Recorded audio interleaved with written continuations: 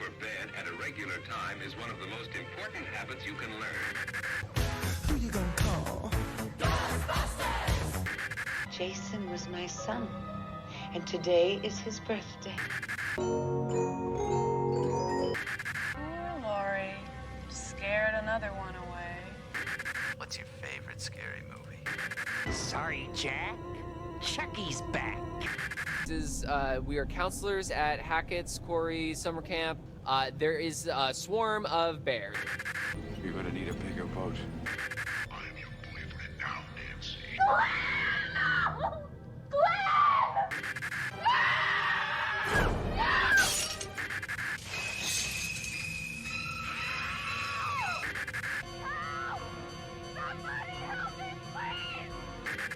Most people are so ungrateful to be alive, but not you.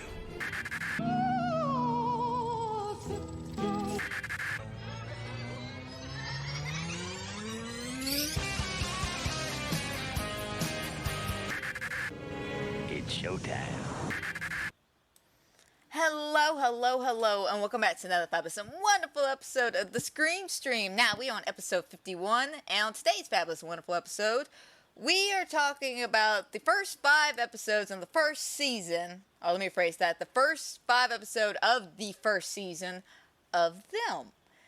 Now, for those of y'all who don't know anything about the show and are just here because you love my input and my thoughts on different other horror media, such as other games, movies, TV shows I watch, I can break some of this down for y'all. For those of y'all who are just curious about my input on the show, welcome. We all know what this show is about, but for those of y'all who don't, let me kind of break it down a little bit. The show came out in 2021. It is created by Lil Marvin, but he also helped in a lot of directorials. He had a lot of help with other directors and writers of the show, such as Nelson Craig, David Matthews, Dominic Orlando, Craig McNeil, Christina Ham, Ty West, Jacquees, am I saying that right? I feel like I'm not saying that right. Janicza, Bravo. Wonderful directors and writers. Like, don't get me wrong, guys.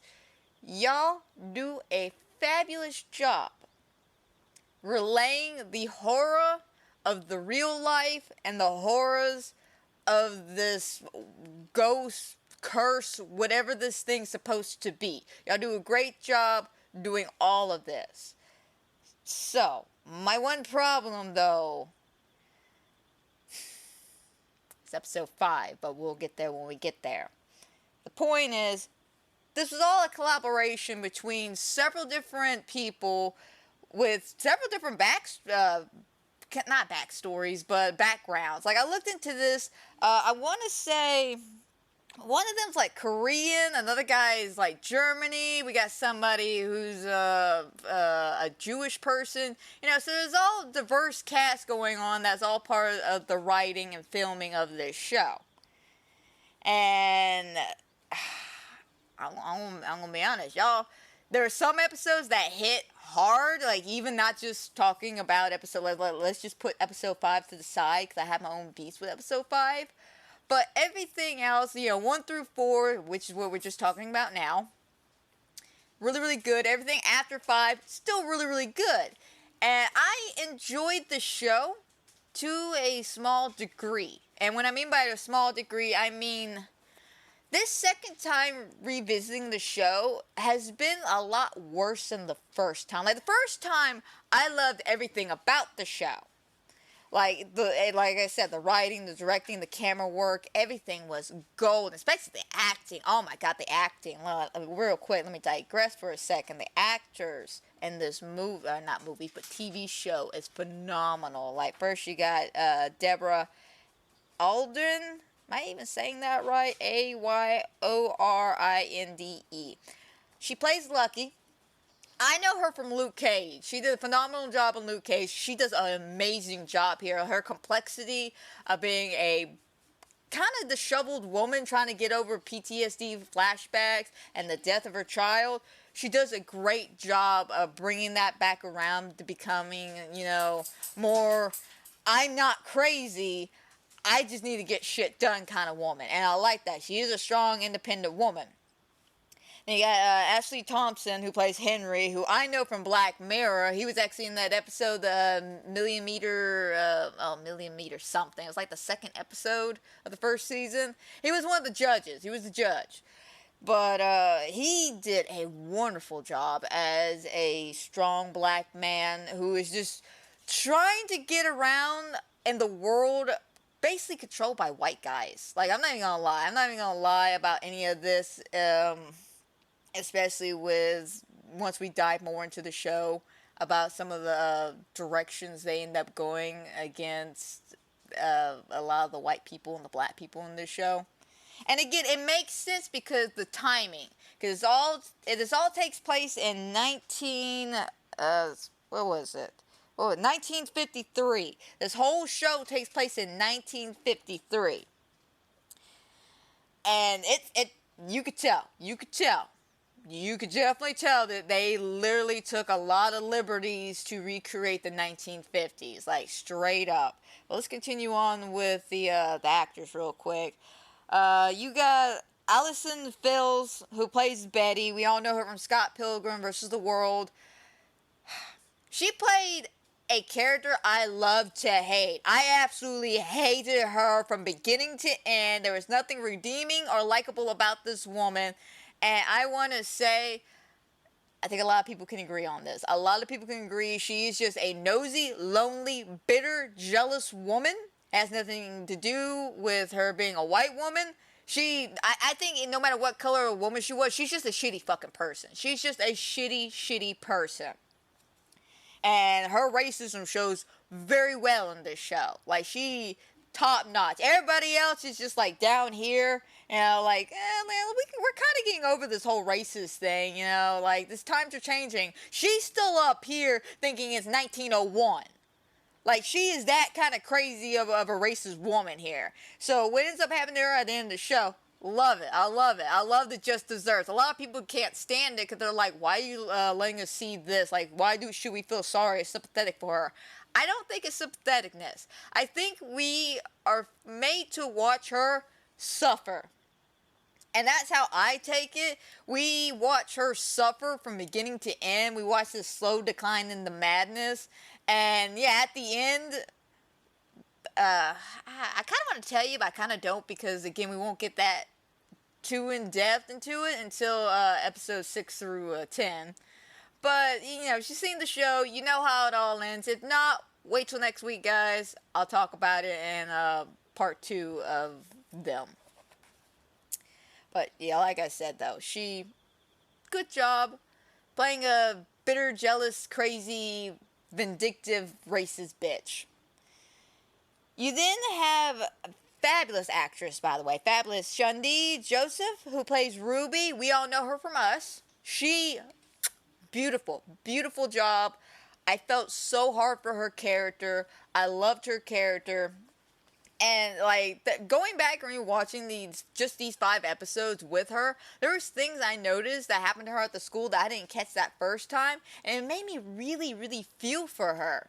And it kind of makes me understand why she did what she did. Oh, excuse me, when she first met Doris, which we'll get there when we get there. But, you know, I really felt for this actress. Or, now let me phrase that. I really felt for Ruby. And especially when you know what happens in season 2. When you know what happens in season 2, you really feel for her. You truly, truly do. We then have Melody Hurd, who plays Gracie. I didn't find much information about her when it comes to acting. I think it's because she's more of a younger actress, just getting into the scene. She plays a cute, adorable little girl. Nothing too crazy. You know, typical kid. She speaks out of turn. She can't keep her mouth shut. And she doesn't know how to keep it secret to save her life. Mom over there. Now, don't tell your father about this. Yeah, me and Mom haven't seen Miss Vera. Like, bitch, I told you to shut up. And then of course I gotta bring up this guy. I can't believe I didn't catch this the first time I watched the show either. Ryan Quantin. I can never say his name.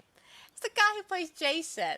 He plays Jason Stackhouse from True Blood, or as the movie I know him from, that I love him from, Glorious. He plays the guy who's stuck with the Eldritch God in Glorious.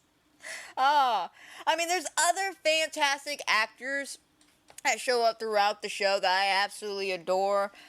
I probably should have looked more into the tap dancing man, though, because he had to be hands down one of my favorites because of just how creepy and unsettling he is. And I'm pretty sure, like, I'm about 99.9% sure 2 actors played him. And if you don't know what I'm talking about, we'll get more into that come the next set of episodes. Because, like, if you know, you know. If you don't, I'll see you next week. But the point is, I am pretty sure 2 actors played this man. Otherwise, I'm going to have some serious questions going on about this show. But everybody did a fantastic and a wonderful, wonderful job in the show. Like I said, the writing is great, the camera work's great, the lighting tricks they do the camera tricks they do are fucking phenomenal. Like, some of my favorite camera tricks they do is the split screen, where you're like looking, like one of my favorite split screen ones was when they get the cops out the house, and you have Henry who just closed the door, and he's, got his head facing down the ground while he's leaning up against the door, and then you have Lucky sitting there, and there's a split scene where you see him, his face droop down on the floor, and then we got it cut with Lucky just staring into the bliss of nothingness. I thought it was great. They do a lot of shit like this in the show. I personally like it. I love it when they do cool little camera tricks like that. I like a lot of the lighting tricks, especially when things, get very intense and demonic almost. There's like a sense of red light that gets like drenched on people. Like the whole scene gets drenched in red. And I like that kind of contrast, especially if you look at the poster, which is here for the viewers who are watching here on YouTube. You see it's very, greens and blues, very cool colors, which is a complete contrast to that sharp, harsh red lighting we get throughout the whole show. I love stuff like this. The music of the show is phenomenal. The music, it fits the keys, it fits the moments. It can make you upset and unsettled, but I like the music to the point where certain scenes just feel more natural and flow a lot better with the music because it's setting up a whole tone for the scene. And I didn't write down all the songs because there's so many moments where this happens, but I personally like that as a choice. Now let's talk about the biggest problem of why I have an issue of talking about this show. Because as much as I love this show, there's no denying the facts about this show, and it is a black horror show. So one of the biggest things they tackle in this show is racism, especially in the 1950s. So it's not just a sprinkle of racism. It's not just, there in the background like in season 2. It's predominant in this show. It's all over the show. It's basically like 60, maybe 70% of the show. Like, I want to say 60, 70% of the show is like racism. And then 30, 40% is about dealing with PTSD and trauma. And the thing with the show is that it's very divisive in the black community, because there are some people who absolutely love this show. They're just like, yes, I love it that they're showing some representation with some darker skinned black people. I love the fact that they're not hiding behind the racism. They're showing you how it really was, how this is, this is what real racism was like back in the day. They like the strong writing. They like a lot of shit about the show. Then you got the other half who cannot stand the show because of the fact that it is focusing a lot on black trauma. And I will admit, there is trauma in this show. And now, again, I can't speak out of preference here because I'm not a black person. I'm white. I'm whiter than Snow White herself. Which is funny because you ask Disney, apparently she's a Mexican, but, Disney's got a Disney. The point is, I don't know anything about black trauma. So I cannot put any input or say about this, but from what I saw of the show, it's horrifying. It's horrifying. Because what they do in this show not only tiptoes and taps around the kind of underhand racism a lot of people had towards black people, you got the whole conspiracy theory going on, and I think we've all heard this conspiracy theory about how they were purposely bringing in black people into all white neighborhoods to make people sell their houses at lower rates, and then they spike up the interest and sell it 2-3 times higher than what it is to other black people, thus giving them a good cycle of money. And we'll dive more into this in episode 5, because that's where we really dive into this kind of information. But you got, shit like that.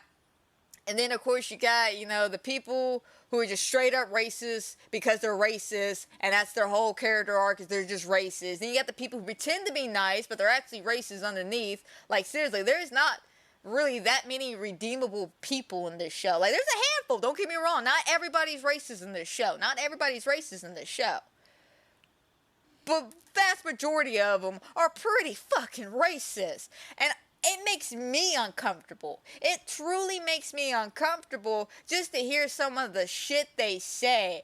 And I'm even surprised that the showrunners allowed some of the phrases and sayings, and hell, let's not even talk about the moment where they walk into the lawn and it says, I'm not even going to say it. Watch the show. If you want to know personally what it says on the lawn, watch the show. I'm not even going to say it, man, because it's horrible. They burn it into their lawns.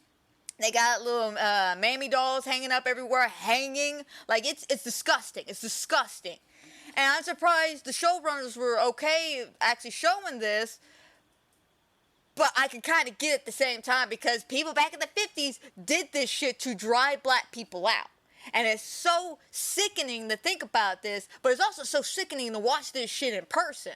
Like, again, I know it's a TV show, but just the idea that someone's so depraved enough that in actual reality that they did this is just sickening. It's just sickening.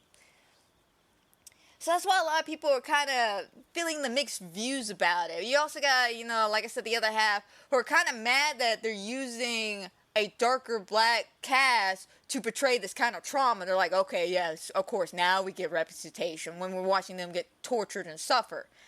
And I'm going to be honest, I kind of feel that in some aspects. Like, I believe that we should have more representation when it comes to darker skinned black people. We don't have really that many, and when we do get them, they're always usually some kind of stereotype. And it's sad. It's sad. And finally we get like an original thing, and we get to watch these people suffer.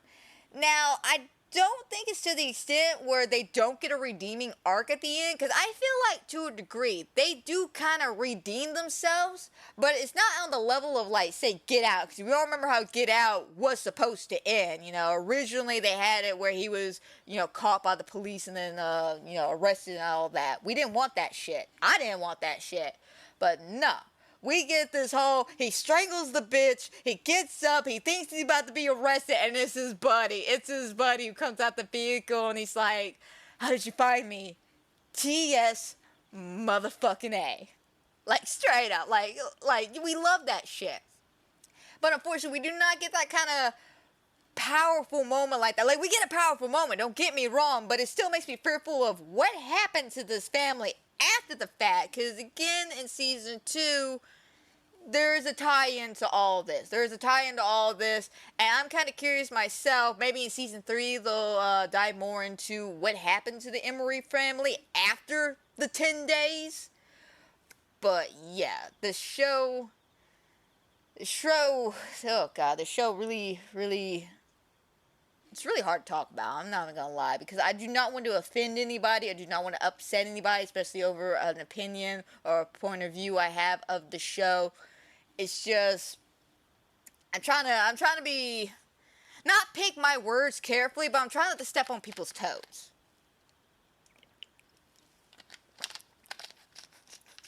Because again, I enjoyed the show, but this is also a show I do not recommend to people. Like, I look at people and go, do not watch the show. Don't watch it. Just don't watch it. Like, it's a good show, but don't watch it. And it's mainly because of what happened in episode 5. Like, don't get me wrong, the whole show building up even after episode 5, it's pretty fucked up. Like, you know, it's you know, again, full of racism and stuff like that, you know, oh, God.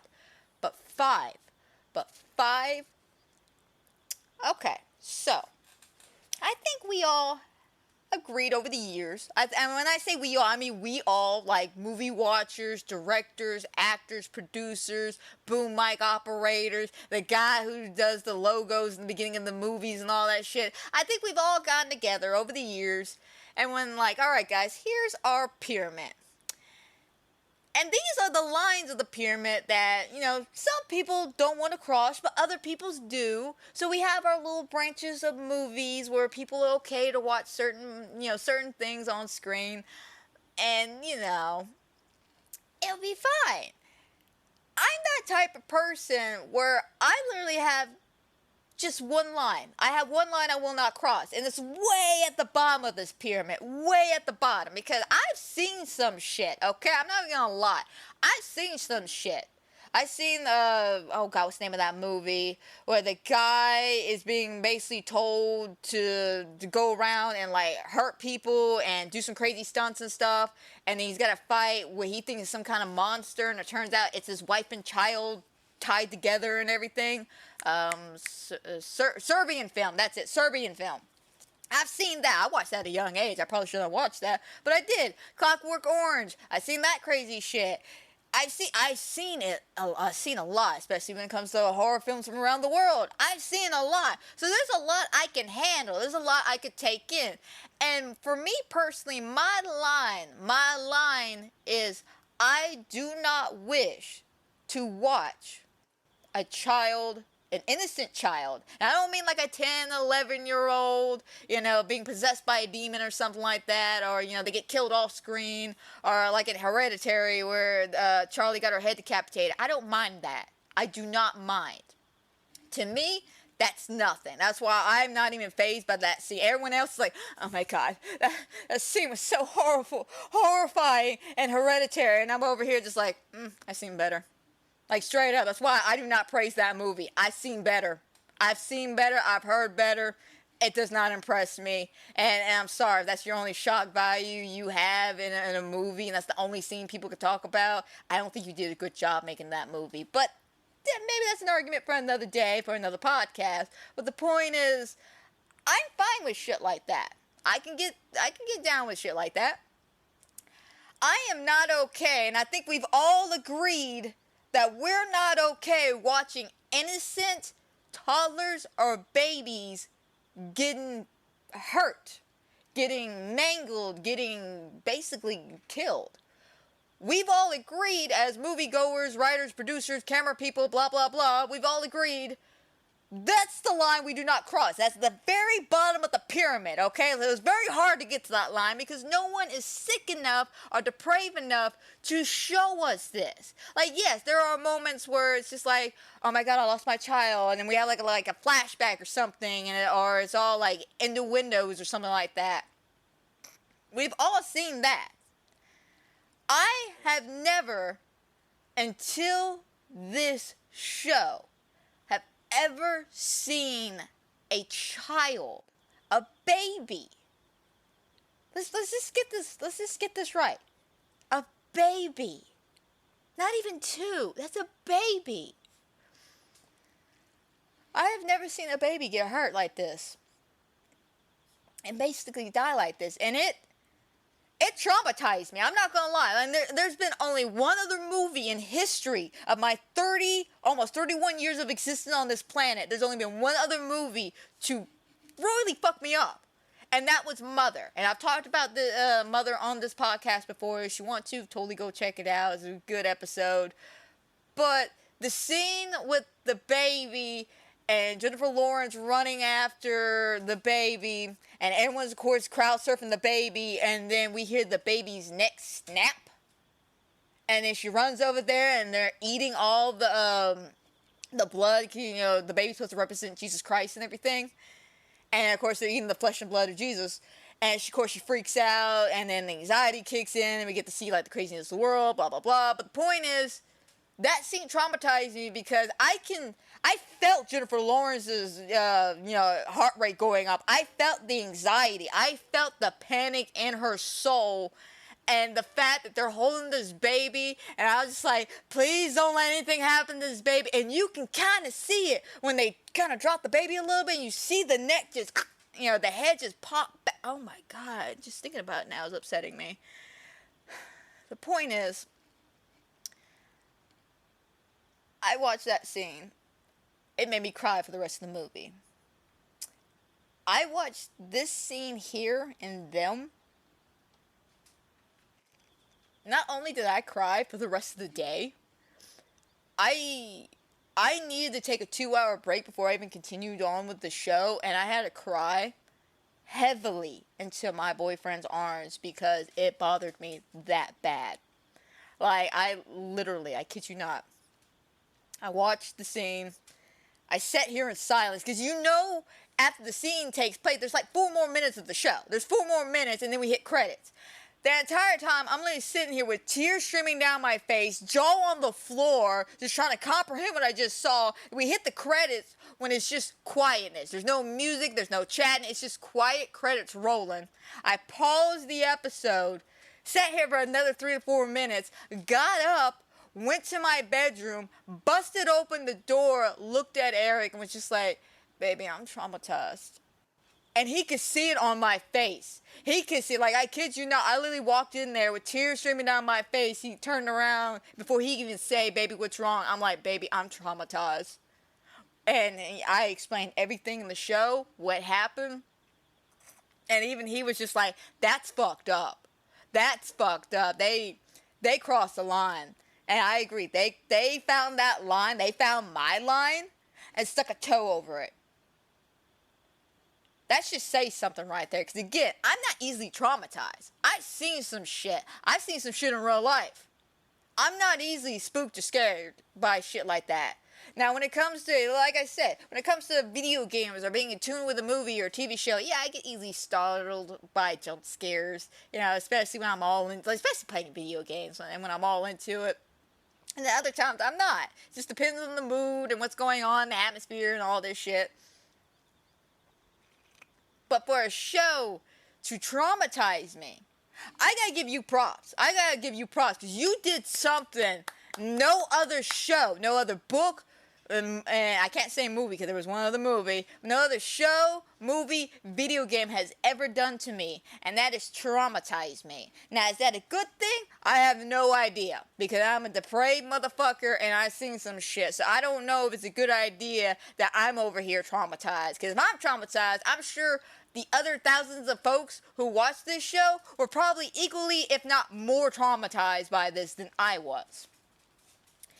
And like I said, that's one of the drawbacks of this show is shit like that. It's shit like that where they don't use subtle innuendos, they don't use cutaways, they basically make you watch this this very sick shit. And, I get the arguments. I get the arguments about it because it's just like, how far depraved you have to be. And anytime I bring up the show, I always go back to that episode. Because when people are like, oh, where can I watch this show? And I go, you watch on Amazon, just don't watch episode 5. Get halfway through episode 5, when they skip back to the opening, skip it. Skip it. They'll fill you in the next episode. I swear, just don't do it. Don't do it. And hell, I don't even recommend this show to people. Like, my mom asked me one time, she was like, well, it's a good horror show, right? I was like, yeah. Well, do you recommend it? No. No, Mom, I don't. Do not watch this show. It will really fuck you up. But I still enjoyed it, especially at the end. With the whole twist, you find out more about the ghost and the curse on the land and stuff, and everything eventually falls into place. Like, everything eventually comes into play, and it makes sense at the end. But I felt like they could have done a little bit more, what's the word I'm looking for? Be a little bit more softer about certain things. I get it. We're supposed to show how harsh this actual world was back in the 1950s. I understand that. But y'all took it to a new level when it came to episode 5. Y'all took it to a whole new level. And I'm going to be honest, that first time watching that scene, it traumatized me. That second time watching the scene, not as traumatizing, but still just as bad, if not even worse. Because there's things about that scene I noticed the second viewing that I wish I didn't notice. Like, mainly was the music, about how just anxiety filled the music. Even though the music was some generic, like, praise be song or something. I can't even think what the hell the name of the song was. But this song is playing in some kind of, like, orchestra bullshit. And it's just, it has you with so much anxiety, and then just the woman saying what she was saying, and then the whole game. Like, we'll dive on more into that when we come to episode 5, because I do not wish to actually talk about this again after today's podcast, because it's just a fucked up episode. It truly is just a fucked up episode. But before we continue on, guys, spoiler alerts for the first 5 episodes of the first season of them. Y'all know me. I cannot review anything without giving spoilers, because I feel like I see things or notice connections more than other people do, because I'm such big into movies and TV shows and shit, because I have no life. But if you are new here, I do go heavily into spoiler territory, because that's just who I am. I cannot give a non-spoiler review because I accidentally spill shit without even realizing it, because I don't see it as important, but the other people, oh my god, it was the biggest plot key you ever held in your hand, you just like threw it at me. So, with that in mind, let's continue and go ahead and dive on into this show, because it's going to be one hell of a show. So, like I said, guys, this is the first 5 episodes. If you've never seen the show, don't want to get spoiled on it, come back after you watch the show. If you don't really want to watch the show, you're just here because you enjoy my input about any kind of movies and TV shows, just go ahead, stay, but be warned. Be warned. This show is not for the faint of heart here, okay? The show is very, very heavy in racism. Excuse me, moi. That does not make me feel very professional. It's very heavy in racism. It's very heavy with some essay stuff. It's very triggering. So, just a heads up, this show is not for the faint of heart, okay?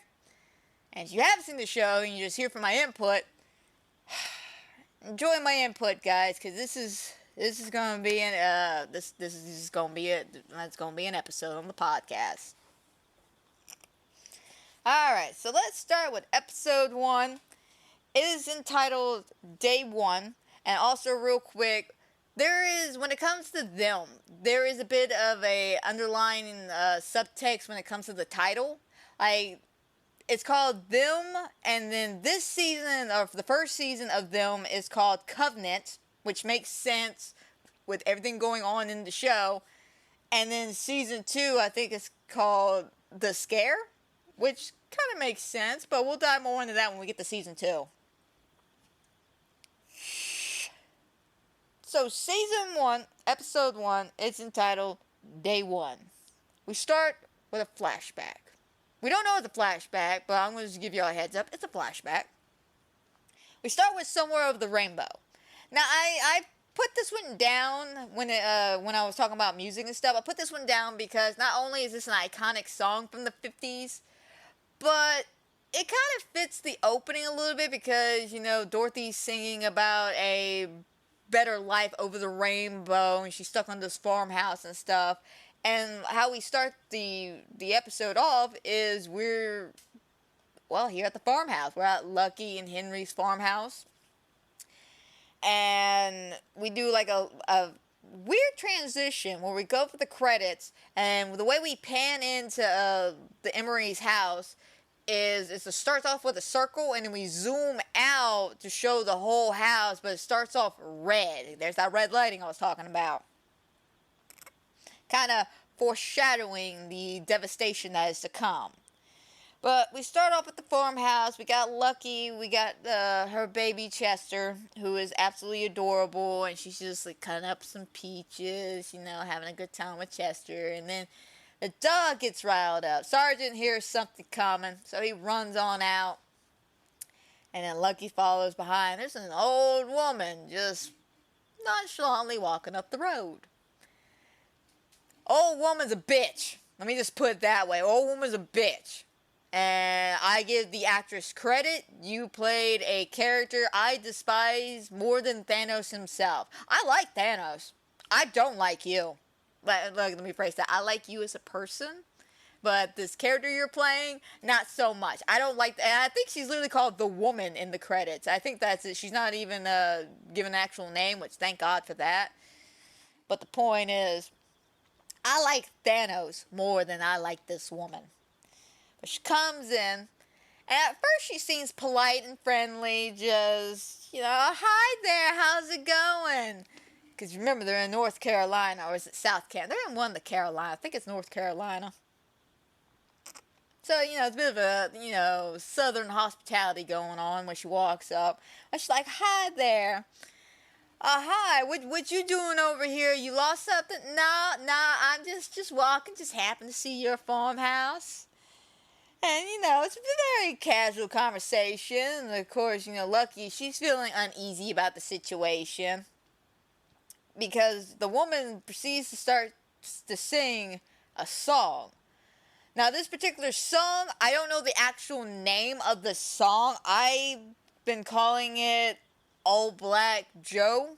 I don't know if it's the actual name of the song, so forgive me. But from what I've gathered, it's kind of a racist song. I don't really know much about it, but from what I've been told, it's kind of a racist song. So, of course, this woman coming up to Lucky, it's not a coincidence. She is basically playing, I guess, fiddler here. When she as she's singing the song, though, like she's playing her like a fiddle here. And as she's singing the song, which I will not by the way, guys, let me digress for a second. I will not be repeating any of the songs. I will not be repeating any of some of the lines and pieces of dialogue some of the characters have said, because not only do I find it insensitive, but I find it uncomfortable. I do not wish to piss people off with what they say, because this is not how I view, this is not how I see things, this is not how I think. This is just what they wrote in the show. But I will not be diving too much into detail, especially like when it comes to Betty. There's literally a speech Betty gives, and I literally just have it down as Betty says a racist speech, because everything she says in there is the most racist piece of shit thing I've ever heard. Makes me want to choke the bitch out. And the fact of the matter is, it has no input. It has no input except she wants the Emerys out of the house. That's it. That's all that it ends up being. But she says some pretty racist shit. So I will not be repeating this shit. If you're that curious about it, watch the show. If not, I hope you understand. Because I'm just not personally comfortable repeating most, if not half, the fucking shit they said on this show. That's why it makes me a little hesitant to dive into this show. But I feel like I can get around this. I feel like I can get around this by not bringing up certain things. You know, highlighting it, sure, but not going into details of the exact word by word what they said, because it basically sums up to Betty's a racist. Anyway, the old woman is singing the song, making Lucky uncomfortable. Lucky, you know, she's looking around for her dog. She's like, Sergeant, come on, boy, we gotta get back inside. Chester starts crying. The woman stops singing the song, looks up and goes, oh, is that your baby? Yes, that's my baby. First of all, I don't even know why Lucky's even entertaining this woman. I personally would have just been like, all right, ma'am, you need to leave. You need to get the fuck off my property right now, ASAP. But, you know, I'm not in the show. I'm not in that show. But Chester, you know, starts crying. The woman starts asking questions about Chester. You know, oh, what's his name? And of course, Lucky's like, his name's Chester. Like, bitch, don't be telling her this shit. Anyway, The woman then gets completely creepy to the 10th degree by looking at her and just got, oh, huh. Can I have him? Can I have your baby? Like, no. God, no. I wouldn't trust you with a dead plant, woman. No. But she just keeps asking, can I have your baby? Making everybody, including myself, uncomfortable about this. And she's just like, ma'am, I think you need to leave before my husband gets home. Oh, that black fellow that we saw leave with those two girls? Yeah, we've been watching y'all. Kind of letting you know that this, like I said, was not just a random act of coincidence. They were planning this shit from day one. They were planning this shit. They literally wait till Henry was out of the house to do this. That shows you how depraved they are.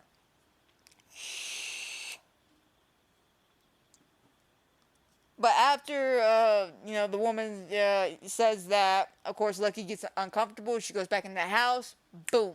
We wake up. Lucky's in the car. It was all a dream / a flashback, because we will come back to this opening. We will come back, stick a pin in it. We'll be back in episode 5.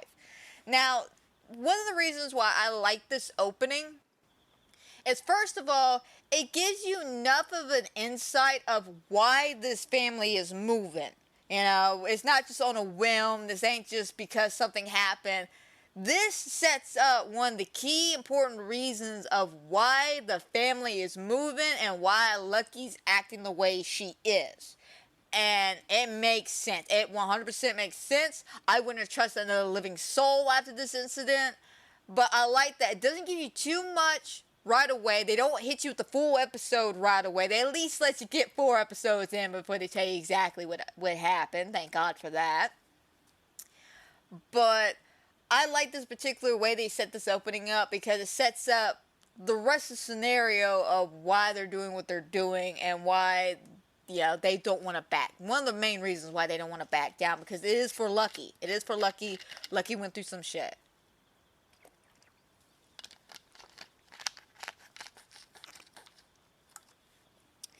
So, Lucky wakes up in the car. She's with her husband, Henry, and her 2 girls, Ruby and Gracie. And they're all excited. They're moving. They're moving to, I think it was East Compton. They're moving to East Compton. And this is during the Great Migration. Now, for those of y'all who don't know, let's do a little history lesson real quick. The Great Migration was between 1916, I think. Do I have it right? I think it was 1916 to 1970. Over 6 million black Americans relocated away from the Jim Crow South towards the Northeast, Midwest, and the West to have a better life, a better job, because this is right during segregation was kind of, unraveling. People were starting to, change with the times. And of course, the South at this time was pretty racist. Like, I mean, seriously, I grew up in the South, okay? And the stories I heard about how racist the South could be blew my mind. Now, I can't say in Louisiana, I personally never really dealt with, anything too crazy when it came to racing. Like, I didn't see, like, some crazy shit like the George Floyd incident or anything like that. But again, that was Louisiana. And I feel like there's different rules for Louisiana than there are for, like, say, Georgia, Mississippi. Because Louisiana's in its own little bubble. Like, I'm sorry, Louisiana, we're in our own little bubble. Like, we're not South, but we're Southern. We're not from Texas, but we can fight like a Texan. We're in that weird place in the world. But Louisiana, it's a fun place. It's a fun place. I digress, though. The point is, they're moving. The Great Migration. They're looking for a better life. They're excited about where this journey is going to take them. You can see that they're loving caring family, especially Henry towards Lucky. You know, he's very reassuring, very, hey baby, we got this, you know, this is gonna be great for us, you know, it's gonna be alright. You know, he's very supportive, and I like this. I really like this, and I wish more people would talk about this, but he is a supportive man. Like, at any point, especially with how crazy Lucky gets, that we see in the flashbacks and shit, he could have just left her. He could have just left her to her own demise and craziness. Just, baby, I can't handle this. But he stayed with her. And it makes sense because she stayed with him with his PTSD. Because we'll get more into that. But he's dealing with his own from the war. And I like that because it shows that they have a strong, united bond. This is not a broken family, which I love that they didn't have that fucking stereotype of just, oh, they're a black family, well, clearly they're broken. No, they're a strong, loving family. They care about each other. They're excited. They're very concerned, especially the girls. They're concerned about their mother's, you know, well-being and health and safety because, you know, again, she went a little crazy, especially after the incident in episode 5. And they're there for her. They're there for her. And I love that. I love this family dynamic here. And as we see, like, this beautiful, you know, moment of love and passion, and you can see Lucky, she's there, but she's not there at the same time, because her mind's still floating off to that moment, because she's stuck in that time. And I do not blame her, because what they did to her would fuck anybody up. Anybody up. Like, I just watched it and it fucked me up. I can't even imagine what it would be like to live through something like that. So yeah, I can get why she's not fully there. And I commend the actress, Deborah, who plays her. She does a phenomenal job, like I said. She really plays that I want to care and love for my children. I want to be here. But I'm also thinking about this incident that fucked me up in the past. You know, so she got a good balance here. And then, of course, we get a little title card talking about what's kind of going on about the Great Migration, what it was, that this whole thing takes place in September 14th of 1953. And this is what we're about to watch is basically 10 days, 10 long, agonizing days of this family living in the Comptons and having to deal with whatever this crazy, cursed, bullshit land that they're on. And we won't dive too much into it in this first 5 episodes. It's like after the 5th episode, we start diving a little bit more, or let me rephrase that, we dig a little bit more into what this craziness is. But throughout the first 5, at least the first 5 episodes, I would say, you get a full foundation of kind of what's going on. You know there's something supernatural going on. You just don't know exactly what's causing the supernatural entity to appear. And I kind of like that because the when it comes to ghosts and demons and curses and stuff, they usually happen when you're at your lowest, or when you're trying to renew yourself and you're trying to, you know, fix yourself. That's when the ghosts, demons, and all the craziness seems to want to attack you, because you're at your lowest point in life. Now, at this point, you can only go up. And for like a demon or something, you know, they're going to use that any way possible to lure you in and then get what they want. Now, one of the things I will say that kind of not irked me about the show, but I feel like they didn't really put a lot of emphasis too much on the ghosts and the supernatural aspects of it. Like, don't get me wrong, there's a lot of key moments and situations that tell you, hey, something's wrong with this house. Like, even the characters themselves say something's wrong with this house. But we don't get the full fleshed out version of it till after episode 5. Once episode 5 passes, we get to 6 through 10. We get to see everything unfold and come undone, and it gets crazy. But like I said, we follow this whole show takes place the 10 days that they're in their new home, and they actually give you an address, by the way. The address is 3011 Palmer Drive. Don't know if that's a real house in California, but I'm sure there's a lot of people who've been Googling that. So, fun fact. Just a fun little fact. That may or may not be a real address that you can Google. So as the family is moving in, we cut to Betty. That's all I'm gonna say. We just cut to Betty. Betty. Oh God, Betty. I hate Betty. She's a basic bitch. I literally have that as my note. Betty, basic bitch being nosy. Like, straight up, I do not like her. I do not care for her. But she's here anyway. So, basic bitch Betty sees that the house has been sold, and she's all like, oh, finally. And she runs out there, and she goes to talk to the realtor, and she's like, oh my God, tell me you sold the house. Tell me some information about these people moving in. And she's just like, yeah, they got two little girls. Bye. And then dips out. Kind of not informing her that they're black, but not denying that they're black either. She's just like, kind of wants to get the hell out of that conversation. And of course, all the women gather around once the wizard come in. They're like, oh my God, Betty. Of course, Detective Betty would be the first one here. What do you know about the family, Betty? Tell me some information, Betty. And of course, Betty, she's eating this shit up. So she's like, all right, come with me, girls. Let's go. Let's just go. And they go into the house. They start gossiping and shit. Typical 1950 housewives. They have nothing to do better in their life than gossip and gawk at the street. You're about to see the uselessness of these people, by the way.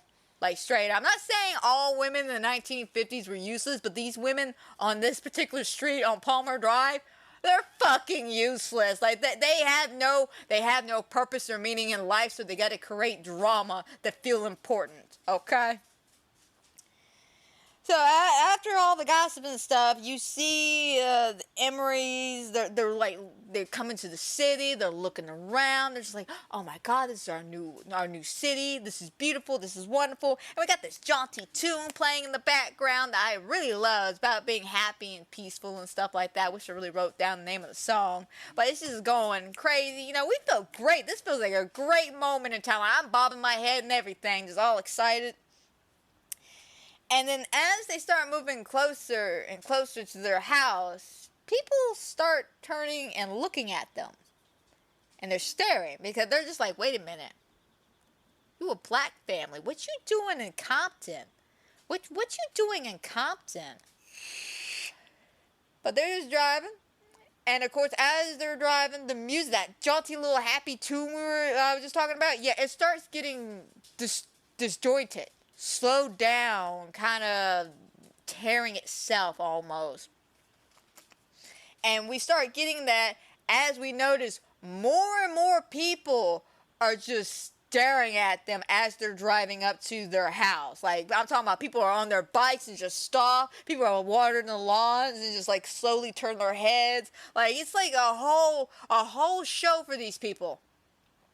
And then of course, as they pull up, everybody is just staring at them. Just like they've never seen a person a day in their life. They've never seen a black person in their life in front of them standing right here. They're just staring away like, oh my God, what the fuck is this? Did you see this? Like, what the fuck? Yeah, they're just doing that shit. And of course, some woman just runs into her house and calls Betty. Of course, all the women that Betty was gossiping with are looking out the window and they're like, oh my God. And that's when Betty gets told over the phone that they're black. And you can see it on her face. The moment, like, granted, you don't hear the woman go, oh my God, they're black. Betty, did you hear the black? You don't hear her say that. No, you just could tell, just by the way the scene is set up, that the moment she heard a black family was moving in, her face dropped. She was just like, cause she does this weird thing, by the way, where she'll fake a smile, but you could tell it's a fake smile. But she's like grinding her teeth as she's smiling, and she wants to break somebody's neck because she thinks killing them with kindness is good, I guess, a just dessert or something. I don't know. This woman's psychotic. This woman is just simply psychotic. So of course Betty and everybody runs out to look. Oh my God, what's going on? What's happening? And of course everybody else is staring away, and as they're looking, Lucky looks over at them, and they lock eyes. They lock eyes for a second, and you could tell there's some uncomfortable wariness between them. Henry, he don't care. He runs over and he grabs Lucky all excited and he hugs her. And he kind of waves at Betty and takes Lucky into the house. And Betty kind of waves back, but kind of like a half wave, just like, Yeah, that's kind of the wave you give when you see somebody you don't like, but they really like you, but you don't like them.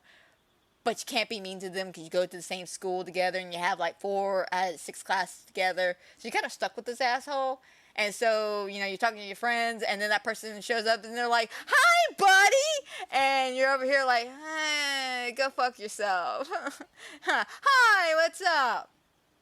Oh, is it just my high school that did that? Because I had plenty of, let me rephrase that. I've seen plenty of girls in my high school do that shit, where they really, really hate your ass, but they're only friends with you in school because you have, like, majority of their classes together, and you're smart or some bullshit like that.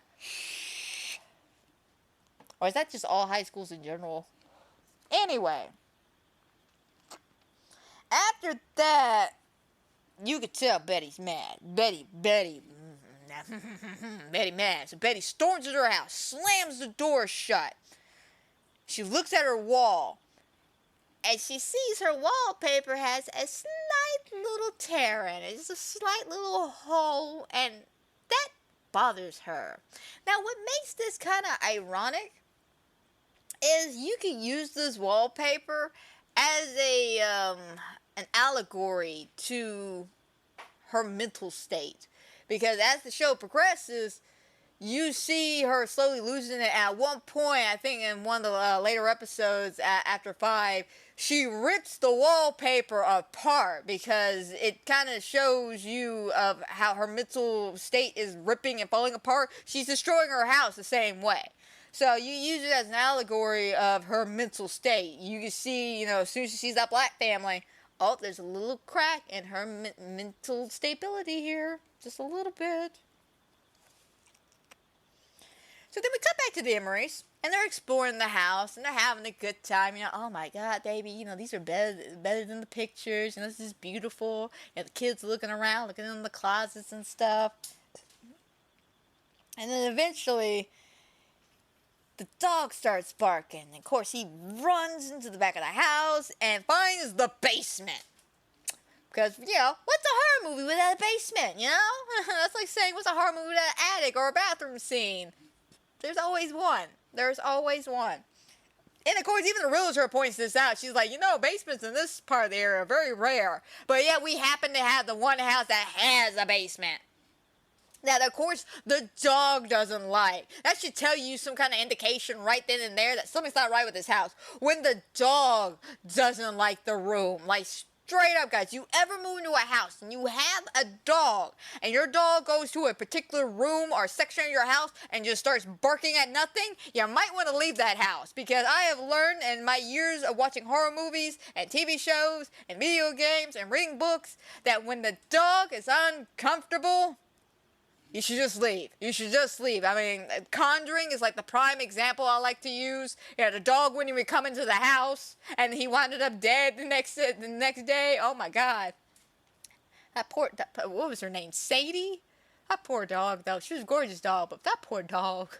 She's just like, there's some evil in that house, bro. Sergeant, though, in this show, same thing. Sees the basement. Everybody else, aww. Don't bark, Sarge. Like, no, listen to the dog, bro. The dog's on to something. Anyway, they pulled the dog away. They pulled Gracie away. And of course, Lucky's standing there, and she looks down, and she's a little hesitant herself to go down, but she, slowly reaches for the door, and then she closes it. We then get to a kind of an interesting moment here. They go to look over the contract. And this contract for this house, I'm just going to be straight up honest, it's racist. This contract is racist. Apparently, this was a thing back in the day, that there were these things called covenants, which again is kind of ironic for, this season's called Covenant. They had these things called covenants, where basically black people were not allowed to own or live on the property unless they worked on the property. Basically, if you were a servant or a slave, you can stay there as long as you want. Let me phrase that. You can stay there as long as you want, as long as your owner or the person you're working for owns the house. I don't get why in fucking suburbia we needed that shit, but okay. Oh, fucking okay. That makes sense. Anyway, they read that disgusting contract, and as Lucky's looking over it, and they look in the fine print and shit, she looks at Henry and goes, "Did you know about this? Did you know about this?" And the realtor looks at it and just goes, "Oh yeah, don't worry about that. Covenants like this aren't even legal anymore, okay? We're changing the world. We're changing the time. Don't worry about this." Now, what they don't tell you about this is that they're marking up the price of this house by 20% interest. 20% interest. 20% interest. Granted, I know this back in the 1950s, so it was, by the way, a little digress for a second.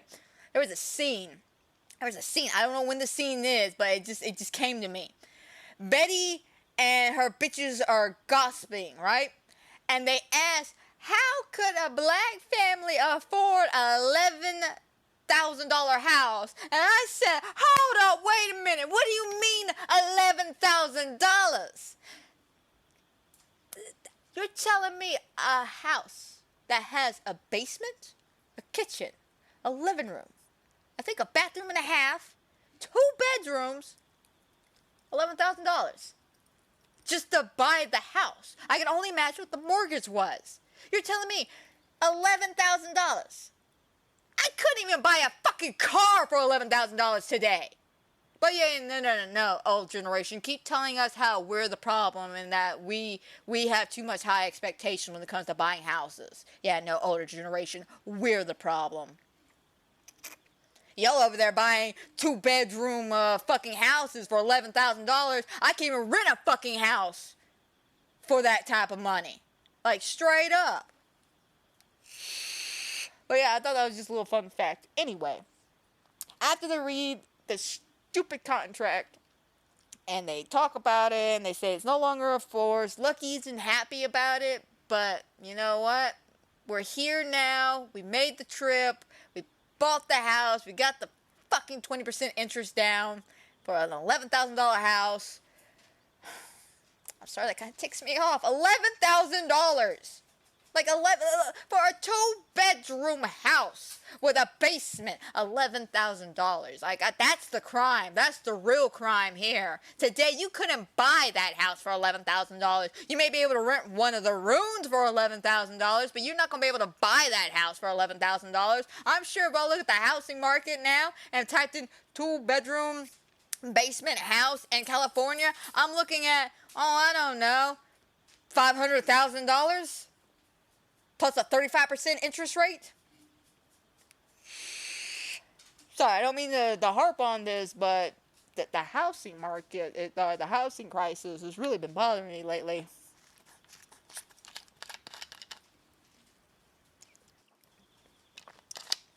Because I would actually like to buy my own house, so me and Eric can move into our own house and not have to room my roommate. I love my roommate, I do. I love my roommate. And he's my best friend and all that shit, but you know, I would like to spread my own wings and grow. Anyway, though, after that, and after my my little sidestep there real quick on an $11,000 house, this is where we start day 1 of the house. So day 1 of the house, what is going on? Everybody's just watching them like they're looking at animals in a zoo. I kid you not, everybody's just standing in the fucking road. They're at their houses, they're smoking cigarettes. Which, by the way, I think it's fucking hilarious that there are women talking mad shit on the Emery family, and they're over there 6-7 months pregnant, smoking cigarettes and drinking champagne. Or as Kermit the Frog would say it, that's none of my business, though.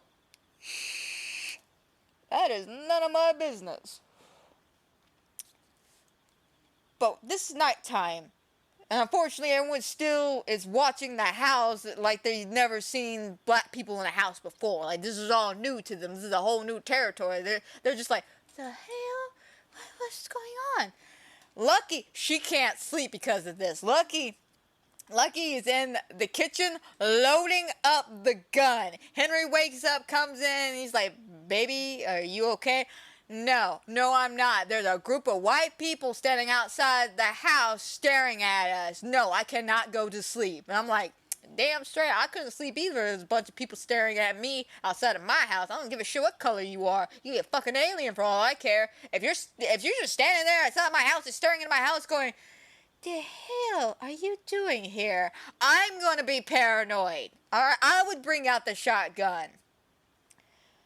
But again, this is why I don't necessarily have guns. Like, I have guns, but they're not my guns. They're Eric's guns. Eric has like a whole bunch of guns.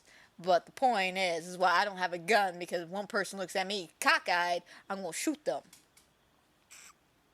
But she's just like, I'm not going to sleep. I don't feel comfortable with this. No. And Henry, of course, being the loving, compassionate, caring man he is, and I mean that in all serious, by the way, he looks at her and just goes, baby, we belong here. We own this house. They don't own this house, okay? We're not leaving, because this is our place now. This is our home. We got this. I want to hear you say it. She kind of hesitates a little bit, but then she's just like, this is our home. This is our home. Exactly. This is our home, baby. And it will be okay. And, of course, like I said, you just see this very strong bond. The comfort levels. They're there for each other. They're morally supporting each other. They got each other's back during this worst situation. It's a strong relationship. And even he's just like, you deserve this. You deserve this house. You deserve to be happy. We're going to make this work. And I love that. Like, again, I love the dynamics of the family, because you could tell that they're a caring and loving family. But we end the night. We go on to day 2. Day 2, the next day, as I like to put it, everybody's still staring, by the way. Everybody's still, I don't know what these people, I guess they went to bed at 3 o'clock, woke up at 6, and continued to stare at the Emery's house. But people were just staring away, smoking the cigarettes, judging the black people of the neighborhood. But yet, again, they're pregnant smoking. But, who am I to say anything? And as they're smoking and gossiping, of course, we see our favorite Jason Stackhouse over here. He's playing a guy named George, by the way. He's the milkman, which is funny. I find that hilarious. He's playing a milkman. But as they see the milkman, and they're all just like, man, I would love it if I could just see him in my house, and da-da-da-da. Oh, yeah, that's right. He only has eyes for Betty. He only has eyes for Betty, which is kind of fucked up, because Betty's married. Yeah. One thing, like I said, these women have no right to judge. Like, no right to judge. Because, again, they're pregnant, they're smoking cigarettes, they're over here having fantasies about the milkman, and they're all married with kids. They are horrible, horrible people. Just horrible people. And old Betty over here, of course, her jealousy is stemming from the fact that everybody else around her seems to have kids. She can't. And we'll dive more into that as we get through the episodes, but she can't have kids. Like, period, at all. And it's kind of a fucked up reason why she can't have kids. But that kind of jealousy kind of makes her the queen bee of everybody. I think that's why everybody kind of goes to her, because she literally has nothing to do with her life, because she has no children. Her husband really does not care about her. Like, okay, let me phrase this. He cares enough that he wants her to be happy, but as soon as she starts getting crazy about the Emerys moving in, that's when he mentally checks out of the relationship. He's just like, okay, you know what? You're driving me crazy about this lady. We're not doing this. We're not doing this. And, we'll see come later on what happens to him. But, yeah, they're all talking about the milkman. They see, I guess him being cute and shit. I'm gonna be honest, I'm gonna be honest. The actor who plays Jason, when he was younger, let me phrase this. Not the actor who plays Jason. Like, technically, he does play Jason Stackhouse, but in the show, he's called George. The actor who plays George in the show, when he was younger playing Jason Stackhouse in True Blood, I thought he was the most dreamiest cupcake I've ever seen in my life, but I was also a teenage girl, and I was in love with him. I thought he was goofy, he was charming. In this show, not so much. Not this so much. In this show, I look at him, I'm just like, you're creepy, bro. You're creepy. Like, you don't, you just drop my milk off. Don't talk to me, man. You creepy. But after, they see the milkman, you see the women contemplating. You see them contemplating on what they're going to do. And this is what I said earlier about the women had nothing else going on in their lives. So all these women, after they see the milkman, grab these tables and chairs and radios, go into the middle of the street. The middle of the street, by the way. Middle. Just like, fuck traffic, right? Fuck traffic. They're in the middle of the street. They put the little tables up. They get the little chairs down. Hell, Betty's got a fucking umbrella because she thinks it's going to rain or something. She brings out the little radio, though, and they start turning on each and every one of these radios. Now, this is why I say these women are crazy, because even I, as a somewhat functional individual, would go crazy with 5 radios just going at it, different station, different music. But they got like 10, maybe 15 of these bitches out there with different radios, all playing different things. And yet they're over here going, I'm sure it'll make anybody go crazy. Like, bitch, you already crazy. How are you not going insane for having all those radios play up at the same time? I do not know. But this is their plan. Apparently, this is something people used to do back then to drive the black people out of the neighborhood. They would sit out there, kind of protest in some aspect, and have, just be a nuisance. Just be a fucking nuisance. But they all start playing these damn radios, and of course, as they're all sitting there kind of smug and everything, we go into the Emery's house, and they're trying to get ready for the day. They're just trying to get by through life and everything. They're just like, positivity, guys. Positivities. We got this. It's going to be okay. And, of course, Henry's just like, baby, if you want me to stay home, I will. I want to make sure you're okay. And she's like, no, baby, it's your first week on the new job. I don't want you to do that. I don't want you to get fired. It's okay. I can handle it from here. I got this. I got this. He's like, are you sure you got this? I got this. Okay. Well, if you got this and I got this, we all got this, it's going to be okay. Again, that strong, loving bond we feel that I keep talking about. And as they're getting ready for the day, they're keeping that positive talk going around. He even brings up the fact before he leaves that he's proud of her. He's proud of her and the whole family about how we're handling the situation, and that everything's going to be all right.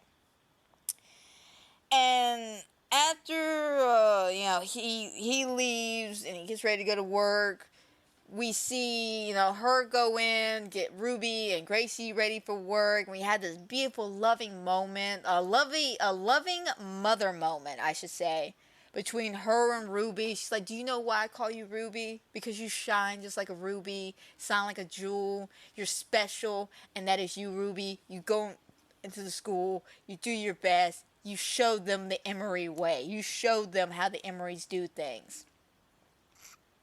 And, of course, everybody is, just feeling the love. I love that, by the way. I love the fact that she's over there trying to kind of hype them up, prep them up for the day, because especially for Ruby, she's going to have to deal with a lot. She's about to deal with one of the worst situations you can ever deal with, and that's going to your first all-white school, being the only black person there.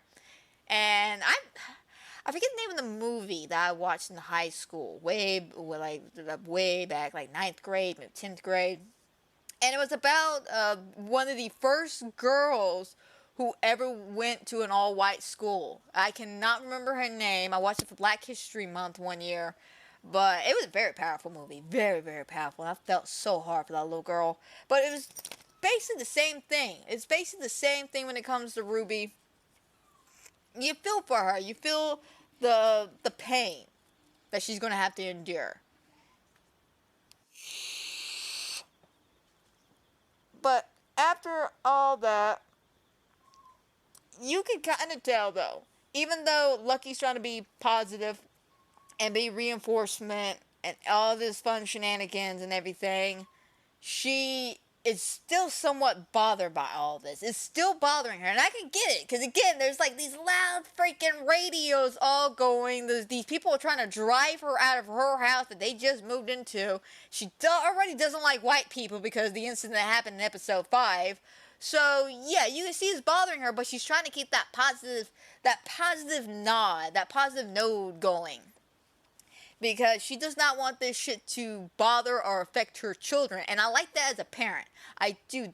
They do not want their actions or influence to transfer over to their children. They want their children to have their own experience and stuff. And I appreciate that. I appreciate that as a writing standpoint. That you're trying to make a complex characters. And I like complex characters. But because all the crazy people are out front with the radios, they go, okay, we're going to do this just this one time, and I'm going to get you out of school. And the one time is they went out the back of their house to get to the bus stop, and she stayed with them until the bus got there to take them to school. And that scene itself kind of showed you a bit of what Ruby's going to have to deal with. Because as soon as they walked up, everybody starts staring at them. But nobody's saying anything because, Mom's there, but everybody's staring at them. And, of course, Lucky's pulling Gracie in close, and she's like, it's going to be okay, girls. It's going to be a good day. We're going to have a good day. We then cut to Henry going into work, and as soon as he steps in, of course, there's this fucking bitch at the receptionist. She's on the phone, and he's just like, hi, ma'am. I'm Henry Emery, and I'm here to meet. Yeah, kitchen's in the back, downstairs, all the way back there. You can't miss it. Ma'am, my name is Henry Emery, and I'm here. Yeah, and I told you the kitchen's in the back. Yeah, I am so sorry about this. Like, she does not care. She's dismissive of him. She's not letting him finish his sentence. She does not care that this man is talking to her. So he kindly and patiently waits for her to get done off the fucking phone and tries it again. And he looks at her and goes, listen, my name is Henry. I am a new worker here. Your boss, I forget the name of the boss. I have to meet him at his office. Can you point me in the direction? And this woman's looking at him like, again, he's like, he just fell from the sky or something. And she's like, what? And, of course, this lovely black gentleman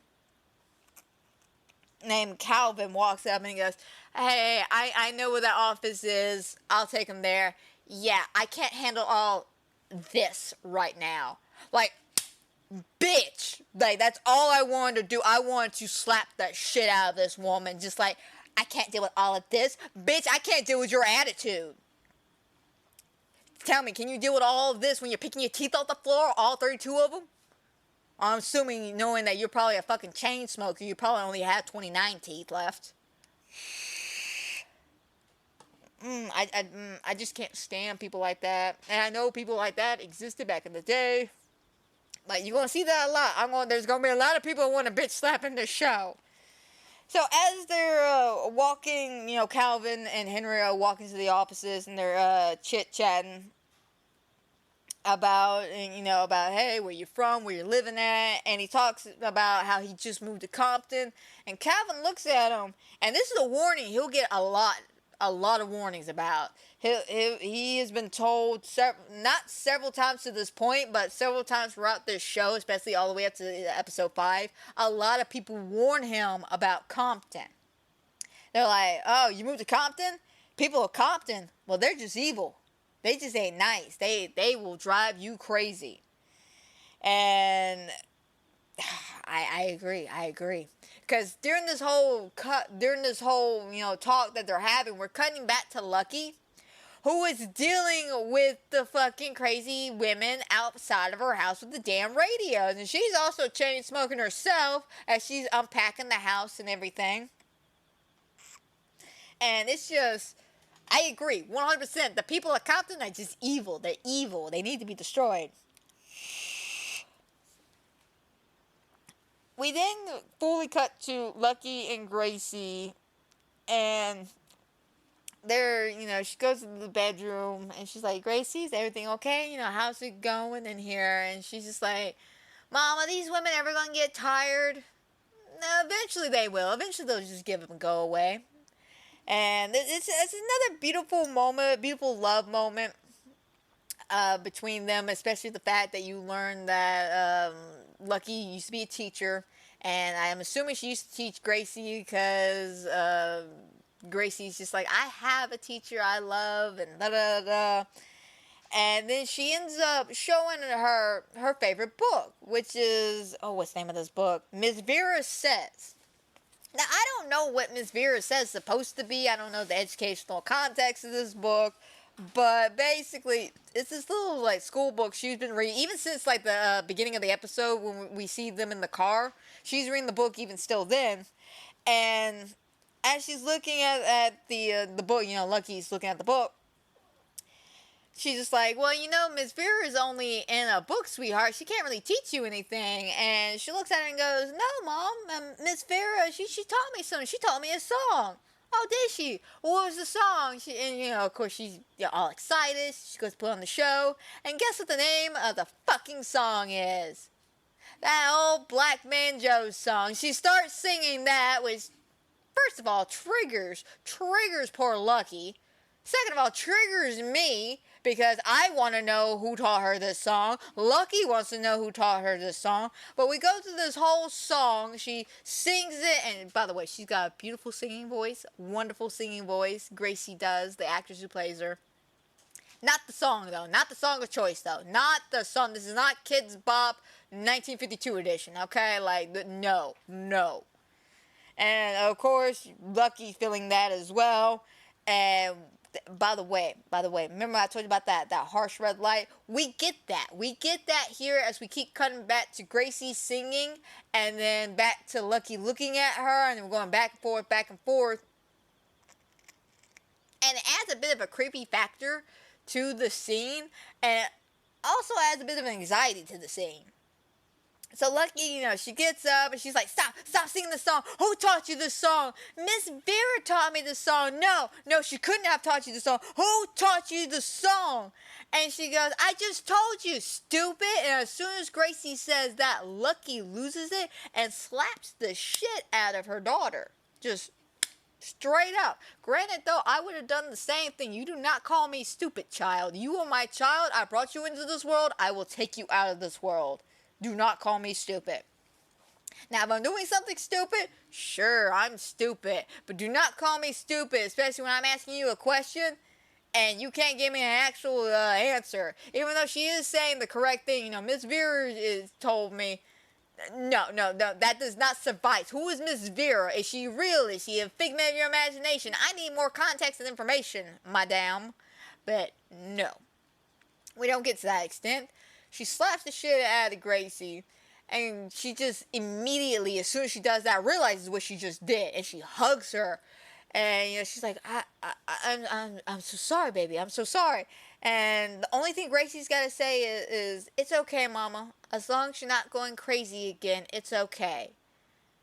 And there's that awkward silence after that, because, again, we don't know the full detail, but something's definitely going on with her mentally. And again, we'll see more in episode 5 about that. But after that, Lucky then goes to her bedroom and then pulls out a box. Now, this box is very, very important, by the way. We'll see this box a couple of times, but it's engraved with the initials CE, which, of course, is Chester. And, unfortunately, we don't know about this information until later on.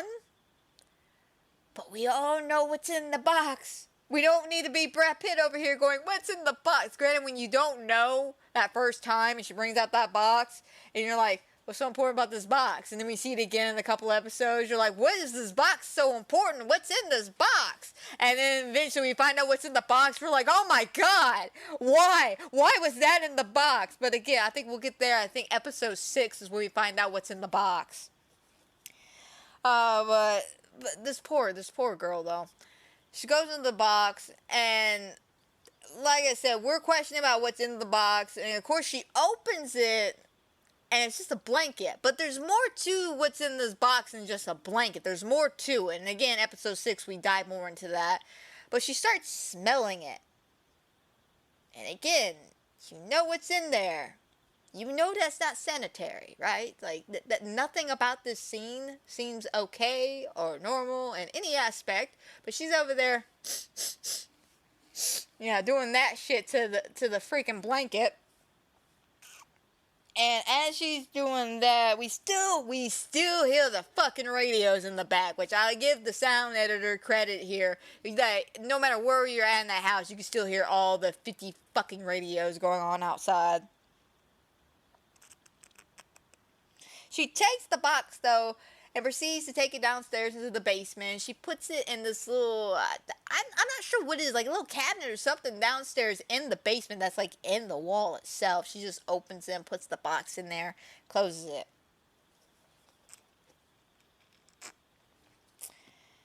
Now, during that night, of course,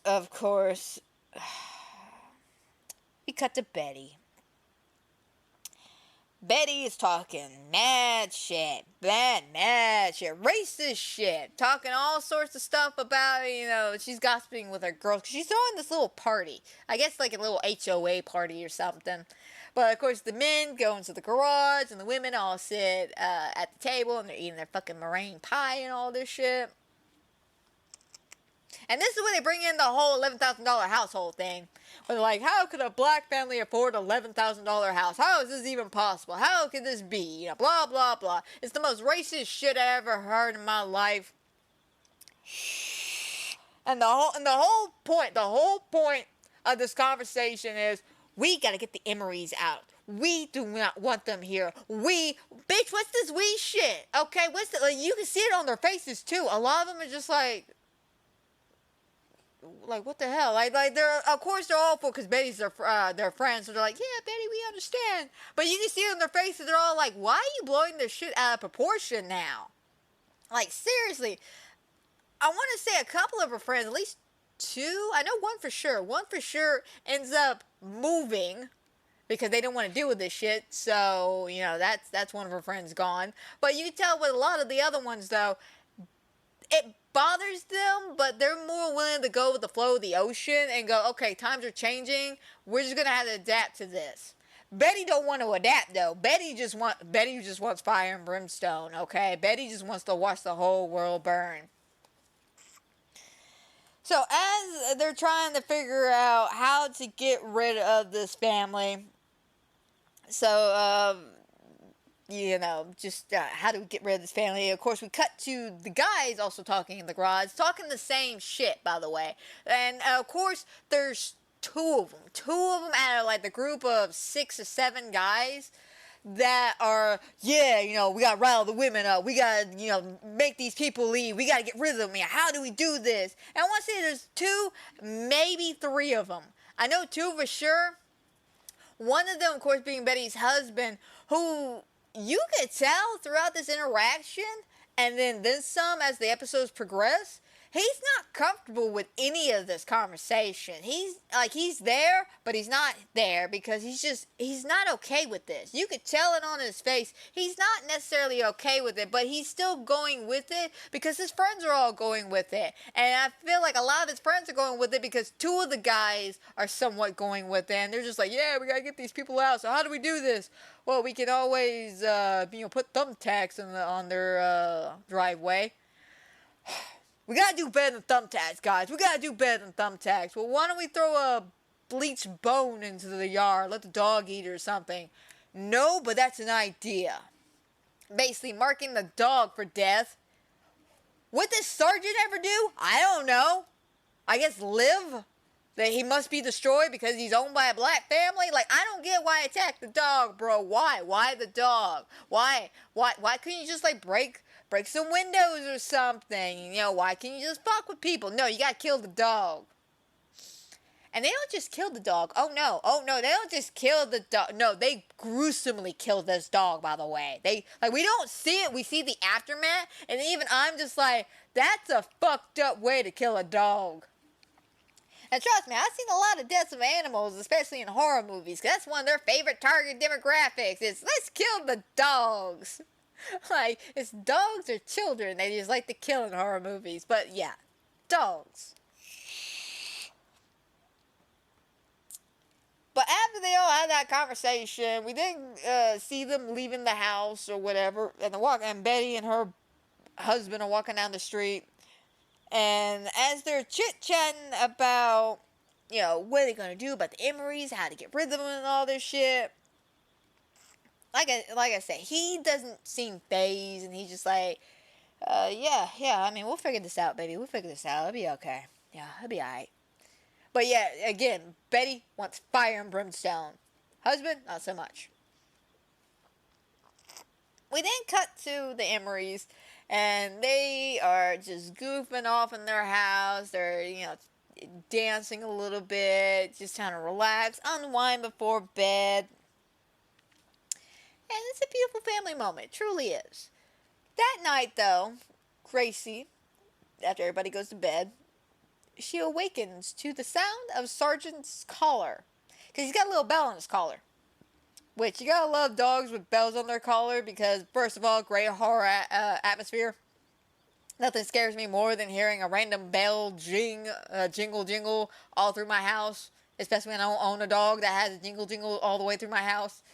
Now, imagine not having a dog at all or any kind of pet and you still hear jingle in your house. No, time to move. But Gracie goes to investigate, and as she is listening for the sound of Sergeant, she gets to the kitchen, and she sees a figure sitting there in the kitchen. She's like, Mom, is that you? Mom, what are you doing? Of course, the figure don't answer. And Gracie really don't move close. She doesn't move close at all or anything like that. But we see the figure slowly stand up, turn, walk to her, and there's a very intense moment. This is a high tense moment here of what's about to happen, what's about to go down. Because we see the figure move closer and closer and closer to Gracie. And Gracie don't move, by the way. She don't move. But we see these hands once the figure gets kind of close enough. We see two hands come out, like they want to embrace her in a hug, like, come here, my child, give me a hug. But no, that's not exactly what happens at all. She puts her hands down, and we have just a quiet moment of them just looking at each other. Then it suddenly cuts to a jump scare of the figurine coming at Gracie, choking her out as Gracie tries to scream. The camera visually shakes, and then we cut to the next morning. Like, oh my God, like, straight up, that poor child just got traumatized, so did I. Lucky then wakes up to go check on the kids and everything that morning, and sees that Gracie's now got a bruise on her neck from where Miss Vera strangled her. And of course, Lucky's like, Gracie, what happened? What happened? It was probably the woman who got Sergeant. A woman? Henry, someone's in the house. And of course, Henry's just like, oh shit. So he starts exploring the house and, keeping around. And of course, Lucky sees the bruise. So remember that. She sees the bruise. We as the audience sees the bruise. Granted, though, the bruise looks like a burn mark, but it was probably a burn mark from a demon of hell that touched her. But we see the bruise. Lucky sees the bruise. I don't know if Ruby or Henry saw the bruise, but we all see this bruise. So with that in mind, remember that for the next episode. So stick a pin in that. But Henry's going around the house. Of course, he's got the gun. He's searching around. I'm sorry, he don't have the gun yet. Lucky gets the gun later. But he starts searching around. He winds up going towards the basement where the collar of Sergeant is just chilling on this doorknob. And he slowly walks closer to it, opens the door, makes his way downstairs, and you see Sergeant dead at the end of the stairs. And he's not just dead. Oh no, this dog wasn't poisoned. He wasn't shot, stabbed. No, this motherfucker broke the dog's neck in half and basically twisted it around. That is sick. That is depraved. That's fucked up. I'm sorry, not sorry. I do not apologize, actually, for saying what I'm saying. But the person who decided to go into the Emery's house and grab this cute little dog and then break his neck to the point that it twisted all the way around, you, sir, have a special place in hell that you will burn in. Even though I know you're a fictional character, you're not real, there is still a special place in hell for people like you. Like that's depraved. That's fucked up. That's just not even just like is you gonna kill an animal? Again, this is gonna sound fucked up. It truly is. But if you're gonna kill an animal, kill an animal. You know, stick a bullet to their head. You know, you make it peaceful. You know, euthanize them or something like that. But the strength it takes to hold a dog, probably by underneath the chest, grab it by the head, and then twist the head completely around. That pent up anger, rage, you are clearly a psychopath. Because don't you know the rules? If they are children and they enjoy killing animals that are smaller or weaker than them, they are probably a psychopath. The person who killed this dog is clearly a fucking psychopath. But poor Sergeant, though. He don't make it, though. He's one of the many infamous horror dogs of the world who didn't make it past day one. Rest in peace. Let's have a moment of silence for all the dogs in every horror movie, TV show, and video game that didn't make it past day one living in a haunted house. Those poor puppies. All of them. Every single one of them. Wish I had a little montage right now of just horror movie dogs, you know, like Cujo, fucking Sadie from The Conjuring, just all the dogs that we've lost in horror movies because of this trope. But of course, you know, I digress. He sees this though. Henry sees this. He gets up. And he's so upset about this. And, of course, the girls, you know, they run in. They go, where's Sergeant? Where's Sergeant? They go to run to the basement. And, of course, he stops them. And he's just like, baby girls, no, I'm sorry. Don't go in there. Just don't do it. And Lucky, she snaps a little bit. And she goes and grabs the gun. She grabs the gun. Now, this woman speaks for my soul right here. Speaks for my soul. She grabs the gun, she goes outside, middle of the morning, by the way, middle of the morning. She woke up and chose violence, because someone even went to bed with violence on their mind. She woke up and chose violence, went outside, points the gun at all the neighbors, and starts screaming at them, you stay the fuck away from my house. You stay the fuck away from my family. Don't you come near my family. You stay away. And she's screaming. Of course, everybody's looking. Betty, of course, opens the door. God, closes the door because, you know, God forbid she pays for the crime she instigated. Fucking bitch. But they start, you know, everyone's just staring at her. And, of course, Henry and the girls have to come out there and come get her. And she's freaking out. And I do not blame her for freaking out because I would have too if I came in and someone broke into my house and killed my dog. Yeah, no. Someone broke into my house and killed my dog. Those are fighting words, and let's just say that there would be no record of you ever existing. Just saying, there would be no record of you ever existing. I will make sure every ounce of record, your social security number, your date of birth, even your own mother is going to forget about you. So don't break into my house, and don't touch my fucking dog. That's all I'm going to say. And that's how I act towards my dog. Imagine how I act towards my family. Oh yeah, no.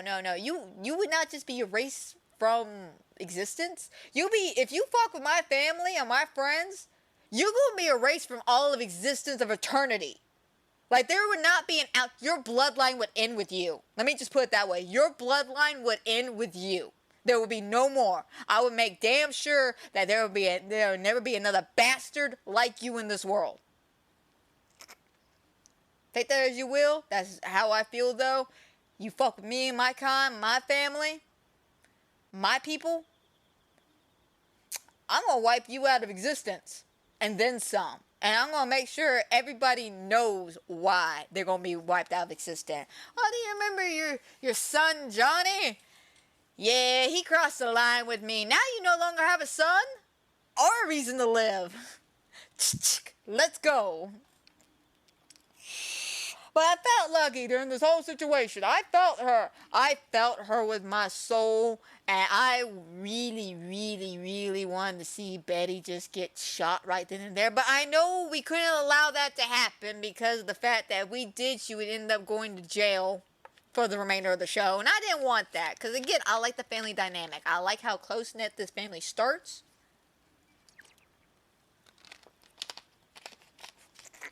So I would not have liked the fact. Granted, I would have been happy Betty's dead, but I would not like the fact that she would have to go through a horrible, horrible trial. So, once we get done with that fantastic moment, the episode, of course, concludes. And it was a fun day, wasn't it? It was a fun day to be an Emery. So after that, we then cut to the next episode, which is literally entitled Day 3. So we went through the first 2 days, now we're on Day 3. And this is a bit of not a flashback or anything, but we get to see what happened in the last episode, kind of in some echo noises, because we're like looking through the house, you know, going towards the basement where Sergeant's at. And you can hear Lucky, screaming, "Stay the fuck away from my house," all that we just literally got done seeing at the end of the last episode. And then we see poor Sergeant there on the floor, dead. Then we cut to North Carolina, 1946. I know, weird transition, but this is important, because now we're about to learn a little backstory about Henry and Sergeant.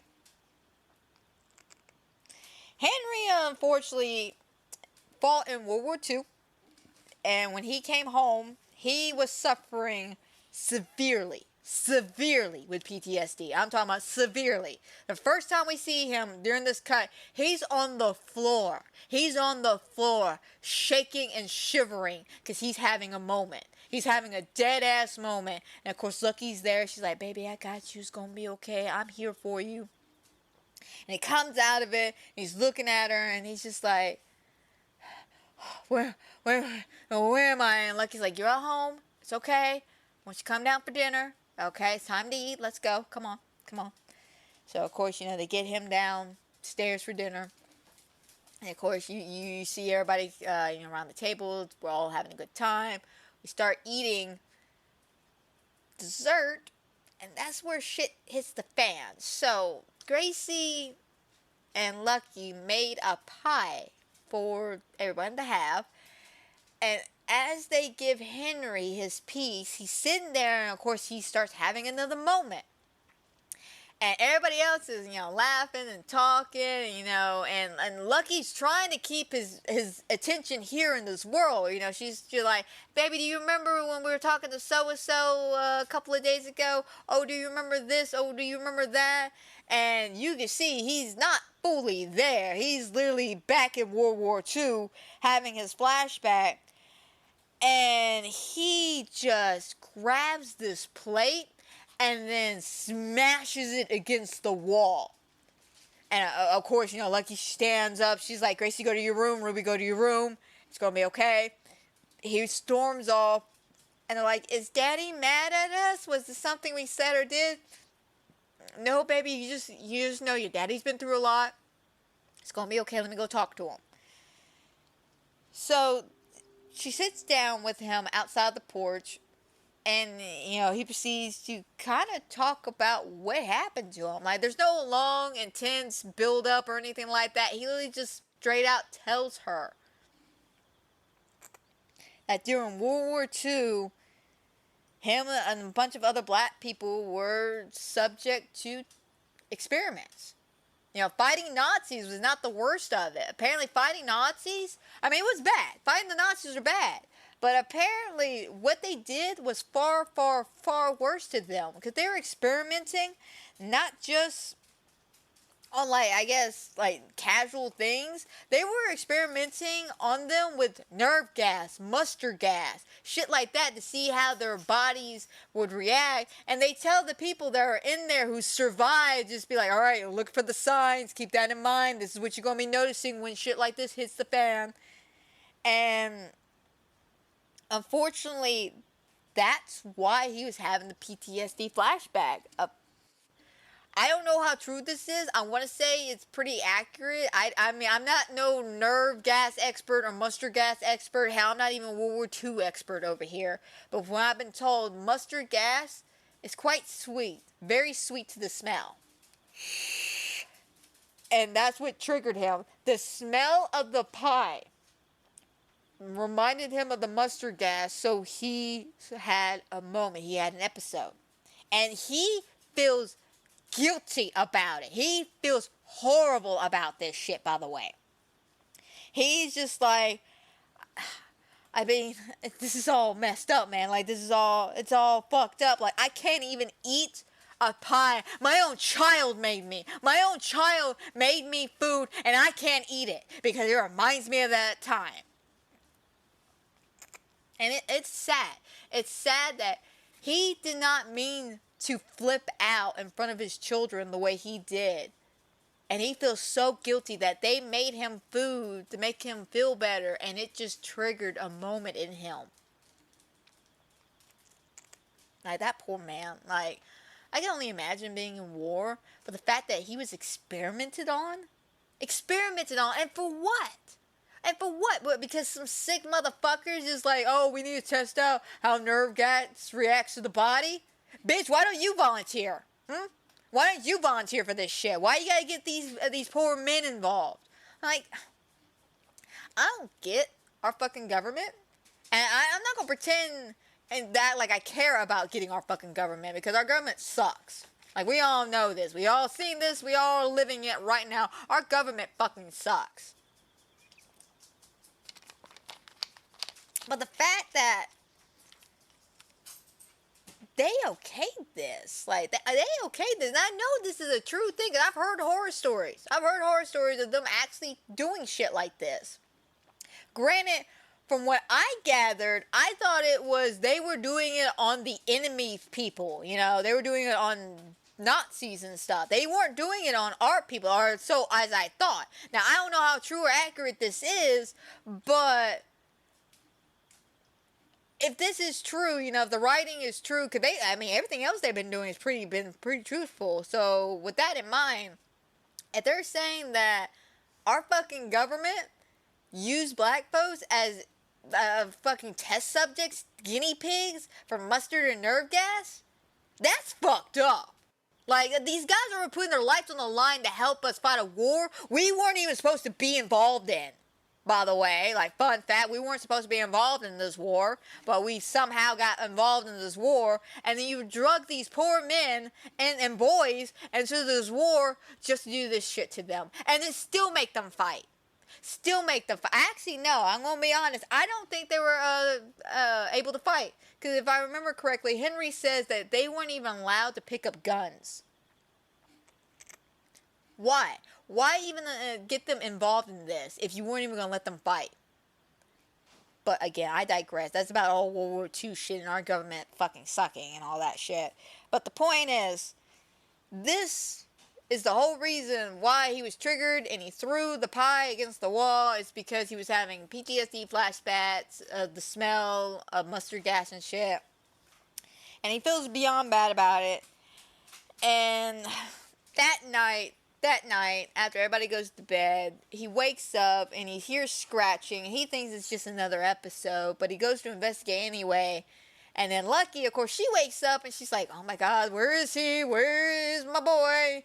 And starts looking around, and there he is outside, kind of bent down, looking a little creepy. And she's like, baby, is everything okay? Yeah, I just heard this little guy, and he turned around holding little Sergeant. Oh, he was so cute as a puppy. But they're holding the little Sergeant, though, and he's just like, I'm gonna call him Sergeant. I'm gonna call him, my little sergeant. Because, I need him. I need him right now in my life. And I get that. I 100% get that. He needs this dog as like a support animal to help him deal with this shit. And I'm 100% for that. Like, 100% for that. But after that flashback cuts, we come back to the house where the police are coming in because somebody done called the cops. I'm not going to mention Betty Basic Bitch's name, but we all know who called the fucking cops Betty the Basic Bitch. She called the police because she feels threatened. Even though she instigated this whole shenanigans, she instigated it, but she's the victim. She's the little victim here. Fuck that bitch. Fuck that bitch. Fuck that bitch. But, the police, they don't care. They come in just banging on the door like, boom, boom, boom, FBI, open up. One of those situations. And they're like banging on the door, though, going, it's the police, let us in. And, of course, the 1950s, a bunch of cops break into a black person's house. Of course, they're going to panic. So they, of course, grab the gun, go and put the gun up, lock it up, put it back in the closet, calm everybody down. Eventually gets to the door. As soon as he opens the door, the cops bust on him, pin Henry against the wall, and they're like demanding questions, or let me rephrase that, they're demanding answers to these questions. They're just like, why were you waving the gun around and all this? And Henry, of course, he's trying to defuse the situation, being pinned up against the wall, going, she doesn't have the gun, I put it up, I put it up, I put it up, don't shoot. And of course, Lucky, she's holding the girls and they're all freaking out. And then this motherfucker, this police officer, this scumbag, he starts walking around the house, right? He starts walking around the house in front of everybody. And he's just like, He picks up a picture of Lucky and Chester. And goes, now, which one of you is this? Which one? And it's like holding the picture up, trying to, I guess, get arousement out of Lucky. And oh my god, like that shit pissed me off with that. Hand to God, that shit pissed me off. That he's over there touching her shit. And little Gracie, of course, she's trying to stick up for her mom. And she's like, put my brother down. But before we can see what the hell's going on in the house, we cut to Betty running up to one of the police officers who just pulled up. Now, I'm going to call him nice cop with air quotes around this, because we find out a nice cop's not really a nice cop. His actual, he's like, I think like Bull or something. Bull? Not detective, because he ain't like a detective. He's just like a little street rookie cop. But, yeah, his name is Bull or some bullshit like that. I call him nice cop with air quotes around that because he's a piece of shit. Like, he's a real piece of shit. But he comes up, and of course, Betty's just like, oh my god, thank god you're here. She had a gun. She could have killed somebody. She had a gun. And he's like, And what happens when she brought the gun out? Well, her husband was smart enough to bring her back inside. And what did you do? Well, I went back inside and called the police. So there was no immediate harm or threat done to you. No, but she was waving a gun around. Listen, if she defused the situation and went inside and you went inside, there's nothing I can really do here. But I'm going to go in there and talk to them anyway. And of course, Betty don't like this. Betty's just like, all mad, but of course, she gets that little fake smile going on. She's like, okay, and then runs off to her house. Because Betty gotta be Betty. So nice cop comes in, air quotes, and sees, Henry against the wall, this other cop, starting shit, and he's just like, what the hell is going on in here? Hey, get off this man, get him off of Henry. And of course, that douchebag cop takes the photo and puts the photo back on the shelf facing the wrong way, and the nice cop walks up. And, this is why I originally called him Nice Cop, was because, when you first meet him, he does seem like he generally cares about these people. The fact that, the douchebag cop puts the photo facing the wrong way, so he grabs it and fixes it for them. and with a calm, demeaning manner, just asks, all right, can someone please explain to me what's going on? What happened? That's why I call him a nice cop. Because, he seems like he genuinely cares, but it's not until episode 5 you realize he don't care. He don't care at all. He's just a scumbag person. So he takes, the cop downstairs to show him the dead dog. And while they're doing that, the 2 other douchebag cops are just standing upstairs with Lucky and the girls, and they're just staring at each other. Like, they're all staring at each other. And Gracie, without missing a beat, being all cutesy and shit, just, are you gonna get that lady who killed my dog? I love the way she says it, too. Just like, you can get that lady who killed my dog. They're like, what lady? What lady? Yeah, the lady who killed my dog, who came at me. Wait a minute, there's another person in this house? What's going on? What do you mean it's not? Yeah, officer, there's a woman who came into the house, and then they go to show the bruise, right? That bruise I told you about, that we all saw, that bruise? Yeah, that bruise is no longer existing in this existence of reality here. And we all are looking around like, no, there was a bruise there, but now there's no bruise, so now Lucky looks crazy. Gracie looks crazy, and now the cops are questioning everything they're doing in this house at this current moment.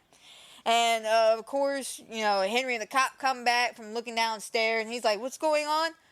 Nothing at all.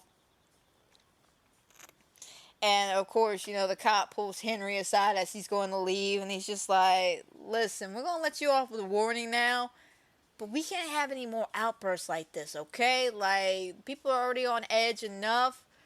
Keep the outbursts to a minimum, okay? Have a good one, sir. And he walks off. And this is where we had this really nice camera moment where Henry closes the door and, he's leaning up against the door with his head down. And we cut to Lucky in the same split screen almost. And she's just standing there just staring out into the oblivious of nothing because this shook her. This shook everybody. I mean, think about it. You find your dead dog. You find your dog dead. Then the cops bust into your house, treat you like the criminals. And then they make kind of idle threats going, you need to keep this shit under control. I would be freaking out too, man. I'll be straight up freaking out.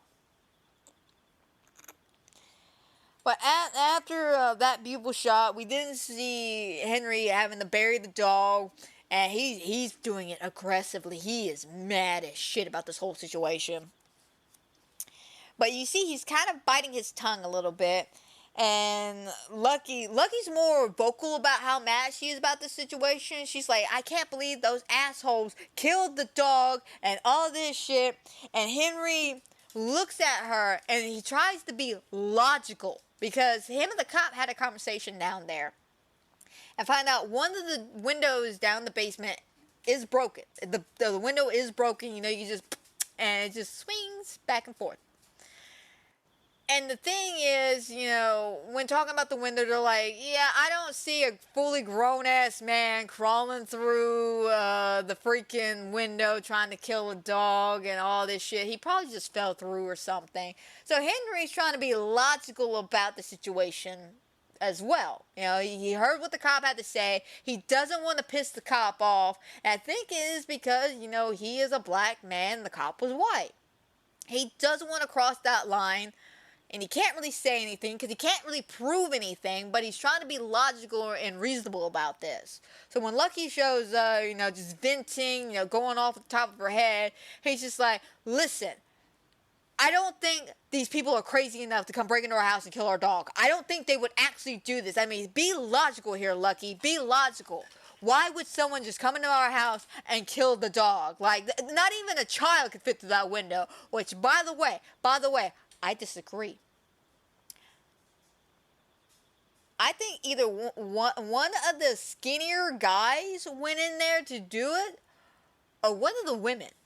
Because I know for a fact I could fit through that window. I've seen children fit through that window. I've seen those types of windows before. They're not that small. They're not that big either, but they're not that small. A fully grown-ass person that's small enough can and will fit through that window. Think about that.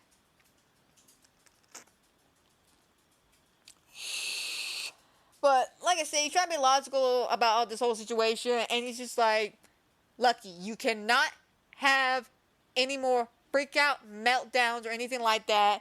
And Gracie's got to stop telling these stories about her imaginary friends in front of these people. She's got to stop this. Now, from what I've gathered from this conversation, is that he's more embarrassed by the situation than anything else. And it could be he's embarrassed because he's the man of the house and he couldn't protect his family, or it could be the fact that he's embarrassed in front of these white people. You know, he's trying to be logical and not be a racist, but these white people are being completely fucking racist, but they're also trying to not push any boundaries, or at least one guy is, and the other two guys, I don't think they give a fuck. But, you know, that one good cop, air quotes, you know, trying to be logical, trying to be smart and shit, so he's a little embarrassed. And again, I don't know exactly why he's fully on embarrassed. It could be the fact that he's embarrassed because they're embarrassing in front of a bunch of white people that could fuck him up, because they're cops. They're fucking cops, so they could ruin his life. And the fact that, you know, he's trying to be a standing black man, strong, independent, not cause any problems. He wants to be away from that stereotype that all white folks at this time assume all black people are. So, you know, he could be embarrassed for that reason. He could be embarrassed because, again, he failed to protect his household, and now he's being told by a bunch of cops he needs to rein this shit in, and it's not even his fault. Like, there could be countless reasons, but I could tell from the way the scene is done and the way he is aggravated and trying to be logical about it, he is very mad and very embarrassed. So then we cut to him taking Ruby to school. And as they're getting, you know, set up to go into the school and walk on in, you know, they're having a conversation. And he's just like, now remember, Ruby, you go in there and you show them how the Emerys do it, okay? You go in there and you show them you got this, okay? Everything's going to be okay at home. Are you sure everything's going to be okay at home, Dad? Because Mom ain't doing too good. Now, don't talk about your mother like that, okay? That's your mother. Don't talk to her about that. Or don't talk about her like that. Is Mama gonna go crazy again? No, baby. She's just dealing with a lot right now. We got a lot going on. It's gonna be okay, though. You get in there. You get to your schoolwork. It's gonna be good. Love you. And of course, you know, he says that she needs, you know, of course, I love you. Your mom needs you. I need you. But, you know, we need you to stay focused and go to school. She goes, okay. Kisses him. She gets out of the vehicle. Now, this is something I noticed the second time around. And, of course, she's already been to school one day. Now, we haven't seen the first day of school, but we know she went, and I could probably say it probably didn't go too well, because I noticed during this scene, as she goes to walk up to the school, a group of fucking cheerleaders come out of nowhere and block her way. I think it's like 2 or 3 of them just come and block her way, going all snarky and, oh, I'm so popular and preppy and I'm better than you. They had that kind of aura about them. It makes me want to choke a bitch out. But they block her in, so she goes around, and of course they giggle. We cut back to, you know, Henry in the car, and then back to Ruby as she's going into the school. And you see that she is being stared at, and people are just looking at her completely weird, like she's a plague or something. I don't know. People are just mean. People are just mean in the school. We then cut to Lucky and Gracie. Now, this was a really refreshing and nice moment. Because up to this point, every white person we met, every fucking white person we met, has been a piece of shit. Every single one of them. The fucking receptionist, the cop, yeah, even the good cop, pretending to be a good cop, he's a piece of shit. There's one guy who's not a piece of shit, and I love this old man. But they go into this convenience store, and there's this nice older white man sitting there, and it's just like, oh, how you doing, ladies? How you doing? You know, everything good? Well, we're here to fix a window for Daddy. Oh, we are here to fix a window. Well, we are the best window fixing place in the business now. Why don't you go ahead and grab a card and see yourself around? And he's actually being nice. He does not give a shit that two black people just walk into his place. No, he's just like, oh, y'all here to fix a window? Go fix your window. Like, he don't care. And I love that. Because not only is it a nice, refreshing moment that there's actually a nice white person in this fucking show, but it does show you the realness of how people were back then. Yeah, there was a bunch of racist people, but not everybody was racist. Not everybody's a piece of shit. Even though he's a small, little, minute character we don't really know much about, we only get him for this one scene. Actually, well, we kind of get him for a second scene, but it's not really him. It's more of a figment, but we'll get there in a second. But the point is, he basically shows us not everybody is a piece of shit in this show. Not everybody's a racist asshole, okay? Like, he don't see color. He just sees two lovely ladies going to go fix a window. And as, you know, they go and they start walking around, Lucky... Oh, shit, hang on a second. I think I done skipped something. Hold on one second. I think I might have skipped a scene.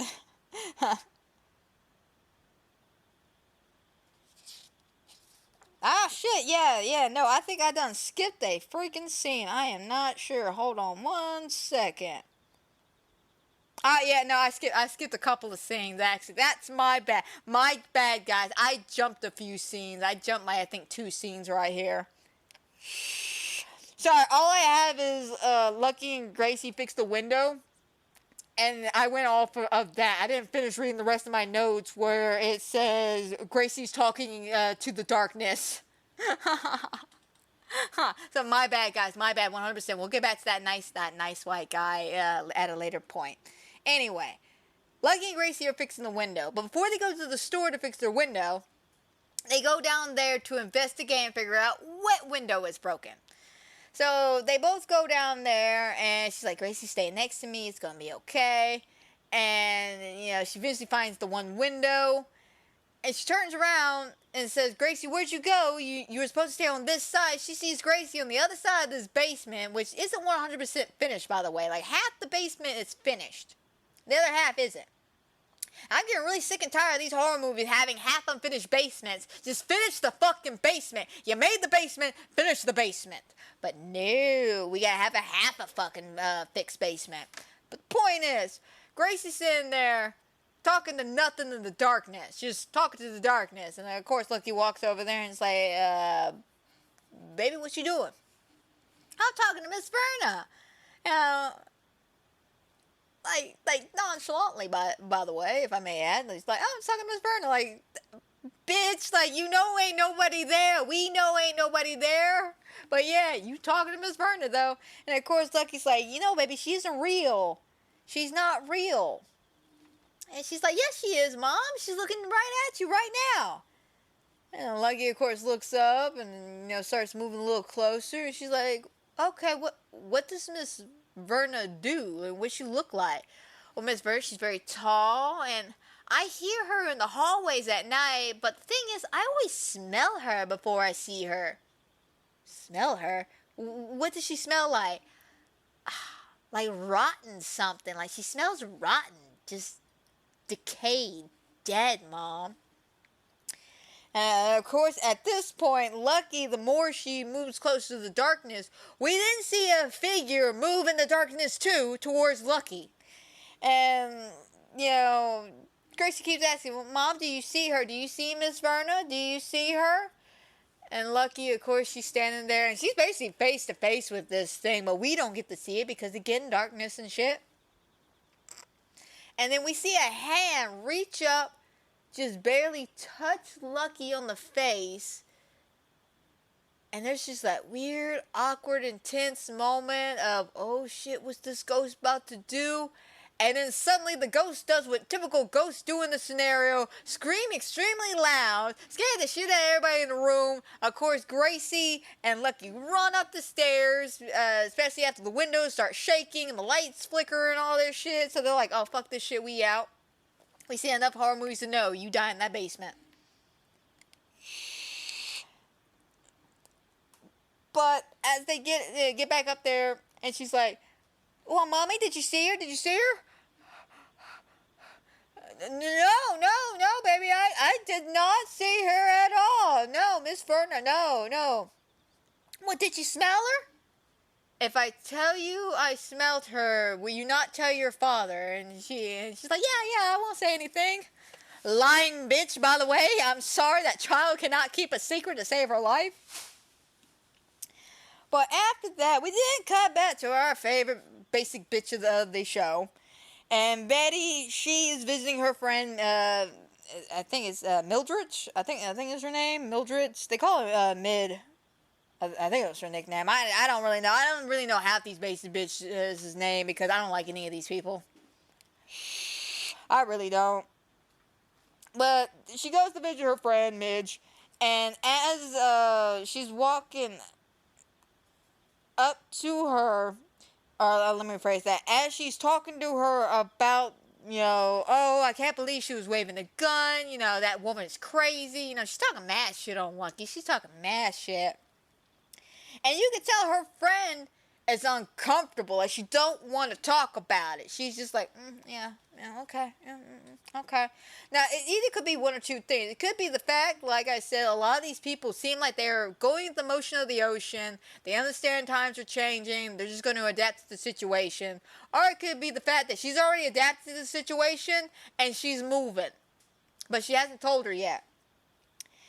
And as they keep harping on about, as Betty keeps harping on about Lucky and how she doesn't want the street to become black, because we don't want the housings to go down, we gotta protect our property, this is our home, our place. Like, I don't get your fucking logic, bitch. I don't. I really don't. Like, let me calm down a little bit. Okay, so her logic is because a black person moves in across the street, suddenly it's just going to be nothing but craziness from then on out. When she, in actuality, is the whole reasoning why shit's going crazy. If they just would leave these people alone and let them have a good life, I don't think half the shit that happened in the show would be happening. I'm just saying. But eventually her friend confesses to her that she is moving, and, she wants another house, went more towards the middle of the country. It's very lovely and spacious. And then, of course, the cherry on top that really just pisses Betty off. Oh, and also, don't tell anybody, I haven't even told my husband, I'm pregnant. And, of course, you see that fake smile come across her face, and her eye twitches a little bit. And she's just like, Oh, that's nice. That's real nice. That is super great, friend. That's great. And as she's saying this, by the way, her friend brought out a tray of eggs, like a hard-boiled eggs, and they're eating it as a snack. But as she's, talking about how nice life must be for her friend, she is smashing the hell out of this egg with a spoon or a knife or something. But she's just towards this egg, this poor egg. Poor egg. And yeah, we leave off at that, of her having a little mental breakdown while crushing a poor egg. We then cut to Henry at work. Now, Henry, we saw his first day at work, of course, with Calvin showing him to his job, talking about about Compton, how to be careful, and he tells them, show them how we do it here. And of course, the moment he walked in, everybody's just staring at him. Which, again, that seems to be a common thing in this show. Everyone just stares at the Emery family the moment they walk into a room. Just, a black person. Oh, what the hell? What is going on here? Now, again, I was never around in the 1950s. And I've heard stories and shit, but I don't think they stared that hard. Like, I get some staring, but you're telling me everywhere they go, these people are just staring at them? Like, everywhere they go?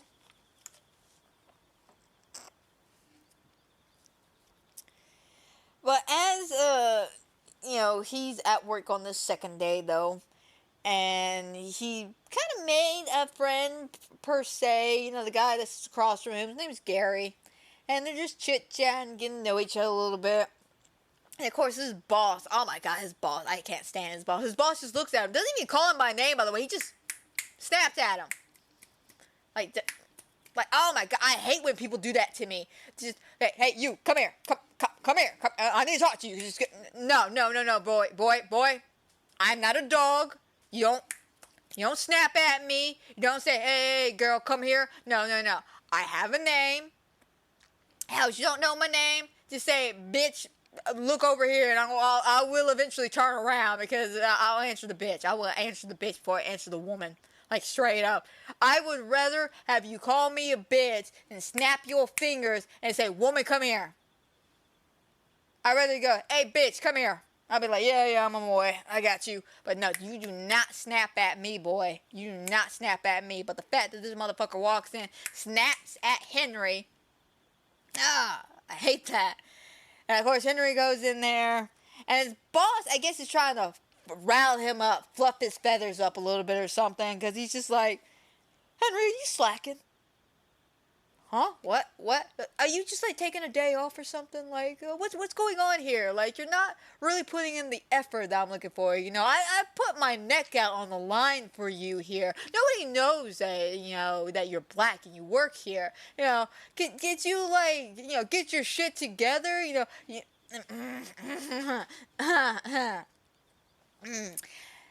And what's kind of interesting about this scene, is that you see a bit of his, not hidden racism, but how cocky he is, or let me phrase that, how undermining he is about his racism.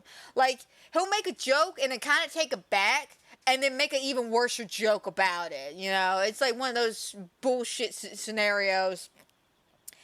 And the entire time, of course, his boss is just, kind of laying into him about, you need to be better than this. You're supposed to be better than this. And he asked him, hey, why were you late for work? What's going on? What's going on in that head of yours? And he eventually tells him, like, hey, listen, my dog died this morning, and I was very close. And the guy's like, oh, say no more. I remember my boy died. Just, I can't handle it. And he starts fake crocodile tears and shit. Fake crocodile tears. And eventually he's like, all right, I understand, man. Well, now you get back out there and you go to work now. You go to work. Like, motherfucker. Just, I don't like him. I don't like half the people on this show, though. Like, straight up. But, after they kind of, like, chill out a little bit, he's like, all right, man, well, take these files upstairs to so-and-so. And as he's speaking, of course, he, Henry, being curious, opens the I'm trying to say folder and file at the same time, and that's not working out for me. He opens the folder up, they go to read it, and the guy turns around and just, hey, did I say you can read that? And Henry kind of looks at him, closes it a little bit, and he's like, all right, now take that up to so-and-so upstairs. So Henry goes upstairs, and I get this scene. I feel this scene in my soul. So Henry, on his way upstairs, stopped by the bathroom. He puts the folder down. He puts his glasses down. And he grabs a whole big-ass pile of paper towels. I'm talking about like he's going on for a few seconds. He gets a whole big old pile. He balls it up. Nonchalantly goes to the last stall in the back. Closes the door. Sits down on the toilet. And proceeds to bite down and scream into the paper towels. Like he is having a full-ass fucking aggravating meltdown. And I can get it because I'm sure, first of all, I'm sure he wanted to say a few choice words to his boss. I'm sure he wanted to choke his boss out. I'm sure he wanted to choke a lot of people out that day. But unfortunately, he's got to be nice. He's got to put up with this shit. So he's got to bite his tongue, metaphorically speaking, of course, and deal with this shit. And basically, this scene shows you him basically biting his tongue. Like, he is screaming, and it's just this paper towel, having a full fucking meltdown. And I'm with them on that. I'm with them on that because, I mean, I don't think I could put up with that shit. Like, straight up, I don't think I could put up with that shit. So then, after that horrible moment for Henry, we cut to Ruby. And Ruby's in class, and of course, everybody, as per usual, is just staring away at her, just, a person of color, they're just staring at her. And the teacher, she's reading along this poem and stuff, and she's like, does anybody know who wrote this poem? And of course, Ruby, she knows this answer. She immediately raises her hand like an eager student she is. And of course, everybody starts laughing because, God forbid, she's smart. She's smart and knows the answer to a fucking question in class. But, everyone, of course, laughs and they go, yes, Miss Emery. Is it Emily Dickinson? And as soon as she says that, I shit you not, and this infuriated me with a roaring passion. The moment she answers the question, all the fucktards in the back, all these jock assholes, and everybody else in this classroom, but mainly it's the fucktards in the back, start making monkey noises at her. I mean, full-blown, doing that bullshit, and they're all in on this, acting like fucking animals. Poor Ruby, man. She is forced to sit there and trying to take this shit. She is forced to sit there and take these motherfuckers treating her like a goddamn animal, just making awful noises towards her. And the teacher, at first you think she's a little sympathetic, and I want to say she is. I want to say this teacher's a little sympathetic because she tries to not diffuse the situation, but she tries to get Ruby out of the situation, but instead of, yelling at the class, telling them to act the fuck right, instead of telling the class they need to sit down, shut the fuck up, and let this smart girl talk and say her answer. No, she tells Ruby to come here with tears streaming down her face, by the way, tears pouring out of her eyes. Gives her a detention slip. And sends her out the classroom. Now, again, I don't know if she was necessarily trying to help Ruby out, if she was actually trying to defuse the situation, just get Ruby out of the room. But I feel like that was handled horribly. And I feel like there could have been more she could have done. But that poor girl, man, that scene bothers the shit out of me. Because it's just the fact that everybody, not just the fucktards in the back, I mean everybody, is doing it and or laughing. Like, this is funny. To me, it's sick. It's sickening. If I was in that classroom, I don't give a shit if it is 1954. If I was in that classroom as the person I was raised as, I would not stand for this. This is sickening and fucked up. I would actually be like, you know what? Take me to detention too. I'm going with her. Like, fuck all these people. I'll get my education somewhere else. Because it's fucked up. It's fucked up. But that poor Ruby, man. Just poor Ruby. So while she's sitting there, getting ready to go to detention, there's another little girl sitting there. And she's very nice. She's very, very nice. And she's just like, hi there, you're beautiful for a black chick, what you doing here? And, they just start a little small conversation. And, you know, they introduce each other, you know, oh, I'm Ruby. Oh, what about you? Oh, I'm Doris. And, you know, of course, they shake, and it looks like a beautiful, beautiful little friendship is blossoming. A beautiful friendship that we all know is a fucking lie. Oh my god, that twist. We'll get there in a minute. Alright, I'm sorry, is it the next episode? Yeah, I think it's the next episode. We get there in a minute. I'm sorry to stuff up a little bit. I started crying a little bit talking about Ruby because I felt so bad for Ruby during that scene. Like, that scene's just so gut punching to me.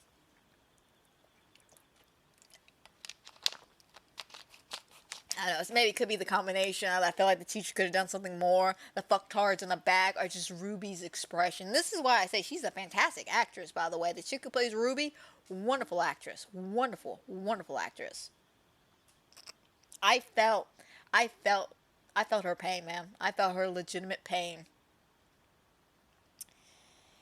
So after that, we then cut to Lucky and Gracie going to the window store to fix the window. Of course, they meet that nice white guy that I talked about earlier because I skipped some scenes. Which again, guys, my bad. Sometimes I get a little too ahead of myself when looking at my notes. And I should read my notes all the way before I start talking.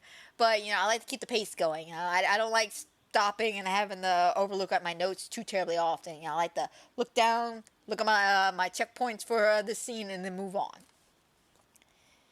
But, like I said, they go around the store, and as they're searching, you know, to get supplies and shit, Gracie runs off. And Lucky's almost put in her own little world for a second. You know, everything's kind of a maze. It's very dark, very kind of spooky a little bit. And as she's walking going, Gracie, where are you? She stops at the axes. I mean, there's like a wall display of axes, and it's just right in front of her. And then the white guy, that nice white guy I was talking about, he's standing next to her, and he's just like, you know, you ever wonder what it would be like to look at somebody's brain? Yeah, I often wonder that myself. I mean, dead serious. Which, by the way, guys, if you don't know, for those of y'all, again, who don't know the show and they just like to hear my inputs and stuff on the, on the show, movie, TV show, blah, blah, blah, that I like to go over, you'll get what I'm saying. He ain't real. He's a figment of her imagination. Let me phrase it. The white guy is real. Just the one talking to her at this current moment is not real. He is like a figment of her imagination. And he's basically telling her shit she wants someone to tell her. And he's just like, yeah, you know, I always wonder what the inside of somebody's brain would look like. But hell, if somebody did that to my dog, I wouldn't be I'll be the most curious person out of all of them. Like, straight up. The whatever this figment of her imagination is, this sickness, this curse, whatever, I'm not quite sure what kind of demon this is. This guy, this thing or whatever that's using other people to traumatize other people. Yeah, this thing, the devil, the demon. Yeah, he's influencing Lucky now. And he uses the white guy as a catalyst to talk to her, though. And she kind of agrees, you know, she doesn't say anything, but she just sits there just staring at the axe. It's like, you know what, and you know, some son of a bitch did that to my dog, I'd be curious too. I'll be curious too, but before she can act or say anything, Gracie snaps her out of it by, you know, tugging on her shirt like, Mom, are you okay? And of course she looks down at Gracie and she's like, yeah, no, sweetie, everything's fine. Of course, she looks back at the white guy, and he's still at the cashier area when they first walked in. He's still there. But after that, we then cut back to basic bitch Betty. And of course, she's not happy about her friend moving. And something I forgot to make a mention about, and it's because I didn't have it in my notes until up to this point. Her friend basically okay, hang on, let me rephrase this. Her friend's husband basically told Betty's husband, Clark, that they were moving, and Clark didn't say anything. This is why when they were walking home from the HOA party originally, before the dog incident, he was kind of not really caring, because he did not want to have that conversation with his wife. So he was just trying to avoid it at all costs. But she's mad because, husband didn't say shit. Husband did not say shit about her friend moving or anything like that. And eventually he's like, baby, I'm sorry, it's okay, I didn't really think too much of a big deal about it. And she's like, you know what? Yeah, that sounds about right. He would be the one to stand up and be like, we gotta fight against this, and then leave. He would start the rally and leave. He's a spineless coward. You know what, though? Clark, I think you should read the speech. What speech? What speech? The speech I have for the HOA meeting we're going to have at the end of this week, so we can figure out what to do about those people across the street. Because, she was waving the gun and everything, and she's got to go. And I have all the notes and stuff, so I think you should read this speech. And of course, Clark doesn't want to read this fucking speech. He doesn't want to be involved in this shit at all. But, of course, he's just like, yeah, all right, yeah, I'll do it. And then, oh yeah, I also forgot to mention, so, before Betty walked up to her friend's house and they had the conversation, she noticed that there was a new car in the driveway. And of course, she talks to her friend about the car. She's like, yeah, boys and their toys, they got to, have something new and shiny to play with. And, so what Betty does here is kind of fucked up. So after Clark agrees to, do the meeting, he's like, nah, you need to go over there and at least apologize to your friend and her husband for the situation. And she's like, you know what? They need some sugar, so I'm going to go give them some sugar. So she grabs a little sugar container tray or whatever the hell it's supposed to be, a little sugar dish. It's kind of cute. And she's like, yeah, I'll go extend the olive branch. She walks over there, just la la la la la. Then goes to their brand new car, opens up the gas tank, and proceeds to pour the entire bowl of sugar into the gas tank. And then she smiles and closes the tank, wipes her hands, and walks back into her house. Isn't she a lovely woman, everybody? Isn't she a lovely woman? Her best friend's moving to better her life, and she's jealous. She's jealous. She's jealous because she's got a new car, she's moving to a nicer new location, and she's pregnant again. So that is where her jealousy really shines through, and you can see that this really bothers her. The whole not having children thing really, really gets to her. That was the whole reason why she went after the car and won the bet. It's not just the fact that, her friend's husband was supposed to be the speaker at the HOA meeting, and, and supposed to, figure out a way to rally everybody up to get these people out. But it's the fact that her friend and him riled everybody up just to leave, and they're leaving for better pastures and a happier life, and that pisses her off. Jealousy is an ugly color on her. Granted, she looks ugly in any color we put her in, to be honest. Like, I'm sorry, not sorry, but she's not a nice lady. She's not a good person. So after that, we then have a moment with Henry at work. And Henry, of course, he's feeling the pressure. Of course, he had a little meltdown earlier. He's not feeling that grand about everything, but he's still trying to do what he's got to do. So as he's walking to go take these files back to whoever he had to go take them up to, we're in this all beautiful white hallway. And then suddenly it turns yellow. Like the entire room, filter and everything, just yellow. And as he's walking, he sees a window with smoke coming out of it. And he's having a PTSD flashback. But we actually get to see this flashback.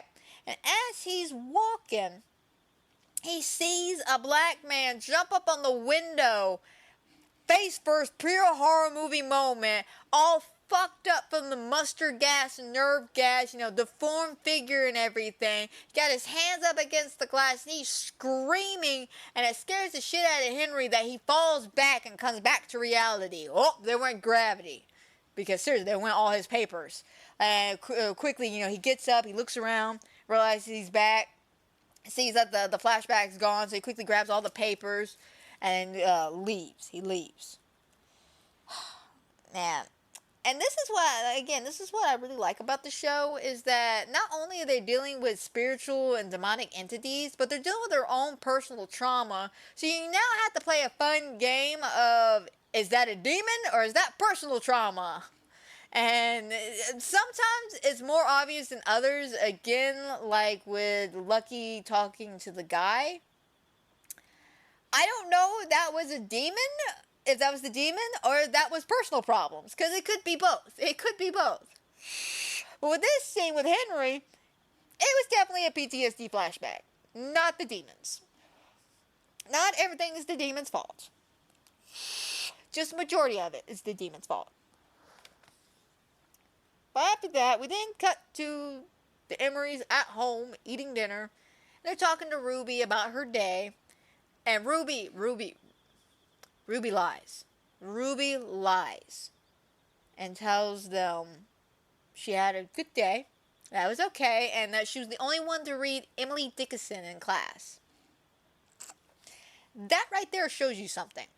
She doesn't want to bother her family, especially her parents, with this bullshit of what the kids are doing to her in school. She doesn't want to ruin this whole facade she thinks her family has moving to this house and dealing with all these people. She doesn't want to break it. So she doesn't want to inform them that she's having a miserable fucking time. This is where the loving, strong foundation they have built as a family starts kind of crackling a little bit. They're not talking to each other the truth anymore. Because they don't want to ruin this facade that they are blinded by.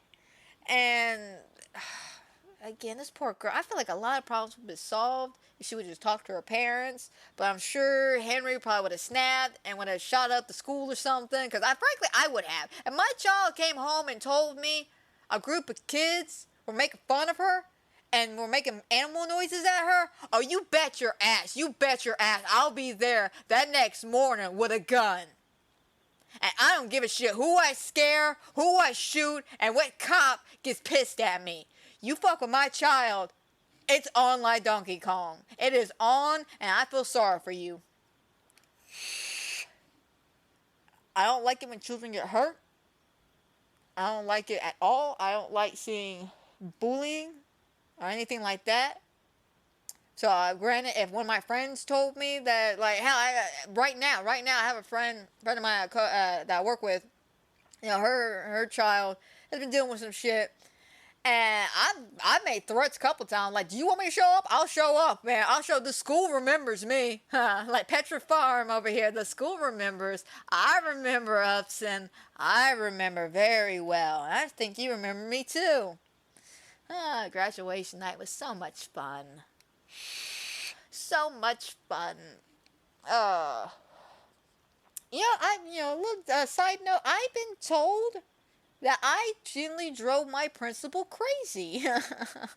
Like, straight up. Apparently, he was so fearful of me that year I came back to watch a friend of mine's sister graduate, he fled the graduation.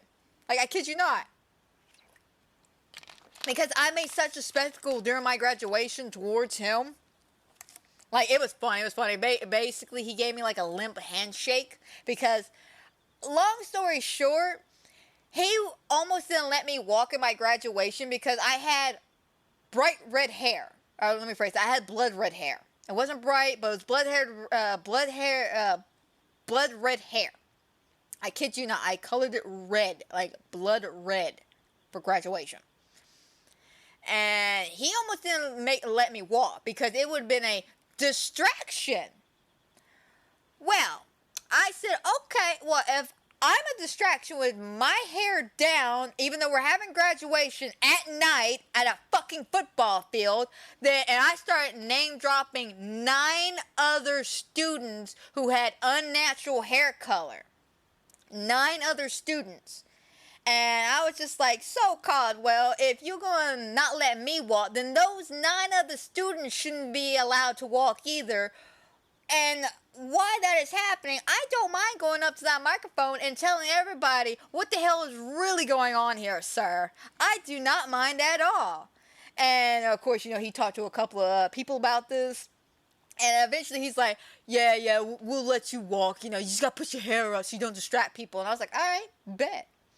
So, of course, I'm the last one of the last people to get called because my name's all the way at the end of the fucking alphabet. And as we go up, of course, my vice principal, my counselor and all that, he's like, oh, congratulations, good job getting there. We get to him, right? Get to him. He nonchalantly, and I don't mean nonchalantly either, I mean nonchalantly, gives me his hand with, the limpest hand ever, barely grabs my hand to shake it, and he just mumbles the words, congratulations. So, you know what I did in that situation? I aggressively grabbed his hand, pulled him in, said, bite me, turned around to face the entire crowd, took my graduation cap off, bowed to the crowd, and then looked at him as I basically gave him the middle finger behind my hat. What was he gonna do? What was he gonna do? At that point, what was he going to do to me? I literally walked across that stage and I embarrassed him in front of a whole bunch, in front of his peers, because everybody saw me flip him off. That was backstage. Everybody saw me flip him off. And then, of course, I grabbed the little plaque, take my picture, and then, of course, we go throw the hats and all that shit, It was a great day for me. It was a great, fantastic day. I got to tell Caldwell to shove it, and I embarrassed him in front of everybody. So that following year, I go. This year, that particular year, I colored my hair bright pink. I'm not joking. It was for breast cancer awareness. And I colored my hair bright pink, and it turned out to be a very, very pretty pale pink. It looked really good on me. But I show up at this graduation. I see Caldwell. I see him. We make eye contact and everything. So after, the whole walk and shit, I go down to the field to go talk to some of my teachers I haven't seen in a while. I see my art teacher. I'm just like, oh my God, that's so good to see you. So where's Caldwell? I want to say hi to him. And she looks at me, and a couple other teachers that come in, they go, oh, yeah, he ain't here. I'm like, what happened to him? And then Mr. Sermons, I love Mr. Sermons, he was my theater teacher, comes up to me, puts his hands around my shoulder, pulls me in, and just goes, he's scared of you.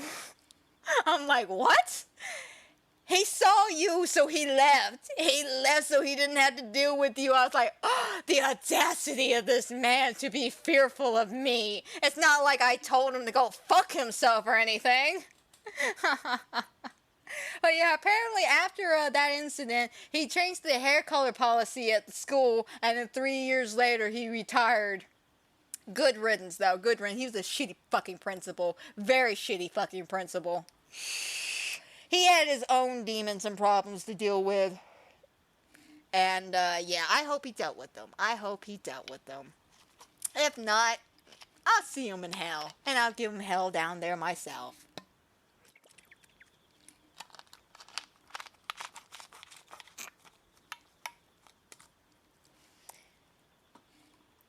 Anyway, the point I'm trying to say here is, if my child was to come home and to tell me this, oh, you bet your sweet bottom dollar ass that I will be taking names. I'll be taking names. There will be a list. There will be a list of people and a list of threats that will be coming to fruition.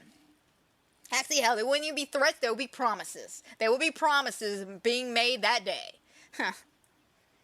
Anyway, after that, and Ruby, of course, like I said, she lies about the situation. We cut to Gracie, who's sitting there, and she spills the beans about Miss Berna. She's like, yeah, me and Mommy tried to fix the window today, and then Mommy saw Miss Berna, and I'm just like, woman, what did you and your mother just have a conversation about before all this shit, huh? Don't tell Daddy about Miss Berna. Okay, Mommy, I won't. Daddy, let me tell you about Miss Berna. Like, no, child, you cannot keep a secret to save your life, huh? You cannot keep a secret to save your life. That child. Anyway. They kind of get into a little spat a little bit. You know, you see like that angry tension in their eyes when Lucky and him kind of meet eye to eye after Gracie says that. And Lucky, of course, she's felt a little different after that trip to the window store. And she walks up to the Henry, and she says, oh God, what exactly did she say?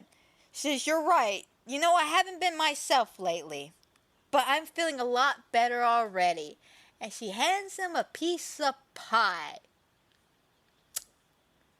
Yeah, we all know where this is going. Now, I don't know if this is the demon influencing her, or if this was just a fuck you moment. I want to say this was a demon influencing her, because she knows how he reacts with pies. She knows. So why would she do this except to fuck with him? And unfortunately, she wouldn't actually fuck with him unless she's being controlled or influenced by said force that is making people fuck with other people. But after she says that, hands him the pie, of course, PTSD flashback all over again. He's looking at the pie, he's kind of tweaking out, and she's just like, just eat it, baby, just eat it. Because here's another way to look at the scene as well. It could be her trying to push him to get past the PTSD as well. It could be, because again, last time we gave him pie was a couple of years ago. He threw the plate at the wall. Let's see how he reacts now. And how he reacts now is very heartbreaking.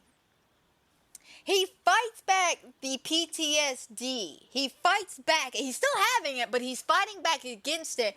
And he starts basically force-feeding himself this pie. He forces himself to eat it. It's kind of disgusting, I'm going to be honest, because he's like shoving it all in his mouth, and he's just like crying a little bit. You know, everyone's staring at him. Fucking Lucky starts crying a little bit, then, you know, tear down her cheek and all this. And he forces himself to basically eat this damn pie. And as this is happening, everybody's just upset. Everybody's upset. And the song that starts playing in the background is Love Will See Us Through. And I like this song here, and this is why I bring up the fact that this could be her trying to push him through his PTSD. Like, you gotta get over this. If I gotta get over this, you gotta get over this kind of mentality.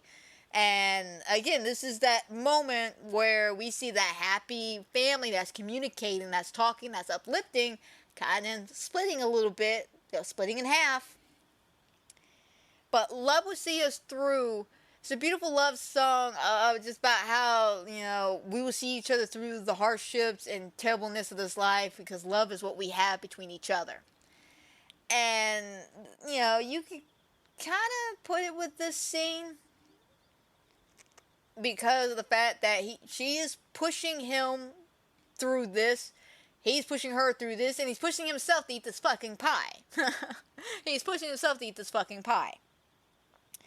But after this moment, we get to the song singing, and, you know, we see the painfulness on their faces. We pan over to the dog's grave, and we just see, I don't know if it's blood or black goo, something liquidy just kind of coming out of the grave, like nasty, bloody, disgusting water or something.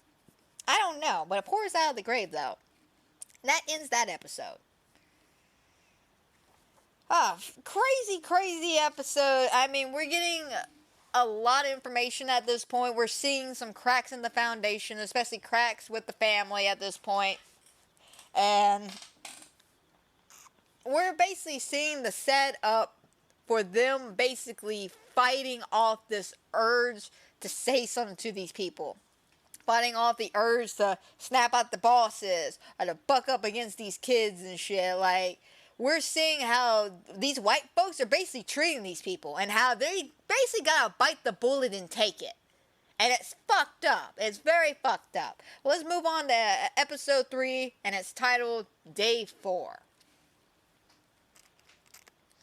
Now we start with Lucky dreaming. She's dreaming about that damn black Man Joe song again, because she's having flashbacks to that shit about the woman breaking into the house, and she wakes up when she hears the woman say the phrase "cat in the bag." We'll come back to that phrase, okay? We're gonna come back to that phrase. But that phrase haunts her, and it haunts me. It fucking haunts me. That phrase haunts me. I actually had a dream about this last night, and it scared the shit out of me. I woke up, actually, frankly, I woke up for some other reasons. But I woke up just kind of like freaked out because I could literally hear that woman just saying, "Cat in the bag, cat in the bag." I'm just like, no, nine,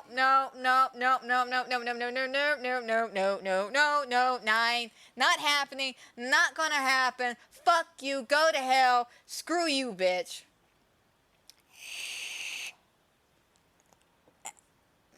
But after she wakes up, though, Lucky is home alone, by herself, everybody's already left to go to work, go to school, so she's doing laundry.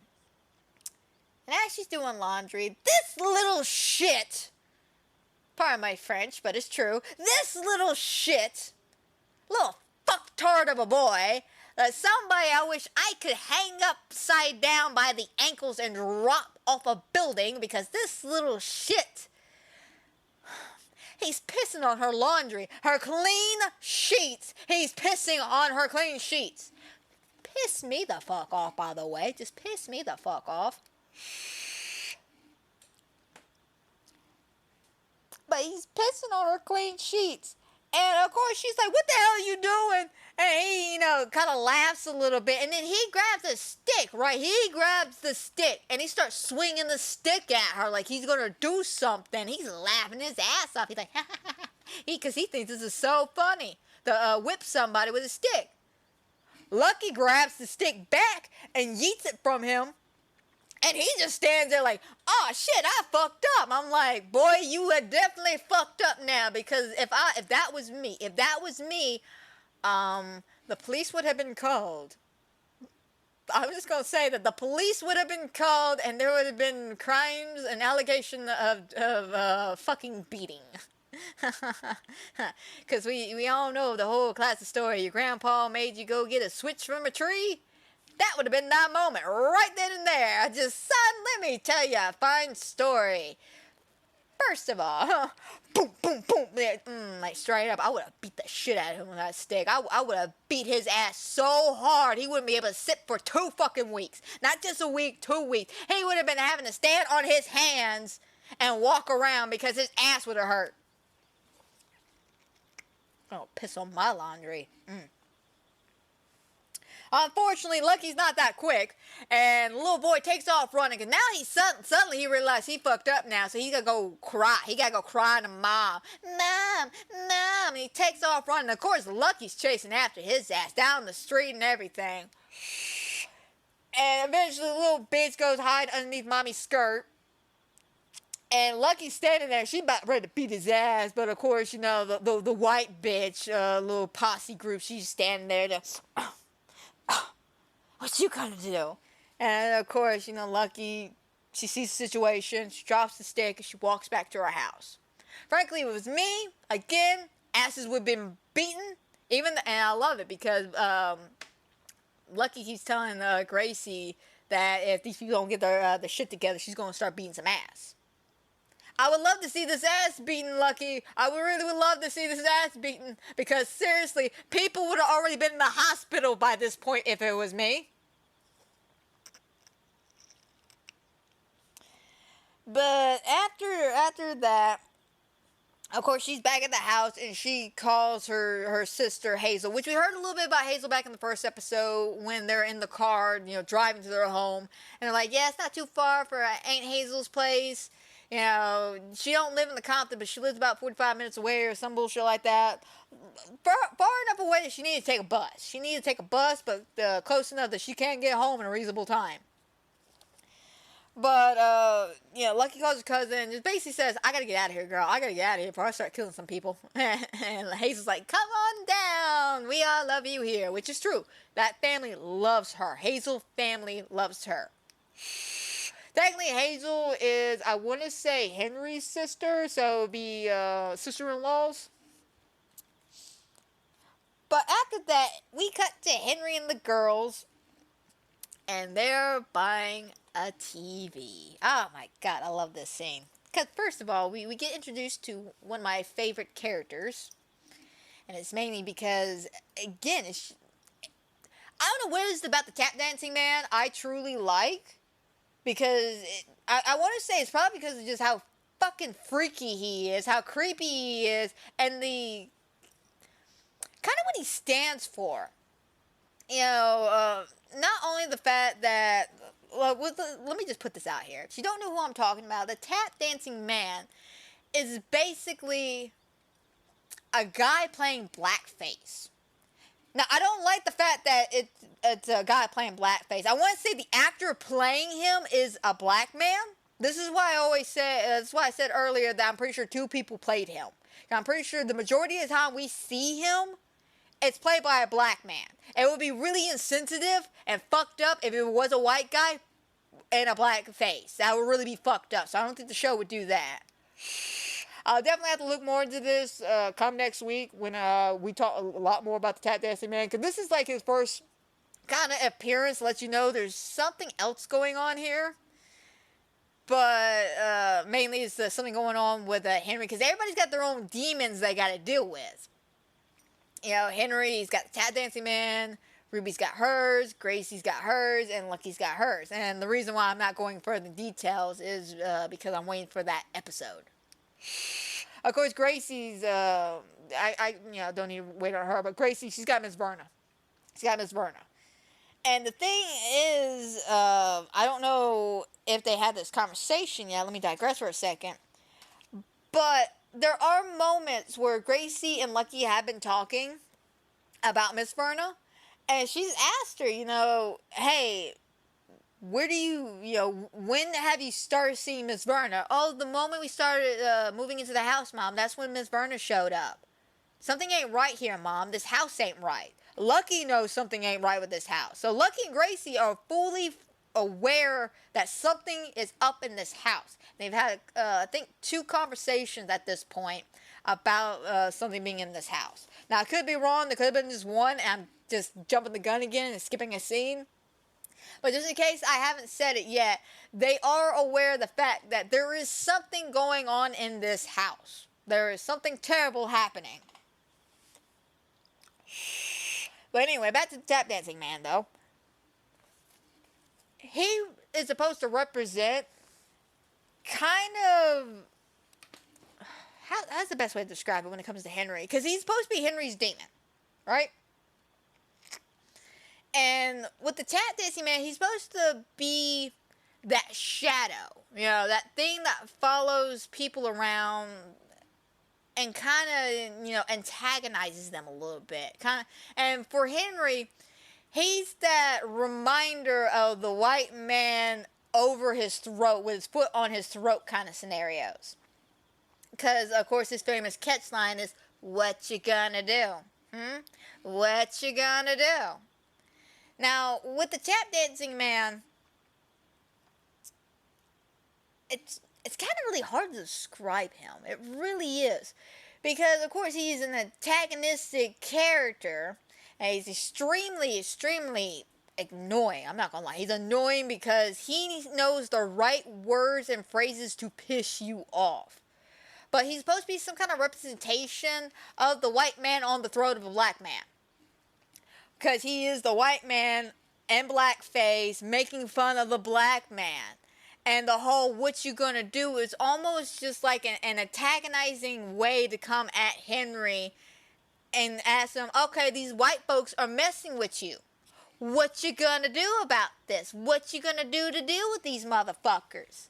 So he is a very antagonistic demon, or form of this demon. To be frank, I don't know if they're supposed to be minions of the demon, or this is just the look that the demon chooses to come at them. And the reason why I say that is because with Lucky, her demon is this old man in a black hat, which we learn a lot more about after episode 5. I think it's like episode 7 or 8 we learn about him. But yeah, I think he's a ghost. I think he's a ghost. Again, we'll have to get there when we get to that set of the episodes. But he's more of a ghost. And a tap dancing man, it's more of a, I'm not going to say a ghost because he's not dead, because he's not a real person, but he is part of this whole cursed land thing. So, again, I don't know if he's just specifically a minion, or if this is the demon's form. I want to say a minion. Because, the demon's supposed to be the devil. And I don't think the devil's going to be picking out 20 different looks to come after these people. I think that's why he has his minions and his ghosts and shit. He just knows what's going to scare them the most and what's going to aggravate them the most. But what makes the tap dancing man interesting is the fact that he's antagonistic, but he isn't necessarily aggressive about it. He's more of a pessimistic kind of character. Again, the whole what you gonna do thing. He's not out there going, you know what you need to do? You need to go out there. You need to fuck these people up, because they're fucking you up, man. So you need to fuck. Now, he ain't going out there saying that. He's literally saying, what you gonna do? Egging you on, but not being aggressive about it. Being passive-aggressive. And I like that because he's a complex demon, ghost, whatever the fuck he's supposed to be. And also the fact that we see him a lot, especially after episode 5. We get to spend a lot of time with him, and the actor who plays him is just phenomenal. Like, he is creepy to the 10th degree, and he is wonderful. But again, we'll have to get there when we get to those sets of episodes. But for now, this is our introduction to the tap dancing man. I do believe that's what he's called in the credits and stuff, is just the tap dancing man. But again, guys, with the tap dancing man, he is supposed to be a man in blackface making fun of black people. So he's very in your face. He's very in your face. And it does kind of make you uncomfortable, especially with the knowledge of the fact that he's supposed to be a white guy, air quotes around that, and a black face. And that makes anybody uncomfortable because of the fact that that's just not okay. Blackface is not okay. Frankly, having any face other than your skin is not okay, but what do I know? But as they're buying this TV and they're trying to, be a little hyped about it, and the TV guy, this TV guy, it's just like, well, I can give you a good discount on this and blah, blah, blah. And, we get everything set up within a couple of hours. It'll be great. And, of course, Dad and the girls are just like, yeah, sure, let's go ahead, let's buy this. And, I'm sure Mom will love this. And this motherfucker looks Henry in the eyes without missing a beat. And it's just like, I bet you got 100 cousins who want to come over now and watch this shit. Let me ring you up. And I'm just like, what the hell? Did he really just say a racist comment like that? I'm sure you have 100 cousins who want to come watch this TV set now. Motherfucker. But you know what? I don't have to say anything. You want to know why? You want to know why I don't have to say anything? Because Henry, in his moment of solidarity, looks over at the TV and sees the tap dancing man.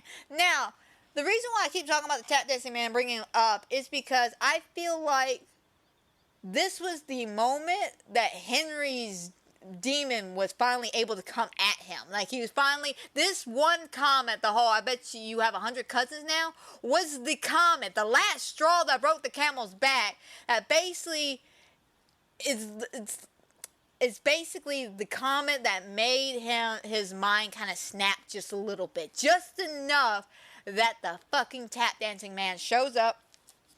And he's on the TV doing his thing. And of course, Grace, gets his attention back at her. So he turns around, looks at her.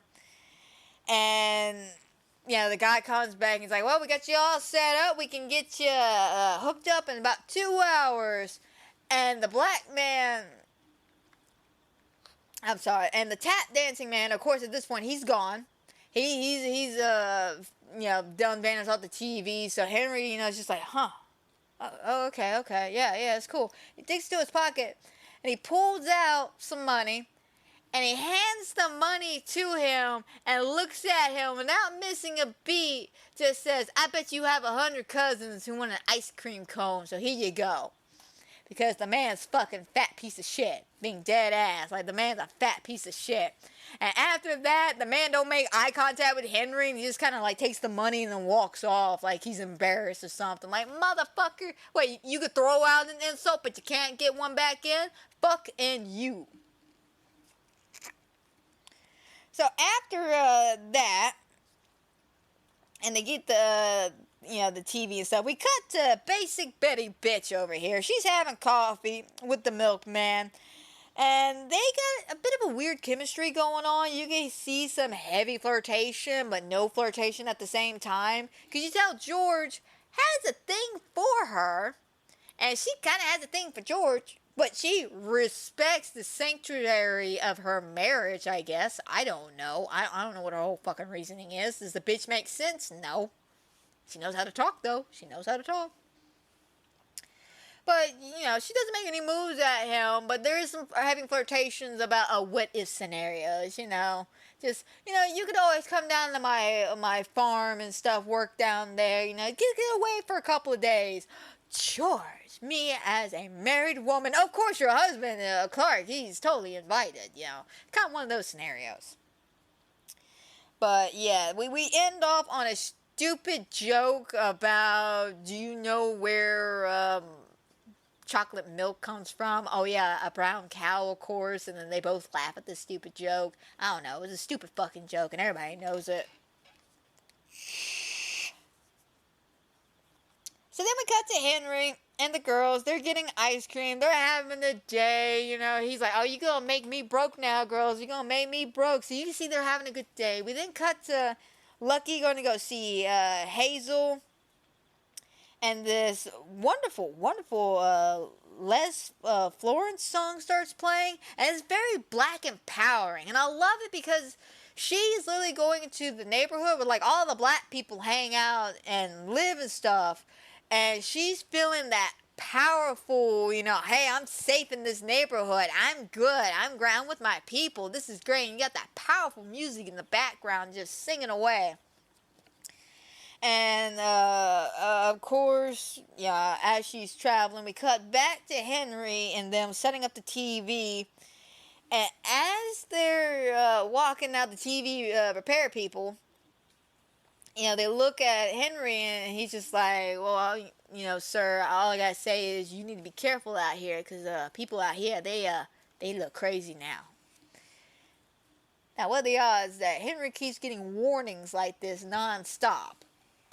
I think after the second or third warning, I would have been like, you know what, maybe this house is not worth it. Actually, no, scratch that. You bought that house at $11,000? Fuck yeah, keep that house. Screw everybody trying to get you out.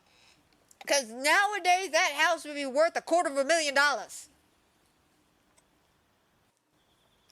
Anyway, we then come back to Lucky meeting up with Hazel. And of course, Hazel's having a party. She invites her in. There's this loving, beautiful moment. Just, oh my God, let me look at you, girl. Oh, you look fabulous, darling. Love you. Oh, I haven't seen you forever. And of course, other people coming in. Oh my God, Lucky, it's been so long. Oh, you look beautiful. All this shit. Like, it's a beautiful, beautiful moment. Like, it's very welcoming, very warm. She feels welcome. I feel welcome. I'm just like, I love this place. I'm sure she loves this place too. But man, just the love and the family being supportive and everything. I love it. I love it. I'm here for this shit. But after that, we then cut back to basic bitch Betty. And she is stirring up the pot. She is just still gossiping with her girl. She's talking to that little bitch boy, his mom, the one who took a piss on Lucky's laundry. Yeah, she's talking to the mom there about what happened. She's like, yeah, first she starts with a gun. Now this. Now she's chasing people down the street with a big-ass log. And, of course, the woman's like, well, technically it was just a stick, but, yeah. She kind of came after my son. I mean, what's next? What's next? What else is she gonna do?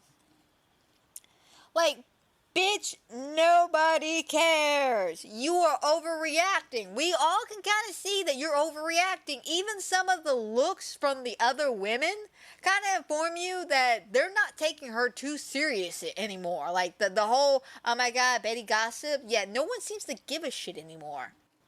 They're just like, yeah, okay, Betty, you know, keep going with your crusade. Good for you, Betty.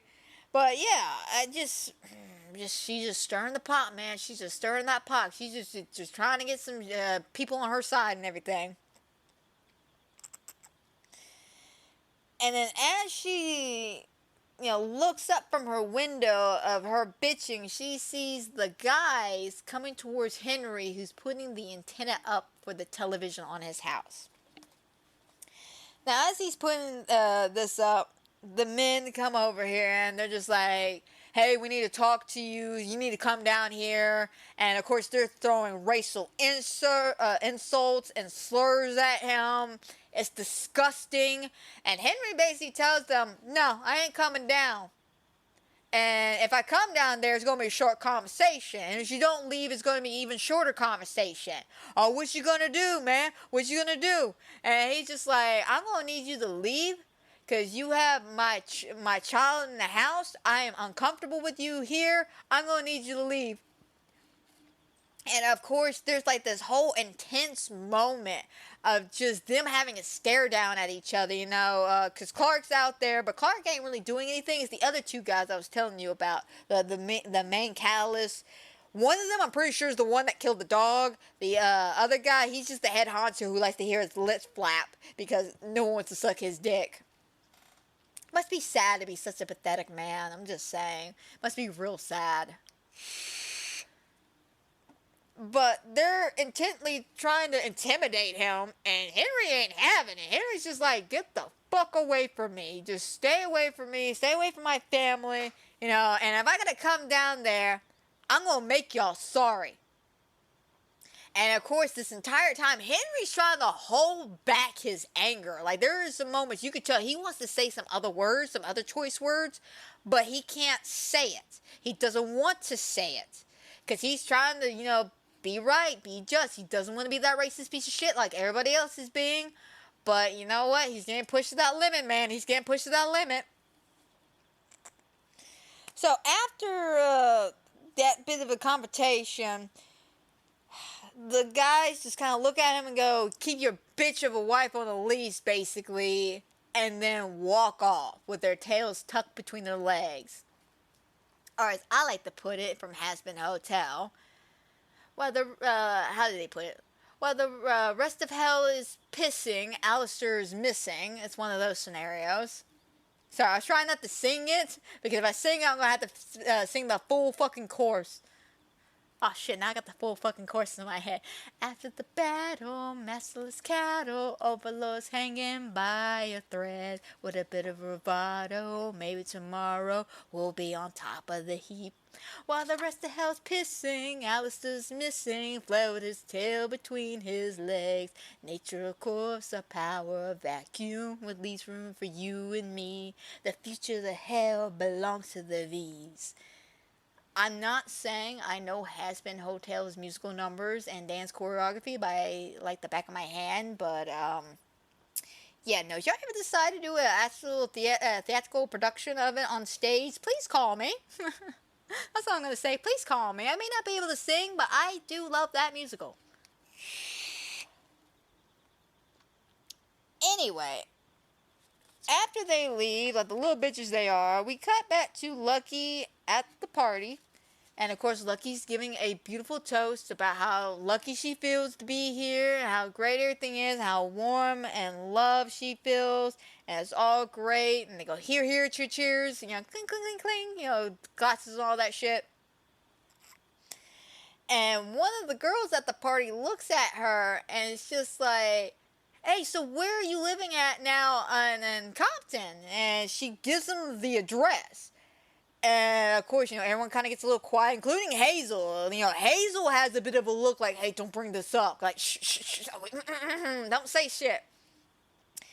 But she ends up talking to her and goes, "Oh my god, I can't believe you moved over there. Like, didn't you hear about the other color family that moved in? And it's crazy. I mean, hell, the wife skinned the kids, and the husband shrunk their heads, and only white folks drive them. Only the white folks could drive them that crazy to do that."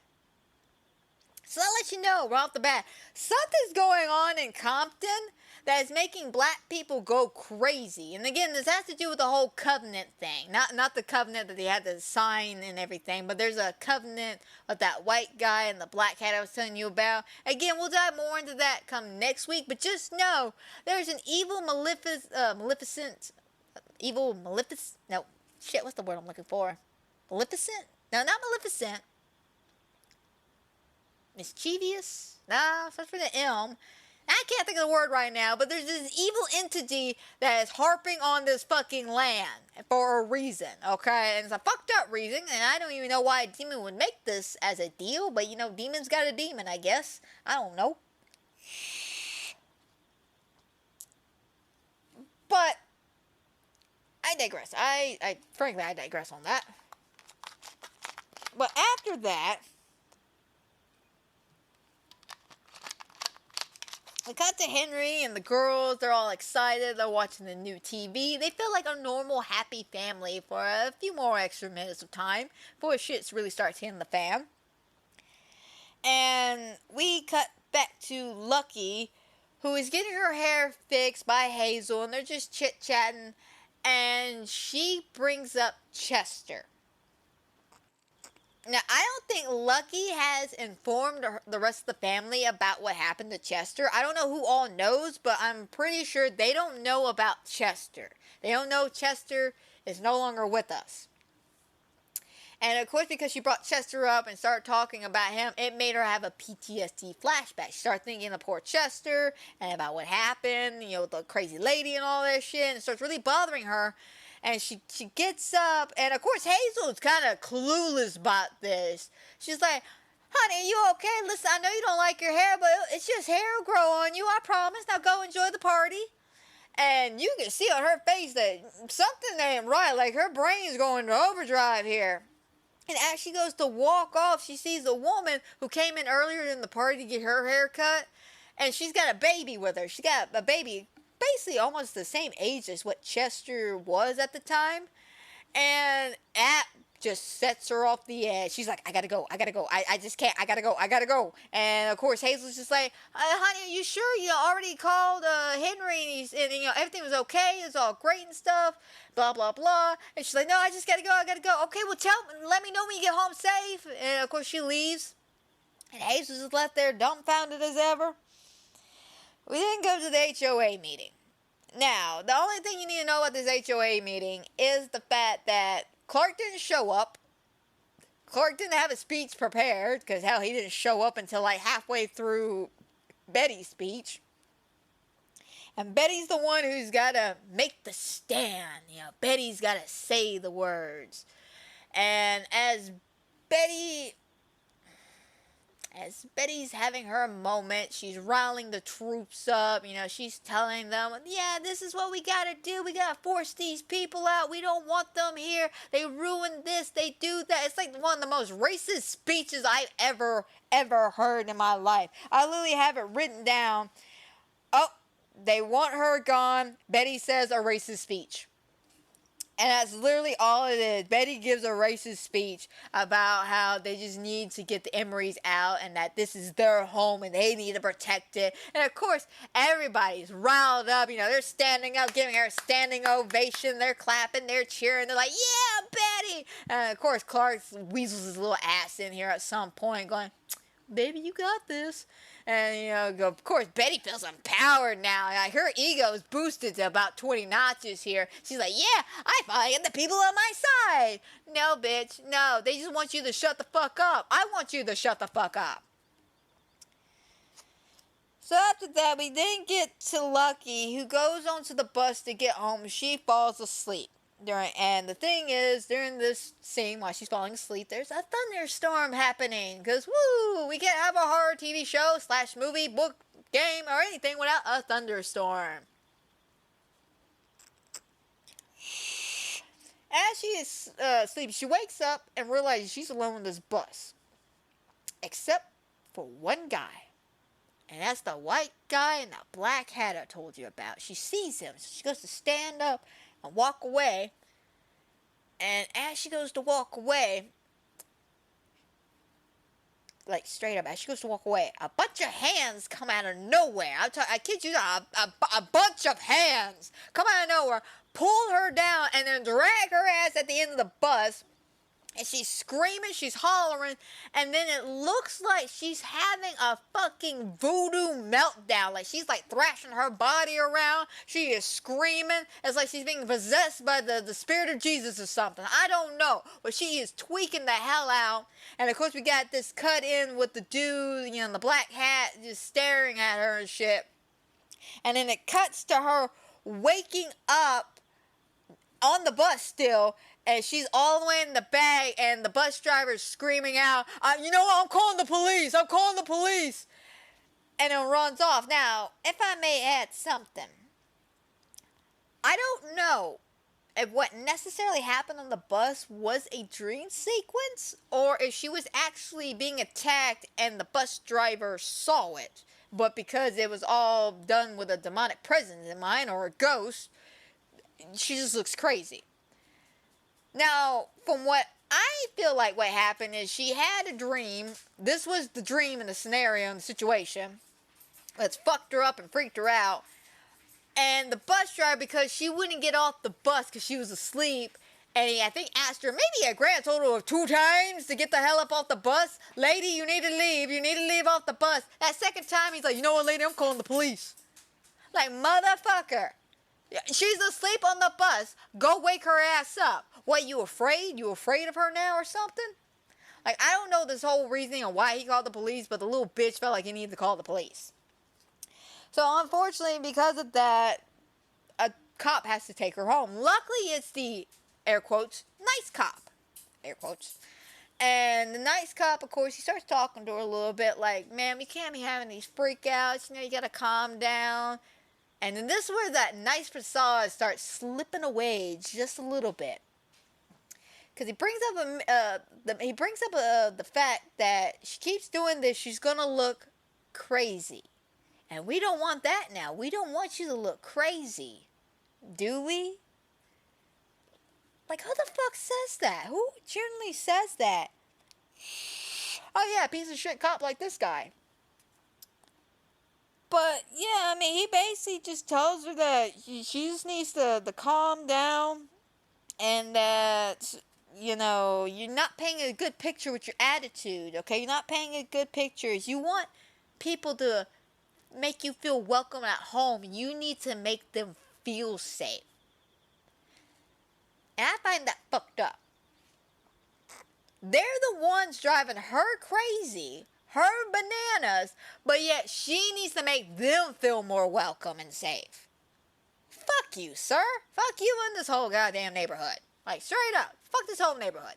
Let it all burn. I don't care. But he gives her a ride home. She walks on in.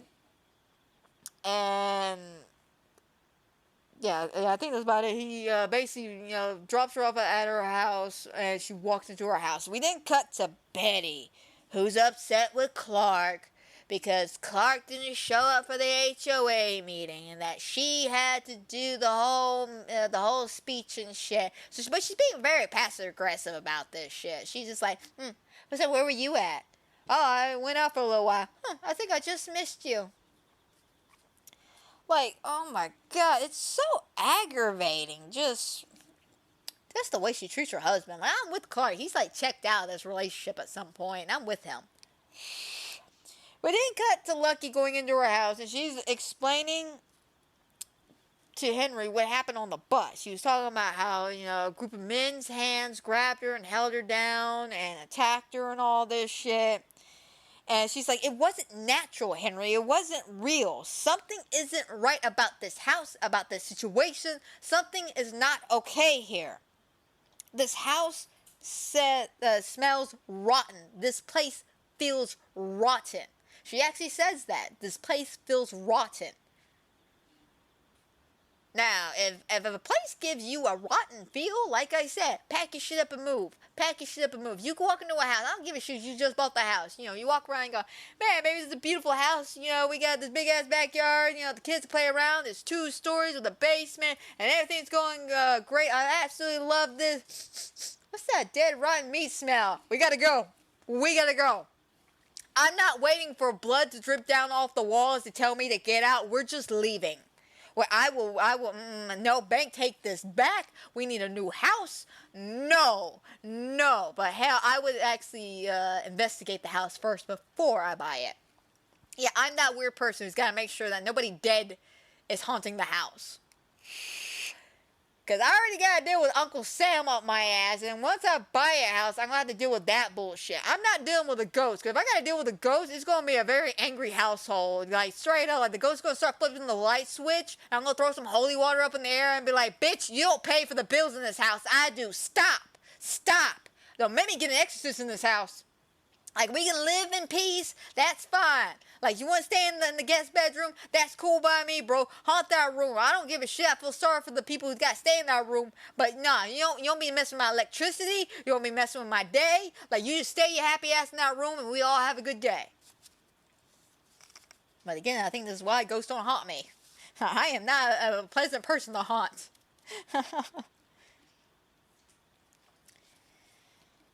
But anyway, the point is she knows this place feels rotten.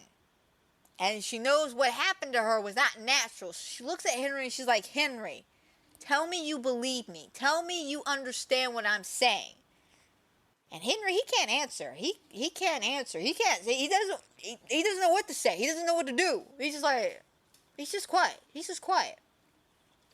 So she just gets up, stands up, and just goes to the bed.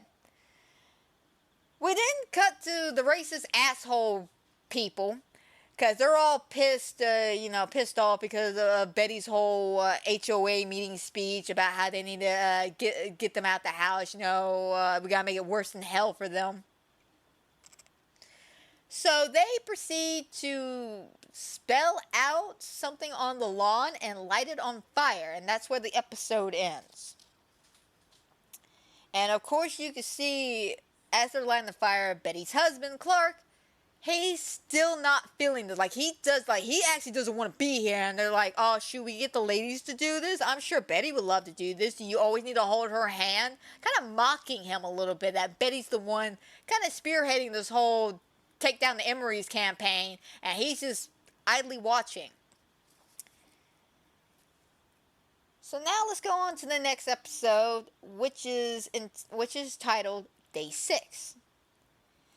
So we start off with the song, funny enough, Zippity Doo Dah Zippity Day, which I find ironically funny because of the fact that this starts off where we see a bit of the yard, and also something I just realized, the iconic factor about Zippity Doo Dah. I want to say one of the first times we actually ever heard the song Zippity Doo Dah. I don't mean in the show, I just mean in general. I think it was in the movie from Disney called Song of the South, which we all know is one of the most racist movies Disney has ever made, according to everybody, including Disney. To the point that they even changed Splash Mountain to Tatiana's Bayou Adventure. Which I'm not complaining about. I heard the animatronics look really, really good. But the point is, it's a very racist movie. Because of the Black Tar Baby incident. And, we hear Zippity Doo Dah in that movie.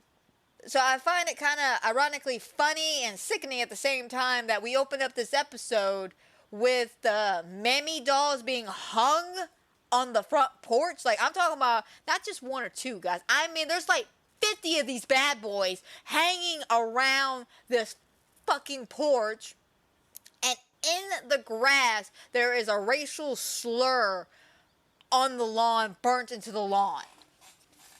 And this song is playing as we're looking over the house, and of the racial slur on the yard and as the Emerys are getting ready for the day. And the reason why I find it funny is because Zippity Doo Dah, of course, we all know the lyrics, you know, it's supposed to be, you know, Zippity Doo Dah, Zippity Day, my oh my, what a wonderful day. You know, it's about like being carefree, having a good day. And they're about to have anything but a good day. But also, it's sickening because of the fact that you think about it, we're hearing this song from a racist movie as we're looking at racist imagery. Now, I don't know if that was the key input. You know, it could be that, you know, they picked that song because it's just ironically funny that, you know, it's supposed to be having a good day and they're going to walk out to that shit. I don't know, but that's something I noticed about this scene. So, Henry is the first one outside after, you know, brushing his teeth, getting dressed. He goes outside. He sees all of this, including the Jack in the Box that has a black-faced clown in it. And he don't want anybody to panic or worry or anything like that. So after looking at the yard and seeing everything, he goes back into the house and he gives the girls a pep talk, you know, just, hey man, we're going to go out there, we're going to keep our heads high, we're going to walk quickly. We're not going to give them the satisfaction of being fools. We don't want them to think we're fools because we're not fools. We're not going to let this shit bother us, okay? And they're like, oh, okay, Dad, you know, okay. And they quickly get outside, and you can see on Lucky's face as soon as she steps outside, she is pissed. I mean, beyond pissed. First of all, that is the most racist thing she probably have ever seen in her life, physically in her face, besides what happened to her in episode 5.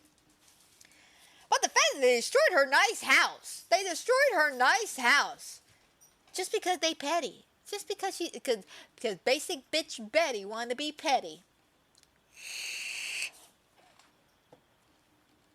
But of course Henry, you know, pulls her to the side. Now this is where he's trying to reel back in from that awkward dinner moment and the last episode or two back. Where they kind of got into a fight over the pie. And we see, again, he still strongly loves Lucky. Still strongly feels for Lucky. And still, you know, is trying to be logical. And, of course, Lucky's like, I want to kill these motherfuckers. And he's like, all right, baby. As much as I would love to go and handle this like the man I'm supposed to be, you know I can't do that. You know I'll just wind up in jail. And then what you and the girl's going to do?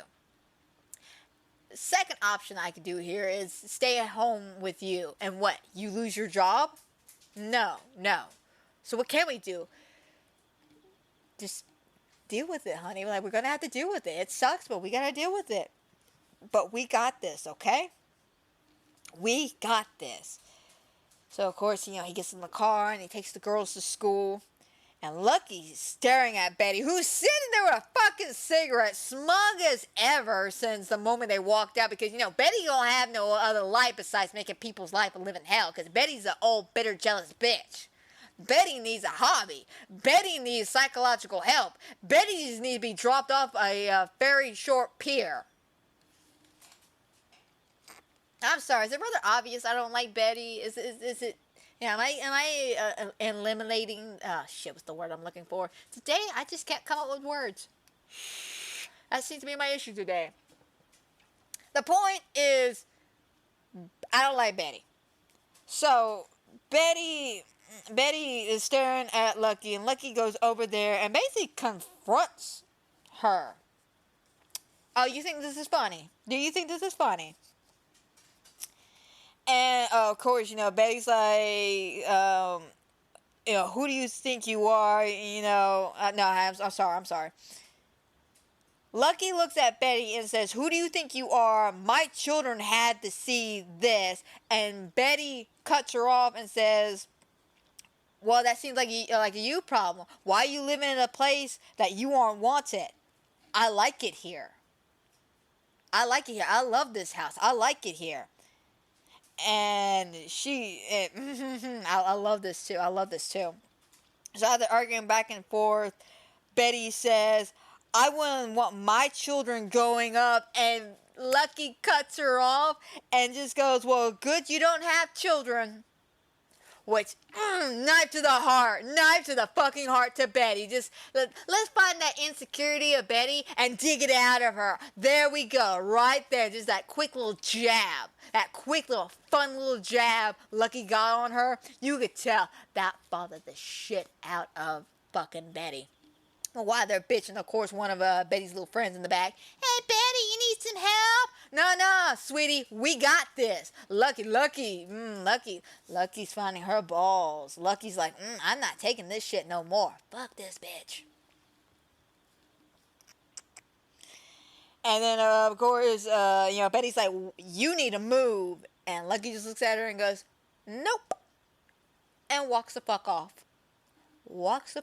Leaving Betty there smoldering out of anger.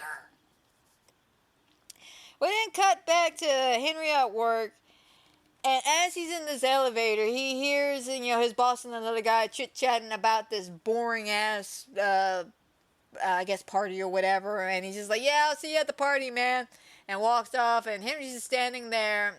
And his boss just looks at him and goes, yeah, no, I hate going to these parties. They're really boring. I don't think you will have any fun, to be honest. And then Henry is just like, kind of confused. Like, what do you mean, what party? And basically, it sounds like, and it feels like, that he was not invited to this party. Because it's rather obvious he wasn't invited to this party. But, Henry ain't too happy about this. Henry's kind of upset and a little pissed off about the fact that he was not invited. And I can kind of get it, because this is supposed to be a party for all the people working on this project that he's a part of. Now, why is everybody else invited but him? I wonder why.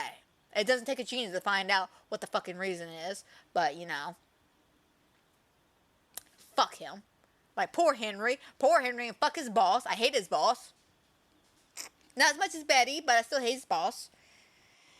So after that, we see Lucky talking to the realtor about trying to sell the house. She wants to get rid, just basically cut ties, leave the house. She doesn't want to deal with Betty and her bullshit and the craziness anymore. She can't deal with this. And unfortunately, there ain't nothing they could do. There's nothing they could do about the situation. They're like, you signed it. Technically, we can't give you any help right here, because you bought the house straight out. Like, we can't buy it back from you or anything. Like, there's some kind of clause in the contract or whatever. They dive a little bit into it, but the basic point is they can't get rid of the house. They're kind of stuck with the house now. Frankly, though, I would have read that contract a little bit better, and I would have had a few choice words with the realtor about all this. But basically, the realtor lets her know that she's done this before, that it's all going to blow over, that, the other families that she invited in, they've had the same issue, and they can get through it, so can Lucky. And Lucky goes, oh, well, where do they live at? And, of course, for some reason, the realtor tells her, and Lucky gets off and runs off. And then this bitch, like, don't ask me why, but this bitch calls the police.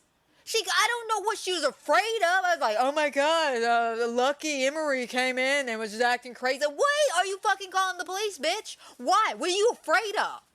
You're the one who's doing all this shit. Why are you afraid? So then we cut to Betty talking to George the milkman, and he is smitten with everything she said at the HOA meeting. He's like, I love what you said. I'm for what you said. I got your back 100%. And the entire time, by the way, they're talking, the camera is doing this, like, weird zoom in where we're, like, zooming in on her chest, and then her face, and then kind of her shoulders. And it's basically, we're looking through his eyes of what he's looking at. He is only looking at Betty. He ain't talking to Betty. He's looking at Betty. So like I said, there's a weird chemistry going on with them. But, as they're chit-chatting and talking, about the craziness of what's going on, and the rally at the HOA, and having to get rid of the Emerys, and about the craziness, and she's like, you know what would make me happy? You know what would really make me happy? Frankly, I wanted to say being drop-kicked off of the top of a cliff, but, that would make me happy. What would make her happy, though? just a day off, a day where I didn't have to think or do anything and somebody else had to do something, but I can't. And of course, George is like, well, you can always come to the farm, to stay there for a couple of days. I am a married woman, and I don't think, no. I mean, Clark can come too, but, like, you can come over here and hang out and all this stuff. And, of course, Betty's, flirtatious but denying it at the same time. She's being flirtatious, but she's also denying it. So after they have that weird conversation, he tells her, if you need anything, just ask, and we, I guess, cut off for the day. But then cut to Lucky, who goes to see the other family that the realtor told her about. Now, we don't get to meet them just yet, because we cut to one more scene. We cut to Ruby. She's eating lunch alone, and Doris comes up, and it's just like, hey, come on. I got something to show you. Shh, come on. Of course, they get up, and they giggle, and they run off, and they go down to the basement. And she's like, what are we doing in here? Shh, shh, shh. Take a look. And there's two teenagers just making out, about ready to have sex for some reason. And Ruby ends up giggling, and they're like, hey, what's going on? And of course, the girls, they run up the stairs, they run down the hallway, and they hide in the janitor's closet, and they're giggling, and shit's super cute, super cute. And as they're giggling and chit-chatting and talking and shit, you get this sense that she's kind of attracted to Ruby, not fully sexually attracted to Ruby, but she, it's just like, you are beautiful for a black chick, and, you need to unbutton your shirt a little bit, wear a little bit of makeup, she's putting, like, lipstick on her and eyeshadow, and they're just having a really girl bonding moment. And as they're, having this girl bonding moment, this janitor comes out of nowhere. And, we have this, like, really weird situation where the janitor opens the door. And as soon as they open the door, Doris, she's just gone. Doris ain't real. Doris, that's the plot twist right there. Doris, this friend that we thought was Ruby's friend, she's not real. She's another demon, illusionist, whatever the fuck this ghost is supposed to be. She is another form for this demon to attack one of the other Emery families. Now, I want to say they chose the form of a beautiful white girl.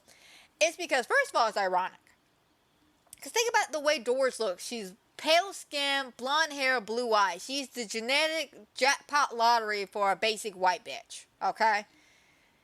And the fact that she is overly friendly, overly complimentary to Ruby, and she's very flirtatious to Ruby, get her comfortable and kind of get her out of her shell. This demon does a good job about really making them feel safe, to at least making Ruby feel safe and kind of, I guess, come over to the dark side.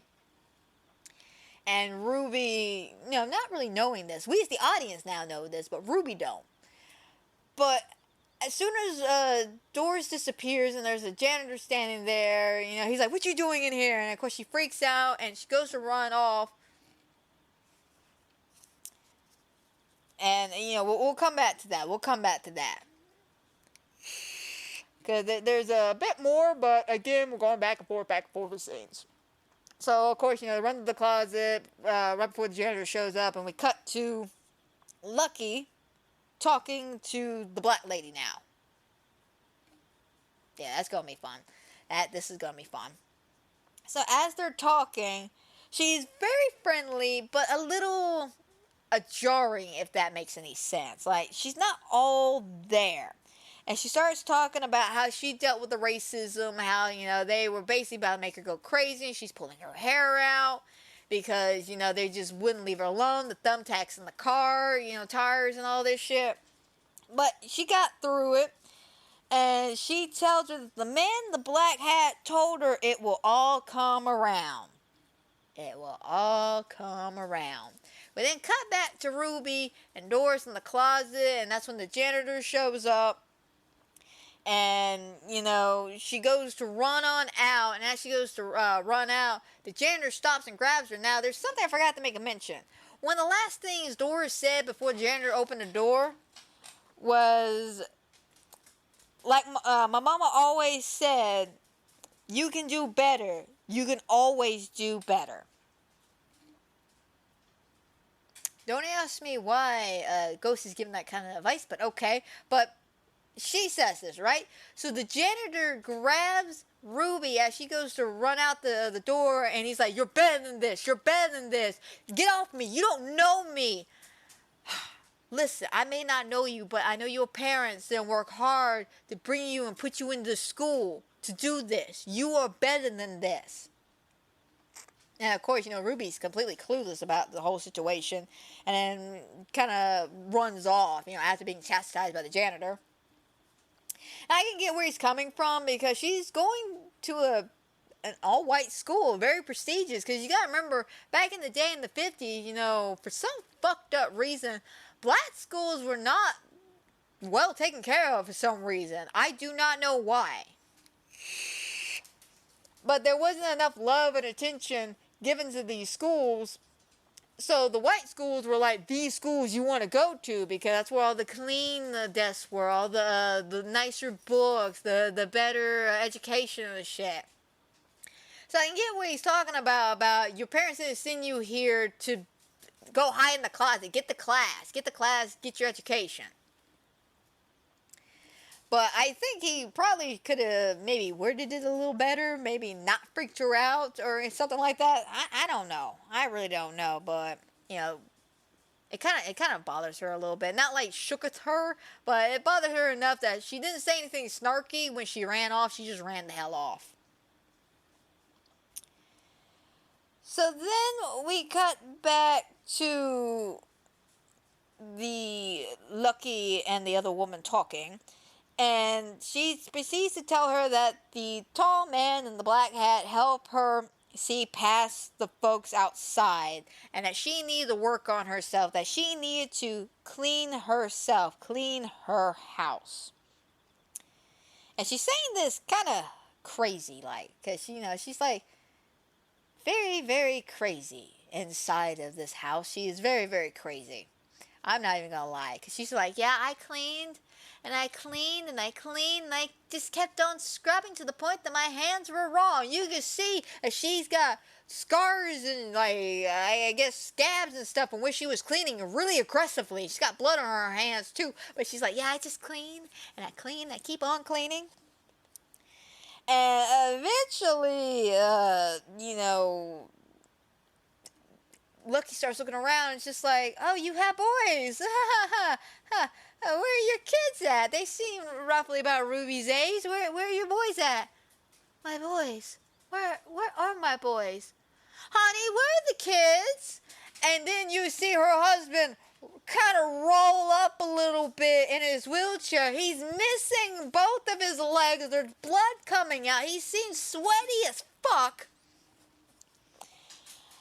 And he's, you know, and she's like, and as we're seeing this horrifying image of this poor man suffering from trauma, we hear a ding in the kitchen. And of course she's like, oh yeah, now I remember. They're in the kitchen. And of course, Lucky, you know, gets up and she starts running to the, you know, back of the house and looks to the kitchen and sees it's just covered in blood. It is just covered in blood. From head to toe, the sink, the table, the fucking chairs, the floors, the walls, it's all covered in blood. And of course, you know, the woman's kind of messing with her a little bit, you know, laughing and shit. And it's rather obvious. She cut her boys up. And she took off running. And Lucky, she just runs. She just runs out the fucking house. Like, I'm with her, just like, fuck this shit, I'm out. We then cut to Henry. And he's at the party that he wasn't invited to, but he's there at the party. And you find out why he's there, that there was going to be a percentage given back to the employees who worked on this project because of the Pentagon project. So they were going to get a percentage back from it. And it makes me think that they weren't going to get the percentage to to Henry at all. That's why he wasn't invited, because they didn't want to kind of let him down about the situation. And then his boss shows up and proceeds to talk to him about, hey man, I'm surprised you're here. Why don't you go on home? Enjoy the rest of your half day. I would be enjoying the rest of my half day if I didn't have to be at this party. So, you don't need to be here. You just need to go. But that percentage thing, sir, that seemed great. Yeah, listen, we got to talk about that percentage thing. See, unfortunately, the boss man, he don't know that I hired you and that you're black. I haven't told him anything, but, I could talk to him.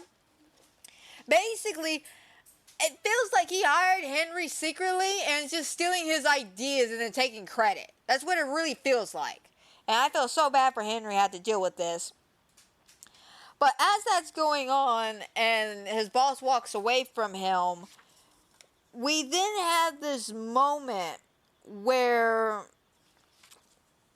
the tap dancing man actually shows up in front of Henry on the stage as, the singers come on to perform. You see the tap dancing man. He starts dancing to the song that's singing.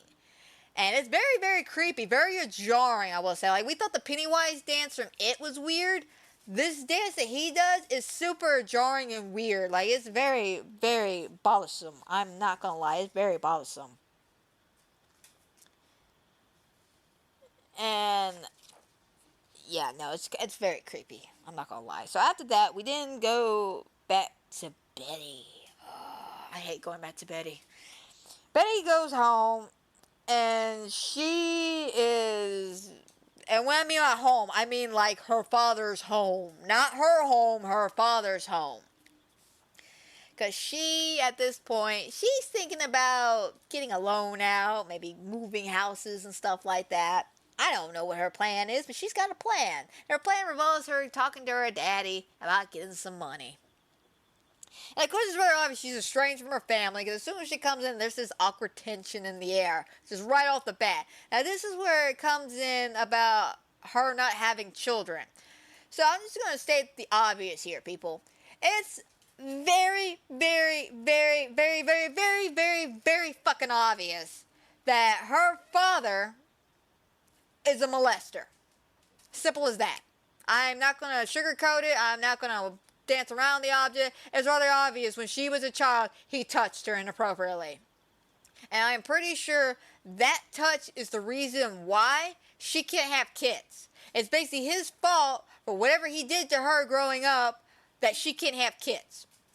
And I think that's one of the main reasons why she probably left this family to begin with. But she came back anyway. Now, the reason why I say this is because as she's talking to her dad about getting money and shit, he goes to write the check out, and of course, the mom comes in, and she's all like, why'd you come back here? Why are you home?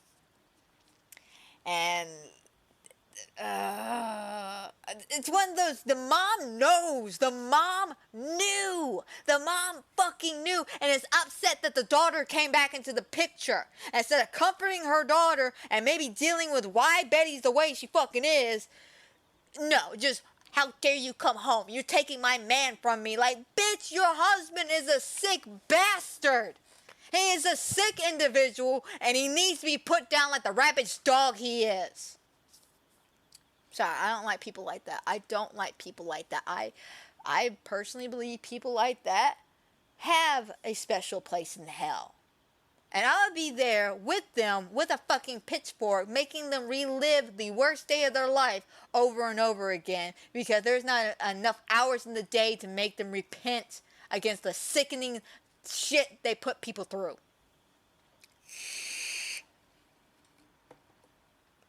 And moms know better. Moms know fucking better. But before we dive more into their family dynamic, we cut back to Henry, who is at the party still. And, of course, again, he's talking about that raise and that, he doesn't know if he's going to get it because of, him being black and not necessarily hired without anybody's knowledge. According to his boss, anyway. Again, I feel like his boss hired him and is just using his work and saying it's his. He's stealing his work.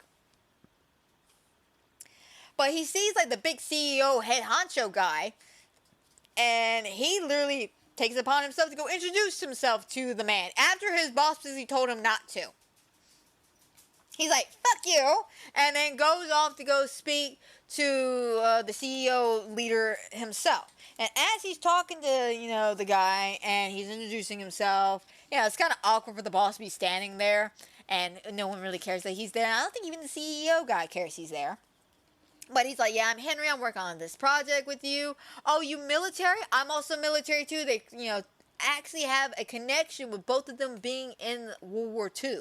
I think they were both in World War II. I want to say, it feels like either that or he was in like really early in World War I. Really, really early, like maybe like 16, 17 in World War I. But I'm pretty sure they're reconnecting on some kind of level because of the World War II. But, they kind of bond over their military experience together, and it makes him feel good. But you could tell his boss is pissed as soon as the CEO dude walks away. You could tell his boss is not happy with Henry taking upon himself to introduce himself to the CEO. And again, this is why I say I'm pretty sure he's just stealing the work from Henry. So if we go back to Betty and her lovely fucking family dynamic, and Betty is kind of uncomfortable to be there. Her mom's not happy that she's there, but her dad is thrilled. And he goes to write the check, and he's like, you know what, before we write this check, why don't I draw you up a bath? Why don't you stay the night? It's been a long drive. Why don't you stay here? And he gets up, and he goes off. And then Mom comes down and brings 2 towels. 2, not 1, 2 towels.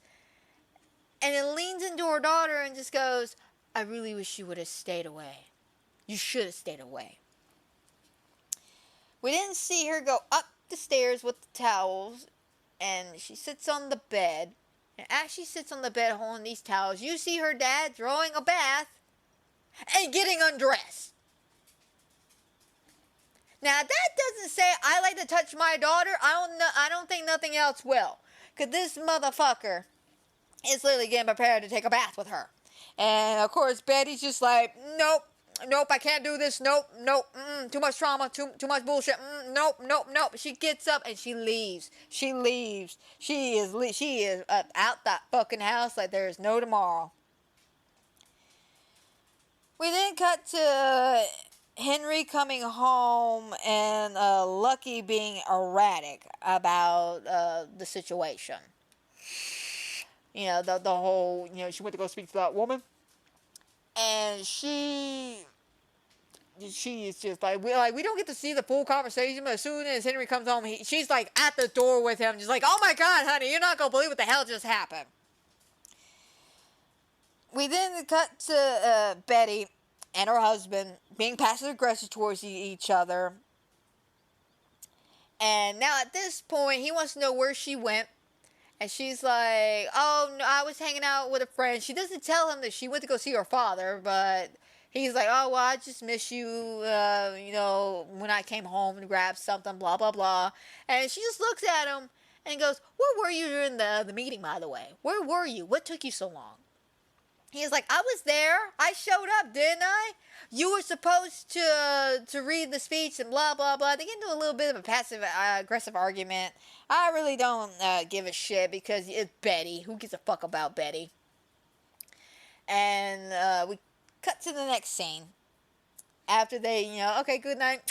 Cause I will admit, he does something funny. Her husband Clark does something funny.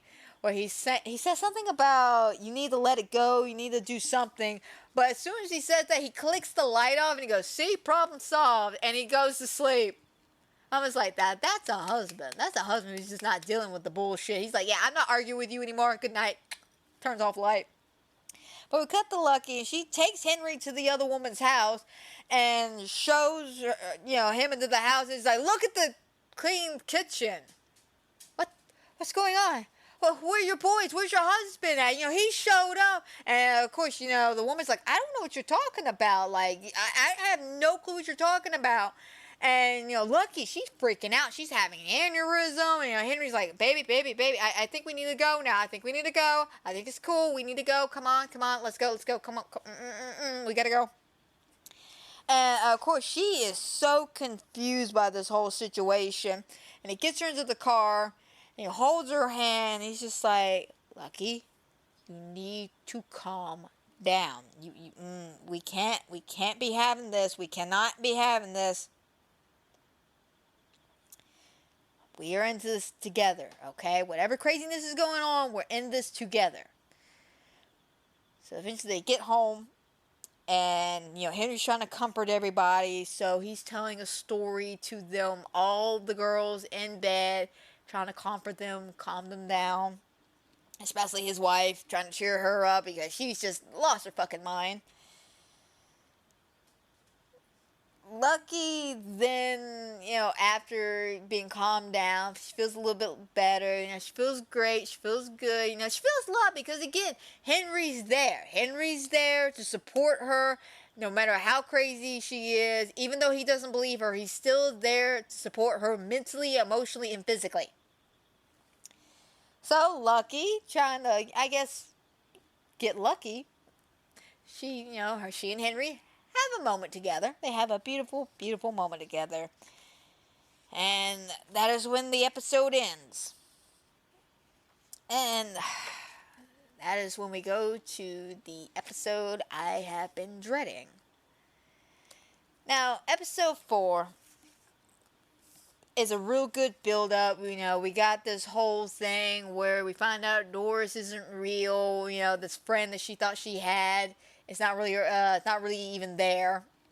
And we even see, as the door closed, by the way, I forgot to make a mention of this, when the janitor closes the door after Ruby leaves, we see Doris sitting there, but half her face is like cemented or something. It's cracked. It's fucked up. But you can see she's not human. She's not normal. And, of course, we see more of the tap dancing man showing up in this episode. And he's really, kind of hammering in. He's here, and he is willing to ask Henry, what you gonna do, buddy? How you gonna deal with this? What you gonna do? But you're kind of seeing how each family at this moment is being affected mentally by not only the situations going on in the house, whether it be the ghost or the demon or whatever the fuck it's supposed to be, but it's also their own trauma they're dealing with. Henry dealing with the racist people at work, Ruby dealing with the racist people at school, Lucky dealing with just racist neighbors. Gracie's the only one who hasn't dealt with racism yet. Thank God for Gracie, which, by the way, Gracie really hasn't been made of a mention at all, I want to say, in episode 4. Yeah, no, I don't think she was really predominant at all in that episode. But again, we can't have all episodes with Gracie in it. But, I mean, she's there. But, she's not really dealing with anything too overly racist just yet. But, yeah, we got a good build-up going on so far. And now in episode 5. Episode 5 is the episode that traumatized me, but it's also one of the most important episodes because not only are you seeing why, like the full story of why why Lucky and Henry and all of them left, but you're also seeing why the realtor is doing what she's doing and why, the Great Migration happened.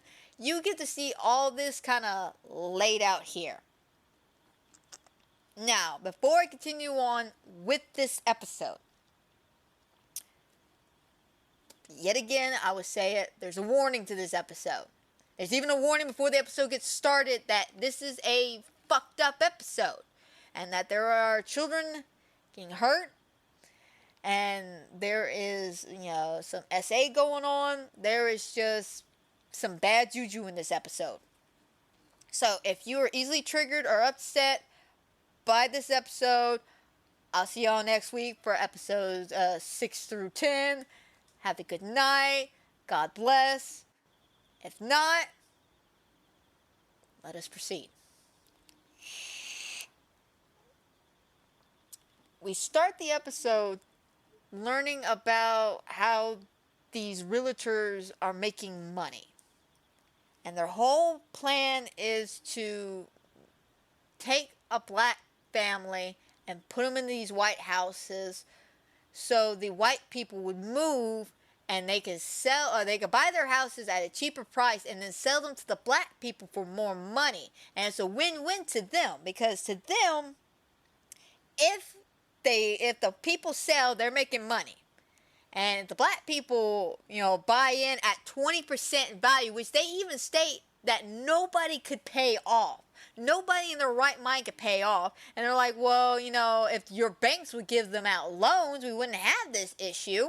And you definitely would sure be collecting at 7% interest and all this shit. But they're literally charging them 20% interest. And if they default on the loan and lose their house and have to move, well, they get more money and just move in another black family.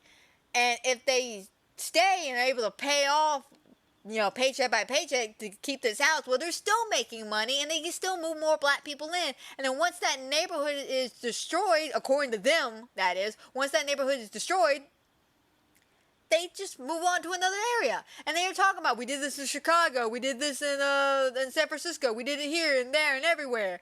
It's just like fucking Dr. Seuss over here. I do not like green eggs and ham, they say. I do not like green eggs and ham anywhere. I don't like it on a train, I don't like it on a bus, I don't like it on a boat. Except their motto is, we have changed and fucked everybody up because we can everywhere. We do it here, we do it there, we do it everywhere. And, of course, everybody but the female realtor who we know, by the way, who sold the Emerys the house and shit, she's uncomfortable with this. She's just like, I don't like this, why don't we do it like this, where they have a chance of keeping their houses. We're not ruining these neighborhoods and, equal and fair rights for everybody. And of course, they laugh at her and they go, what do you know as a woman? What do you know? Like, I shit you not, they actually say that. You're just a broad, you're just a woman, what do you know? And they, of course, are basically telling her she needs to sell these houses specifically to black people. She's got to. This is her thing. She's got to do it. Of course, she doesn't like it, but she must do it. We didn't see a bit of a flashback of where she talked to the other black family that we saw that Lucky went to go visit about selling their house. And of course, she says the same thing she told Henry and Lucky. Forget the covenant thing. You don't have to worry about that. Times are changing. You should be part of the time. 20% interest. Buying this house at this price at this time. It's Lucky. Nobody would ever give you a loan, being that you're black and all that. And of course, they fall for it, hook, line, and sinker. And then she warns them, saying, I'm so glad y'all moved in this house, but this is a new, jarring thing. Everything's got to settle and stuff. So I suggest you move in at night. Less jarring for people. Because she knows exactly how these people are going to react. And how do I know this? Because literally in the next scene, she is at a diner meeting with Bull, that nice cop, air quotes around that, not so good nice cop. And you find out that this motherfucker's involved with her. His whole schemage is he works with her to keep the peace between the black people and the white people. And they keep selling houses. Of course, he's raking in the money because she's paying him in cash to keep this unbiased opinion to himself and keep everybody separated and cool. And he could care less. He's like, fuck those people. Fuck them. I'm only doing this because we're getting paid big bucks. All right? You're going to keep doing this because she wants out. She wants out of this business. She wants out of the situation and about what's going on. And he's just like, no. You can't leave while the getting's getting good now. You can't just leave. You got to keep doing this. Otherwise, it would look bad. Say that you would leave, and then suddenly the cops would get called, and then it becomes a he said, she said, and I'm a cop, and, well, people like me. They don't like you very much, so how do you think that's going to go? And so, unfortunately, she is stuck. She's now stuck between a rock and a hard place. Her bosses are making her do this. This guy is making her do this. So as she goes to leave, she's frustrated as ever. She goes to her car. Before she can get comfortable in her car, a man comes out from the backseat of her vehicle because she failed the whole urban legend school of learning. Then checked the back seat, and a guy grabs her by the throat and basically threatens her that if she don't stop selling black people houses in these white neighborhoods, that there's going to be a price to pay, that she's got to stop doing this. And she's freaked out about this. But there's nothing she could do. She's stuck between a rock and a hard place. You know, she's got her fucking asshole boss is saying, no, you got to do this because we got to get everything just right. And then you got, you know, the cop bull threatening her saying, well, you quit now and you leave. Well, I'm just going to rat you out. And now she's got some other people threatening her to stop selling houses. She don't know what to do. She's like, I just want to sell houses, man. That's all I want to do. But she keeps getting flashbacks of moments of her having to sell the house to the Henry and Lucky and about what she's got to do and everything. And it's really bothering her. It really bothers her. And she just sits in her car and she begins to cry. She just begins to cry because there's a lot of emotion she's feeling. And I'm going to be honest, she's one of the fewer people in this show that isn't the Emerys that I feel kind of sorry for. Because her original intentions was fucked up. You know, why are you going along with this to begin with anyway? But the fact that now she's stuck in this situation she doesn't want to be involved in anymore, and there's nothing she could do about it. She's getting stronghold left and right here. And now she's being threatened on top of this. That's a lot of emotional baggage to be carrying. But it's her bed. She lied in it. That's why I said I kind of feel sorry for her. Because, you know, it's her bed. She's got to lie in it now.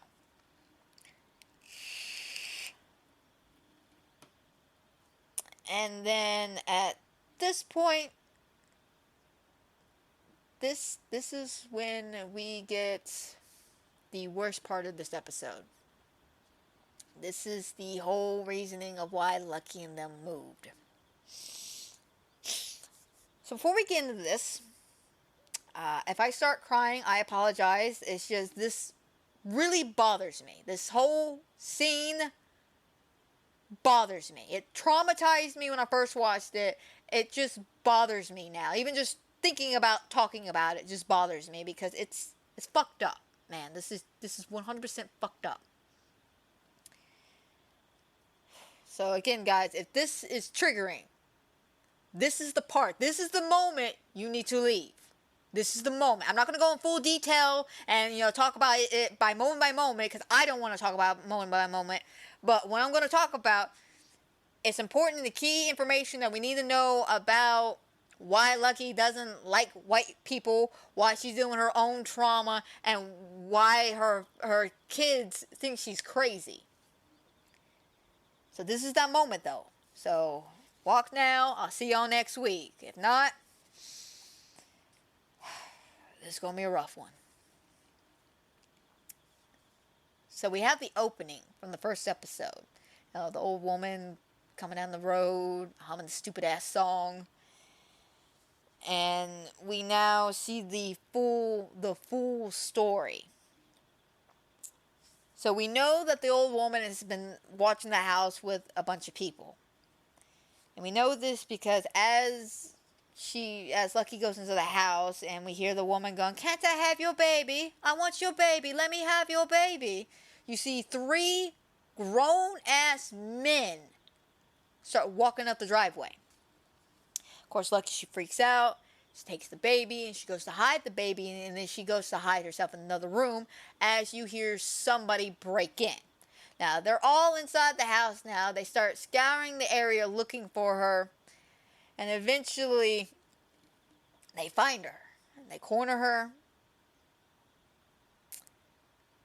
and they proceed to basically essay her right there on the floor.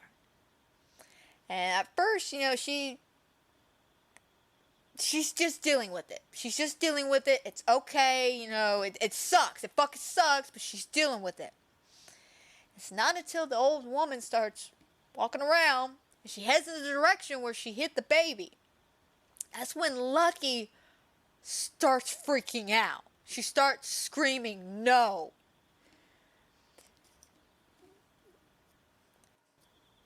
The woman proceeds to go get the baby. And of course, it's kind of fucked up. Because she's all like playing with the baby at first. You know, she's just like, oh, peekaboo, you know, all this shit. And, hang on, guys. I'm starting to cry a little too early now. I'm not even getting to the part yet.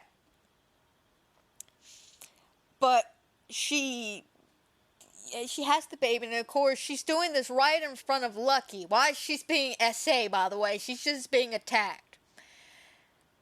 And the woman looks at Chester, and it's just, gets this fucked up idea in her head, and just goes, cat in the bag.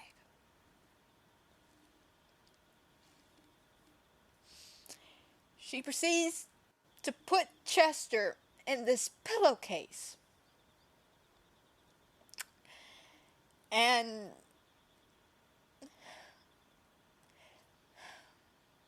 she puts Chester in this pillowcase and proceeds to just say cat in the bag over and over again as this fucked up music is playing in the background, which got my anxiety levels at like a fucking 15. Lucky screaming. And they proceed to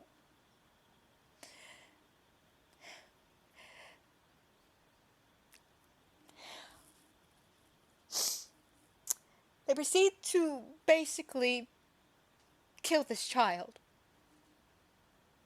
And it's fucked up because she's swinging this bag around over her head. And she's laughing, and these people are laughing. And then she proceeds to basically play fucking hot potato with this baby.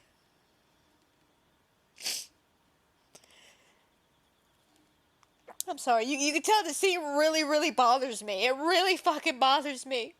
And this goes on for a good fucking minute. Like, it goes on for like 2 minutes too goddamn long. And then at the end, you know, the music ends, Lucky's done screaming, and the woman just takes it. And this is the part that fucking killed me. This is the part that left me traumatized. Like, I'm speechless at this point when I first watched this. I'm speechless. I'm crying and hysterically just, what the fuck, man? What the fuck? And this is the part that just broke me. It's what she's done. She just holds the bag for a second and with like the cruelest thud just drops the bag. Just drops it and you hear it hit the ground. And then you just see blood. Just blood seep through the pillowcase. And this entire time, this whole scene is played out pretty fucking straight. Like, we see the woman swinging the bag. We see them throwing the bag and catching the baby. And this cut in between Lucky screaming and being sexually assaulted. Like, fuck this whole SA shit. I'm gonna say it as it is. She's being sexually assaulted, man. She's being attacked. She's being fucking attacked, bro. And it's all intermingled together. Like, just cuts back and forth, back and forth. And it's just, it is so gut-wrenching. And it is so horrible. I want to know who the fuck said this was okay. Like, you could have done this scene so many other ways that still put that same impact, and we didn't have to see it. Because I know it's fake. I know it's a TV show. But just the idea. Just the thought of what this child went through. It's horrible. It's gut-wrenching to me. It's horrible. And it left me pretty fucking traumatized by the end. And again, as you could obviously fucking see or hear if you're listening to this on Spotify, just talking about it upsets me. And I've seen some shit. I have seen some shit, man. There's a lot of shit that don't faze me, but this bothers the fuck out of me. Because it's not okay. It's not okay. And I don't think we need to see it. You could have done it so many other ways. And I want to know which one of you motherfuckers who wrote this show said, that's great, let's just roll with this. Who in their right fucking mind okayed this? Like, I get it. Y'all are fantastic writers. I said that at the start of this podcast. Y'all are wonderful writers, directors, fucking geniuses when it comes to how y'all do the horror. But this scene was just too much, man. You could have dialed it back by at least 10 notches. It was just too much. Just way too fucking much, man. Way too fucking much.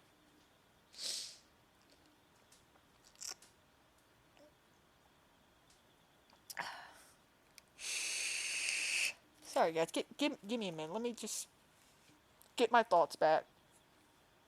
Get my fucking thoughts back. But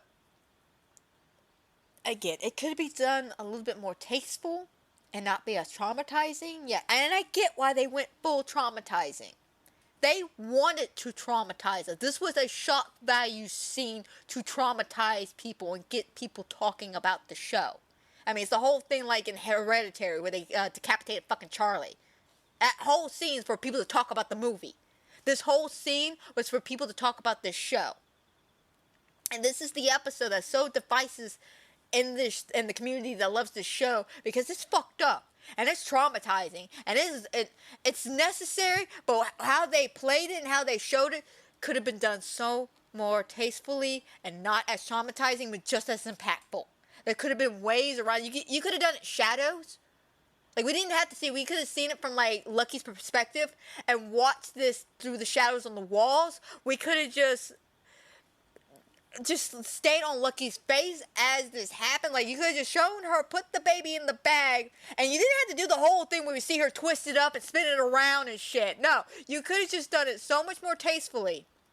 But no, you do it this way, and you fuck everybody up. You fucked everybody up. You traumatized me. You upset a whole bunch of people just to get your shock value scene. And yeah, this is the scene, and it's the reason why I do not recommend this show to anybody. Because it's a great show. It's a wonderful show. It's not perfect by any means, but this is the scene of why I don't recommend this show to anybody. Because I don't think I know anybody in my family or friends lines that could sit through that scene like I did. I'm surprised I even sat through it a second fucking time to watch it for this podcast. But I did, because my original train of thought was, maybe it's not as bad as I remember, because I haven't seen it since it came out back in 2021. Okay, so it's been about 3 years. So, yeah, I was thinking, okay, maybe I'm being over-dramatized about it. You know, maybe it's not as bad as I thought. Maybe they didn't show as much as I thought. My imagination ran off with me. And, you know, I kind of just ran with that thinking it wouldn't be as bad. I was wrong. I was fucking wrong. So I don't recommend this episode. I say after the whole realtor thing, skip to the next episode. Skip to the next episode. The rest of it could be explained in episode 6. But yeah. After that traumatizing and fucked up scene, we then cut to the funeral. Which, I hate funerals like this because this is just personal to me. To be honest, I don't think they should make coffins that size. I don't think children need to be dying. I don't think a parent needs to bury their child before them. So, you know, that also bothered me. You know, mainly it's just the visual of just seeing such a tiny coffin. That poor baby. Again, guys, I know it's fake. I know it's a TV show. But it's just... Oh my god. I know, I'm over here making a fool of myself crying over a fucking TV show, but... It just really fucked with me, man. It really fucked with me. But we're at the funeral. We're burying poor Chester. And we get to see how Lucky's dealing with all this. Because I know, if I'm not dealing with this well, Lucky ain't dealing with this shit at all. And she, she's kind of just going through the motion of the ocean at this point. She's just dealing with her day. And as she's sitting there and hearing all these people giving her condolences and shit like that, a woman, walks up. And I'm going to be honest. This woman pissed me off. Straight up. This woman pissed me off. And I get where she's coming from, but there's a time and a place. And this is not the time nor the fucking place to say this. And it's one of those things that really irk me about religion. But she looks at Lucky and goes, this is all part of God's plan. God works in mysterious ways. It was supposed to happen this way. Of course, Lucky slaps the shit out of her and just says, when God comes down for your child, you can send my condolences to him. Until then, get the fuck out. And I agree 100%. That's the shit that pisses me off about religion. And you're trying to comfort somebody and you go, well, that was all part of God's plan, sweetie. Really? Really? Really? This is part of God's plan. God woke up today and said, my plan is to have my child, my baby, be brutally murdered by a bunch of fucking ass racists. Which, by the way, I forgot the fucking ad. When they left the house, the bitch was skipping. The bitch was skipping down the road. She was so proud of herself for what she did. And you're telling me that's part of God's plan? That's part of God's plan. So no, I don't blame Lucky for slapping the shit out of her. And I don't believe that's the place nor the time to be talking about God's fucking plan. Because that was a child. That was a child taken from this woman. So fuck you, fuck your God, and fuck his plan. And I agree with Lucky on that one. I agree.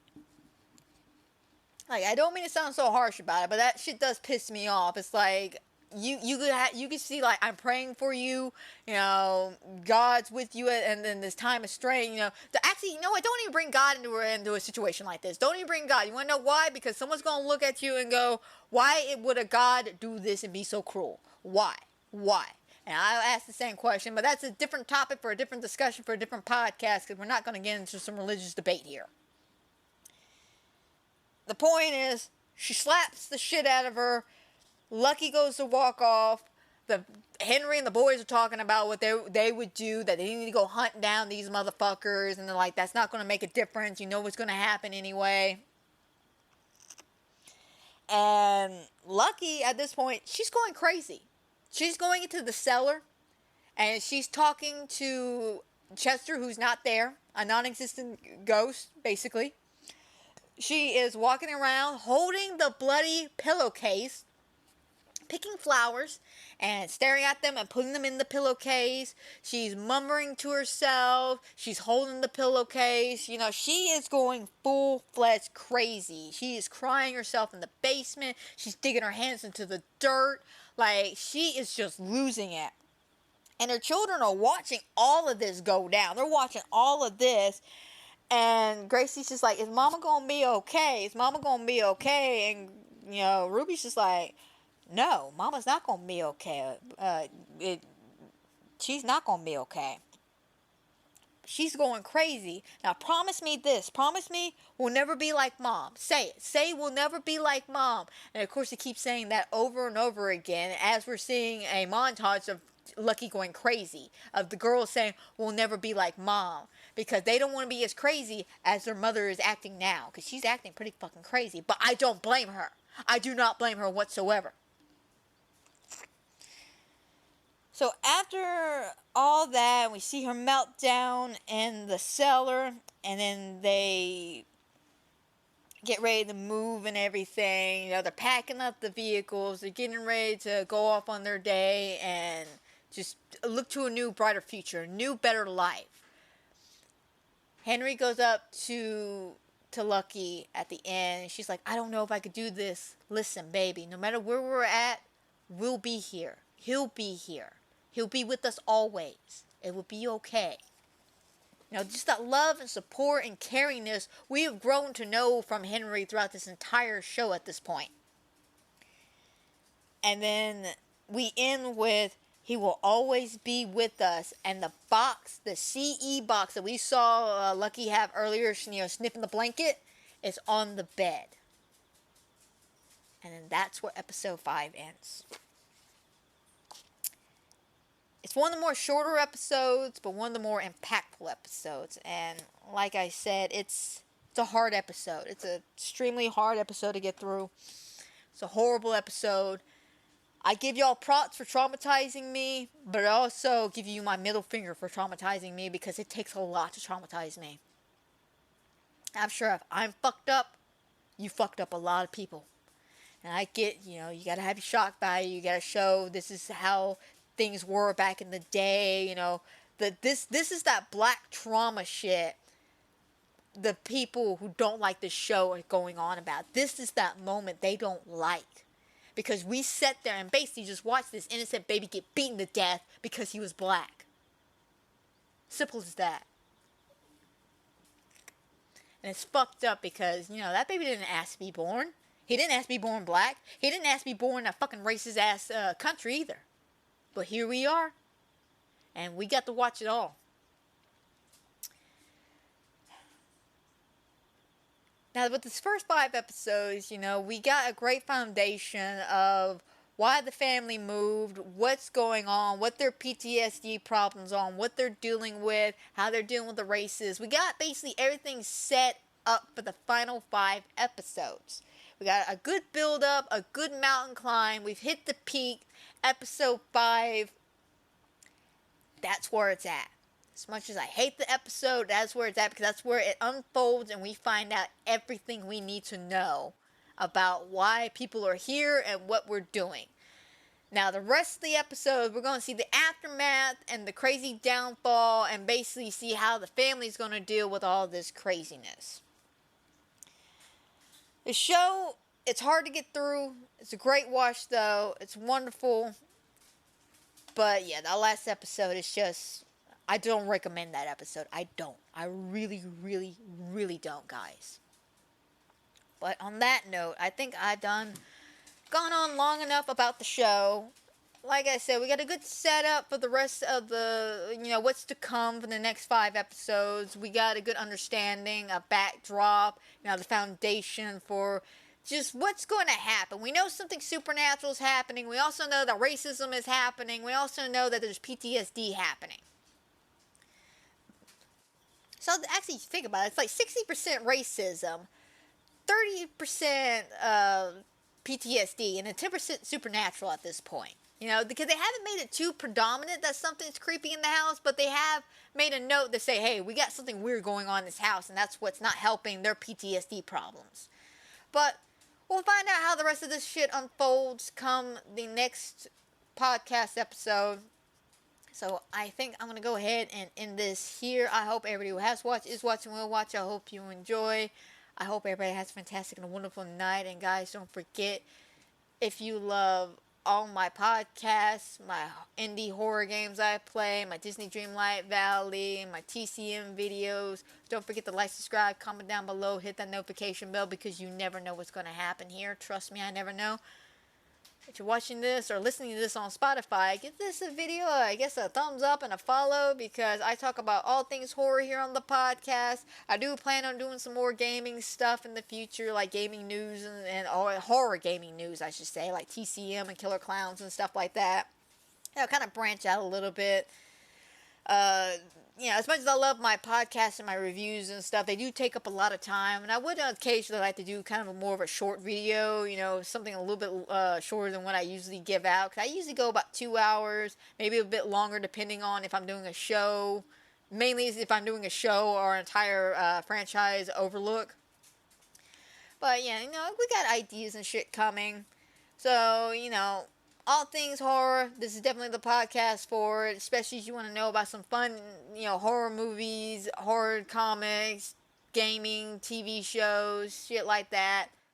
Don't forget, guys, like I said, give us a follow. Now, come next week's podcast, we should continue on with episodes 6 through 10 with them, and that should wrap up all of season 1, and then we should carry on to season 2, which I'm going to be honest, I like season 2 a little bit more than season 1. Don't get me wrong, season 1 is great. It's just the fact that they traumatized me and they're very heavy-handed with the racism in this show. Where in season 2, the racism takes a bit of a backseat. It's still there. Don't get me wrong. It's still there. It's still 100% there. But it's not the main focus. Mainly it's a lot of black versus blue scenarios going on, but we'll get there when we get there when it comes to that season. I can't actually wait to talk about that season. I thoroughly enjoyed the scare. I thought season 2, the scare was great. But this one, season 1, it's still a fantastic show. Would I recommend it? No, I would not. Still a great show though. But that is a story for another day, guys. So until then, my friends, y'all take care. And I'll see y'all next week with season 1, episodes 6 through 10 of them. So until then, my friends, y'all take care.